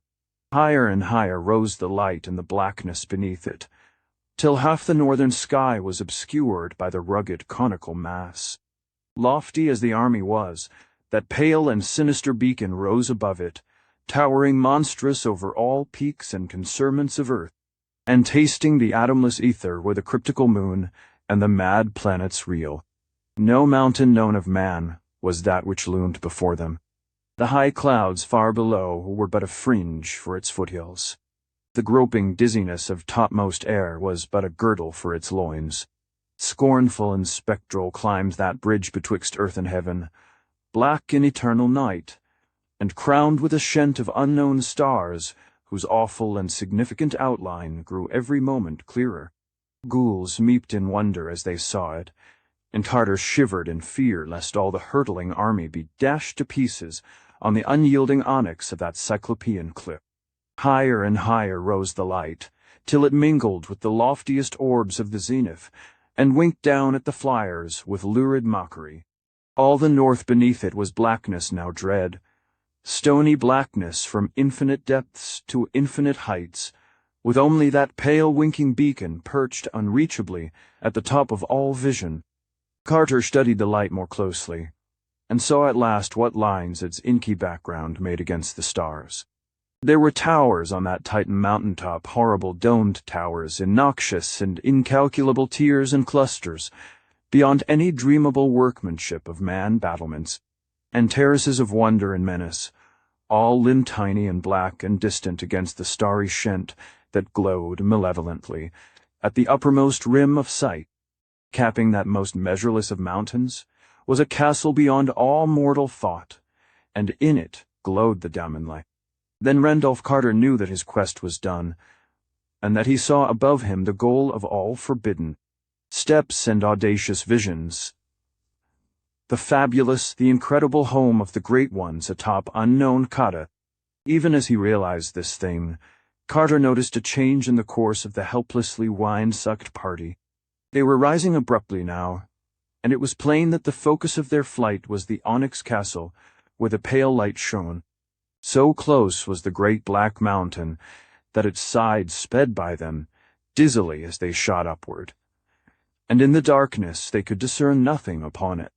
Vaster and vaster loomed the tenebrous towers of the nighted castle above, and Carter could see that it was well-nigh blasphemous in its immensity. Well might its stones have been quarried by nameless workmen in that horrible gulf, rent out of the rock in the hill past north of Inquinoc. For such was its size that a man on its threshold stood even as an ant on the steps of Earth's loftiest fortress. The shent of unknown stars above the myriad dome turrets glowed with a sallow, sickly flare, so that a kind of twilight hung about the murky walls of slippery onyx. The pallid beacon was now seen to be a single shining window, high up in one of the loftiest towers. And as the helpless army neared the top of the mountain, Carter thought he detected unpleasant shadows flitting across the feebly luminous expanse. It was a strangely arched window of a design wholly alien to Earth. The solid rock now gave place to the giant foundations of the monstrous castle, and it seemed that the speed of the party was somewhat abated. Vast walls shot up, and there was a glimpse of a great gate through which the voyagers were swept. All was night in the Titan courtyard, and then came the deeper blackness of inmost things as a huge arched portal engulfed the column. Vortices of cold wind surged dankly through sightless labyrinths of onyx, and Carter could never tell what cyclopean stairs and corridors lay silent along the route of his endless aerial twisting. Always upward led the terrible plunge in darkness, and never a sound, touch, or glimpse broke the dense pall of mystery. Large as the army of ghouls and night gaunts was, it was lost in the prodigious voids of that more than earthly castle. And when at last there suddenly dawned around him the lurid light of that single tower room whose lofty window had served as a beacon, it took Carter long to discern the far walls and high, distant ceiling, and to realize that he was indeed not again in the boundless air outside.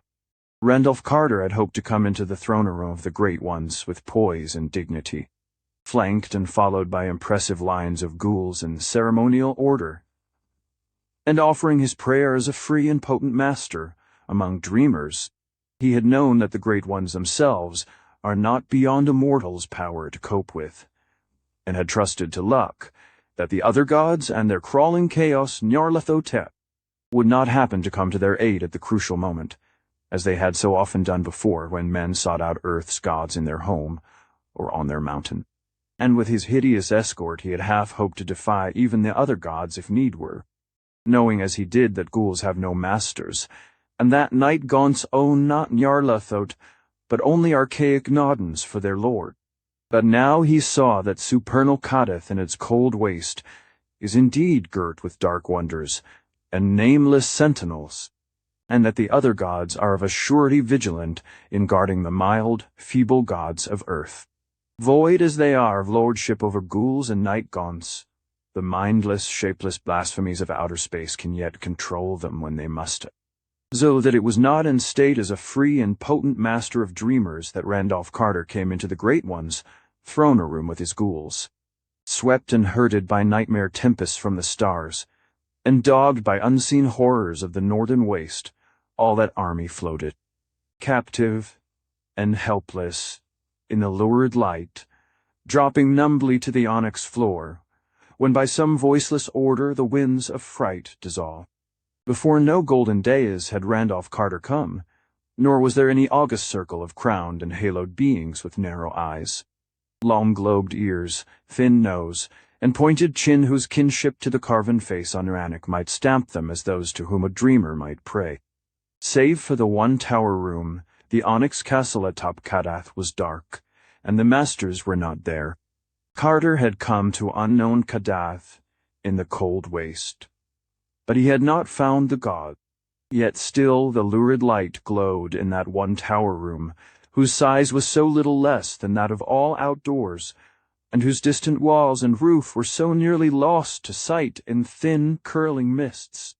Earth's gods were not there, it was true, but of subtler and less visible presences there could be no lack. Where the mild gods are absent, the other gods are not unrepresented, and certainly the onyx castle of castles was far from tenantless. In what outrageous form or forms terror would next reveal itself, Carter could by no means imagine. He felt that his visit had been expected, and wondered how close a watch had all along been kept upon him by the crawling chaos Nyarlathotep. It is Nyarlathotep, horror of infinite shapes and dread soul and messenger of the other gods, that the fungus moon beasts serve, and Carteret thought of the black galley that had vanished when the tide of battle turned against the toad-like abnormalities on the jagged rock in the sea. Reflecting upon these things, he was staggering to his feet in the midst of his nightmare company, when there rang without warning through that pale-litten and limitless chamber the hideous blast of a demon trumpet. 3 times pealed that frightful brazen scream, and when the echoes of the third blast had died chucklingly away, Randolph Carter saw that he was alone. Whither, why, and how the ghouls and night gaunts had been snatched from sight was not for him to divine. He knew only that he was suddenly alone, and that whatever unseen powers lurked mockingly around him were no powers of Earth's friendly dreamland. Presently, from the chamber's uttermost reaches, a new sound came. This, too, was a rhythmic trumpeting, but of a kind far removed from the 3 raucous blasts which had dissolved his goodly cohorts. In this low fanfare echoed all the wonder and melody of ethereal dream, exotic vistas of unimagined loveliness, floating from each strange chord and subtly alien cadence. Odors of incense came to match the golden notes, and overhead a great light dawned, its colors changing in cycles unknown to Earth's spectrum, and following the song of the trumpets in weird symphonic harmonies.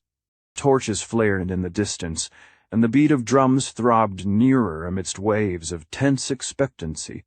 Out of the thinning mists and the cloud of strange incense filed 2 columns of giant black slaves, with loincloths of iridescent silk.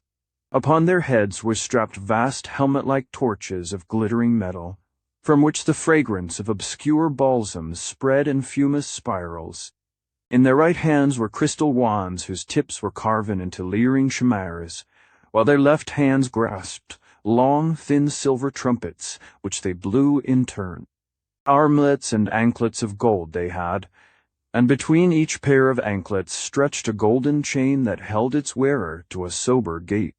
That they were true black men of Earth's dreamland was at once apparent, but it seemed less likely that their rites and costumes were holy things of our Earth. 10 feet from Carter the column stopped, and as they did so, each trumpet flew abruptly to its bearer's thick lips. Wild and ecstatic was the blast that followed, and wilder still the cry that chorused just after from dark throats, somehow made shrill by strange artifice. Then down the wide lane betwixt the 2 columns, a lone figure strode, a tall, slim figure, with the young face of an antique pharaoh, with prismatic robes and crowned with a golden shent that glowed with inherent light. Close up to Carter strode that regal figure, whose proud carriage and swart features had in them the fascination of a dark god or fallen archangel, and around whose eyes there lurked the languid sparkle of capricious humor. It spoke, and in its mellow tones there rippled the wild music of Lethean streams. "Randolph Carter," said the voice, "you have come to see the great ones whom it is unlawful for men to see. Watchers have spoken of this thing, and the other gods have grunted as they rolled and tumbled mindlessly to the sound of thin flutes in the black ultimate void where broods the Daemon Sultan whose name no lips dare speak aloud. When Barzai the Wise climbed Hathigkla to see the greater ones dance and howl above the clouds in the moonlight, he never returned. The other gods were there, and they did what was expected. Zanik of Afarat sought to reach unknown Kadath in the cold waste, and his skull is now set in a ring on the little finger of one whom I need not name. But you, Randolph Carter, have braved all things of Earth's dreamland, and burn still with the flame of quest. You came not as one curious, but as one seeking his due. Nor have you failed ever in reverence toward the mild gods of Earth. Yet have these gods kept you from the marvelous sunset city of your dreams, and wholly through their own small covetousness, for verily, they crave the weird loveliness of that which your fancy had fashioned, and vowed that henceforward no other spot should be their abode. They are gone from their castle on unknown Kadath to dwell in your marvelous city. All through its palaces of veined marble they revel by day, and when the sun sets they go out in the perfumed gardens and watch the golden glory on temples and colonnades, arched bridges and silver-basined fountains, and wide streets with blossom-laden urns, and ivory statues in gleaming rows. And when night comes, they climb tall terraces in the dew, and sit on carved benches of porphyry, scanning the stars, or lean over pale balustrades to gaze at the town's steep northward slopes, where one by one the little windows and old peaked gables shine softly out with the calm yellow light of homely candles. The gods love your marvelous city, and walk no more in the ways of the gods. They have forgotten the high places of earth, and the mountains that knew their youth. The earth has no longer any gods that are gods, and only the other ones from outer space hold sway on unremembered Kadath. Far away in a valley of your own childhood, Randolph Carter, play the heedless great ones. You have dreamed too well, O wise archdreamer, for you have drawn dreams gods away from the world of all men's visions to that which is wholly yours, having builded out of your boyhood's small fancies a city more lovely than all the phantoms that have gone before. It is not well that earth's gods leave their thrones for the spider to spin on, and their realm for the others to sway in the dark manner of others. Fain would the powers from outside bring chaos and horror to you, Randolph Carter, who are the cause of their upsetting, but that they know it is by you alone that the gods may be sent back to their world. In that half-waking dreamland which is yours, no power of uttermost night may pursue, and only you can send the selfish great ones gently out of your marvelous sunset city, back through the northern twilight to their wonted place atop unknown Kadath in the cold waste. So, Randolph Carter, in the name of the other gods I spare you, and charge you to seek that sunset city which is yours, and to send thence the drowsy truant gods for whom the dream world waits. Not hard to find is that roseal fever of the gods, that fanfare of supernal trumpets and clash of immortal cymbals, that mystery whose place and meaning have haunted you through the halls of waking and the gulfs of dreaming, and tormented you with hints of vanished memory, and the pain of lost things awesome and momentous. Not hard to find is that symbol and relic of your days of wonder, for truly, it is but the stable and eternal gem, wherein all that wonder sparkles crystallized to light your evening path. Behold, it is not over unknown seas, but back over well-known years that your quest must go back to the bright strange things of infancy and the quick sun-drenched glimpses of magic that old scenes brought to wide young eyes. For know you that your gold and marble city of wonder is only the sum of what you have seen and loved in youth. It is the glory of Boston's hillside roofs and western windows aflame with sunset, of the flower-fragrant common, and the great dome on the hill and the tangle of gables and chimneys in the Violet Valley, where the many-bridged Charles flows drowsily. These things you saw, Randolph Carter, when your nurse first wheeled you out in the springtime, and they will be the last things you will ever see with eyes of memory and of love. And there is antique Salem with its brooding ears, and spectral Marblehead scaling its rocky precipices into past centuries, and the glory of Salem's towers and spires, seen afar from Marblehead's pastures across the harbor, against the setting sun. There's Providence quaint and lordly on its 7 hills over the blue harbor, with terraces of green leading up to steeples and citadels of living antiquity, and Newport climbing wraith-like from its dreaming breakwater. Arkham is there, with its moss-grown gambrel roofs, and the rocky rolling meadows behind it, and antediluvian Kingsport hoary with stacked chimneys and deserted quays and overhanging gables, and the marvel of high cliffs and the milk-misted ocean with tolling buoys beyond, cool vales in Concord, cobbled lanes in Portsmouth, twilight bends of rustic New Hampshire roads, where giant elms half hide white farmhouse walls and creaking well sweeps, Gloucester's salt wharves in Truro's windy willows, vistas of distant steepled towns and hills beyond hills along the north shore, hushed stony slopes and low ivied cottages in the lee of huge boulders in Rhode Island's back country. Scent of the sea and fragrance of the fields, spell of the dark woods, and joy of the orchards and gardens at dawn.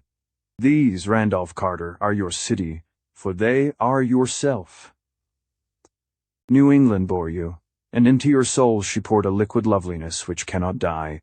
This loveliness, molded, crystallized, and polished by years of memory and dreaming, is your terraced wonder of elusive sunsets, and to find that marble parapet with curious urns and carven rail, and descend at last these endless balustraded steps to the city of broad squares and prismatic fountains, you need only to turn back to the thoughts and visions of your wistful boyhood.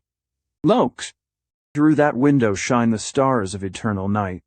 Even now they are shining above the scenes you have known and cherished, drinking of their charm that they may shine more lovely over the gardens of dream. There's Antareschi is winking at this moment over the roofs of Tremont Street, and you could see him from your window on Beacon Hill. Out beyond those stars yawn the gulfs from whence my mindless masters have sent me. Some day you too may traverse them, but if you are wise you will beware such folly for of those mortals who have been and returned. Only one preserves a mind unshattered by the pounding, clawing horrors of the void.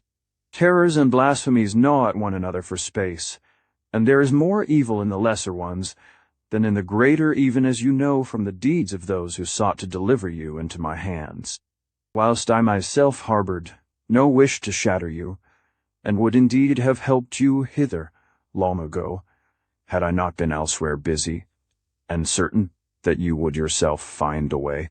Shun, then, the outer hells, and stick to the calm, lovely things of your youth. Seek out your marvelous city and drive thence the recreant great ones, sending them back gently to those scenes which are of their own youth, and which wait uneasy for their return. Easier even than the way of dim memory is the way I will prepare for you. See! There comes hither a monstrous shantak, led by a slave who for your peace of mind had best keep invisible. Mount and be ready there. Yogesh the Black will help you on the scaly horror. Steer for that brightest star just south of the zenith. It is Vega, and in 2 hours will be just above the terrace of your sunset city. Steer for it only till you hear a far-off singing in the high aether. Higher than that lurks madness, so rein your shantak when the first note lures. Look, then, back to earth, and you will see shining the deathless altar flame of Irdna from the sacred roof of a temple. That temple is in your desiderate sunset city, so steer for it before you heed the singing and are lost. When you draw nigh the city, steer for the same high parapet, whence of old you scan the outspread glory, prodding the shantak till he cry aloud. That cry the great ones will hear and know as they sit on their perfumed terraces, and there will come upon them such a homesickness that all of your city's wonders will not console them for the absence of Kadath's grim castle, and the shent of eternal stars that crowns it. Then must you land amongst them with the shantak, and let them see and touch that noisome and hippocephalic bird meanwhile, discoursing to them of unknown Kadath, which you will so lately have left, and telling them how its boundless halls are lonely and unlighted, where of old they used to leap and revel in supernal radiance. And the shantak will talk to them in the manner of shantaks, but it will have no powers of persuasion beyond the recalling of elder days. Over and over must you speak to the wandering great ones of their home and youth, till at last they will weep and ask to be shown the returning path they have forgotten. Thereat can you loose the waiting shantak, sending him skyward with the homing cry of his kind hearing, which the great ones will prance and jump with antique mirth, and forthwith stride after the loathly bird, in the fashion of gods, through the deep gulfs of heaven, to Kadath's familiar towers and domes. Then will the marvelous sunset city be yours to cherish and inhabit forever, and once more will earth's gods rule the dreams of men from their accustomed seat. Go. Now the casement is open, and the stars await outside. Already your shantak wheezes and titters with impatience. Steer for Vega through the night, but turn when the singing sounds. Forget not this warning, lest horrors unthinkable suck you into the gulf of shrieking and ululent madness. Remember the other gods. They are great and mindless and terrible, and lurk in the outer voids. They are good gods to shun. Hi. Asanta Nai. You are Send back Earth's gods to their haunts on unknown Kadath, and pray to all space that you may never meet me in my 1,000 other forms. Farewell, Randolph Carter, and beware, for I am Yarlathot, the crawling chaos. And Randolph Carter, gasping and dizzy on his hideous shantak, shot screamingly into space toward the cold blue glare of boreal Vega, looking but once behind him at once. The clustered and chaotic turrets of the onyx nightmare wherein still glowed the lone, lurid light of that window above the air and the clouds of Earth's dreamland. Great polypus horrors slid darkly past, and unseen bat wings beat multitudinous around him. But still he clung to the unwholesome mane of that loathly and hippocephalic scaled bird. The stars danced mockingly, almost shifting now and then to form pale signs of doom, that one might wonder one had not seen and feared before and ever. The winds of nether howled of vague blackness and loneliness beyond the cosmos. Then through the glittering vault ahead there fell a hush of portent, and all the winds and horrors slunk away as night things slink away before the dawn. Trembling in waves that golden wisps of nebula made weirdly visible, there rose a timid hint of far-off melody, droning in faint chords that our own universe of stars knows not. And as that music grew, the shantak raised its ears and plunged ahead, and Carter likewise bent to catch each lovely strain. It was a psalm, but not the song of any voice. Night and the spheres sang it, and it was old when Space and Yarlathot and the other gods were born. Faster flew the shantak, and lower bent the rider, drunk with the marvels of strange gulfs and whirling in the crystal coils of outer magic. Then came too late the warning of the evil one, the sardonic caution of the demon legate, who had bidden the seeker beware the madness of that song. Only to taunt had Nyarlathotep marked out the way to safety, and the marvelous sunset city only to mock had that. Black Messenger revealed the secret of these truant gods, whose steps he could so easily lead back at will. Where madness and the void's wild vengeance are Nyarlathotep's only gifts to the presumptuous and frantic, though the rider strove to turn his disgusting steed. That leering, tittering shantak coursed on impetuous and relentless, flapping its great slippery wings in malignant joy, and headed for those unhallowed pits whither no dreams reach, that last amorphous blight of nethermost confusion, where bubbles and blasphemes at infinities center the mindless demon sultan Azathoth, whose name no lips dare speak aloud, unswerving and obedient to the foul legate's orders. That hellish bird plunged onward through shoals of shapeless lurkers and caperers in darkness, and vacuous herds of drifting entities that pawed and groped and pawed the nameless larvae of the other gods, that are like them blind and without mind, and possessed of singular hungers and thirsts. Onward unswerving and relentless, and tittering hilariously to watch the chuckling and hysterics into which the siren song of night and the spheres had turned. That eldritch, scaly monster bore its helpless rider hurtling and shooting, cleaving the uttermost rim and spanning the outermost abysses, leaving behind the stars and the realms of matter, and darting meteor-like through stark formlessness toward those inconceivable, unlighted chambers beyond. Time wherein Azathoth gnaws, shapeless and ravenous, amidst the muffled, maddening beat of vile drums and the thin, monotonous whine of accursed flutes. Onward through the screaming, cackling, and blackly populous gulf sand. Then from some dim, blessed distance, there came an image and a thought to Randolph Carter, the doom. Too well had Nyarlathotep planned his mocking and his tantalizing, for he had brought up that which no gusts of icy terror could quite efface. Me New England beacon, hill waking world. For know you that your gold and marble city of wonder is only the sum of what you have seen and loved in youth. The glory of Boston's hillside roofs and western windows, aflame with sunset of the flower-fragrant common, and the great dome on the hill and the tangle of gables and chimneys, in the violet valley where the many-bridged Charles flows drowsily. This loveliness, molded, crystallized, and polished by years of memory and dreaming, is your terraced wonder of elusive sunsets, and to find that marble parapet with curious urns and carven rail, and descend at last those endless balustraded steps to the city of broad squares and prismatic fountains, you need only to turn back to the thoughts and visions of your wistful boyhood. Onward dizzily, onward, to ultimate doom through the blackness where sightless feelers pawed, and slimy snouts jostled and nameless things tittered and tittered and tittered. But the image and the thought had come, and Randolph Carter knew clearly that he was dreaming, and only dreaming, and that somewhere in the background, the world of waking and the city of his infancy still lay. Words came again, you need only turn back to the thoughts and visions of your wistful boyhood. Turn blackness on every side, but Randolph Carter could turn. Thick, though the rushing nightmare that clutched his senses, Randolph Carter could turn and move.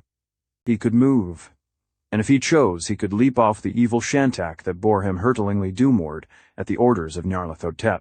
He could leap off and dare those depths of night that yawned interminably down, those depths of fear whose terrors yet could not exceed the nameless doom that lurked, waiting at chaos core. He could turn and move and leaf, could-he, would. Off that vast hypocephalic abomination leaped a doomed and desperate dreamer, and down through endless voids of sentient blackness he fell.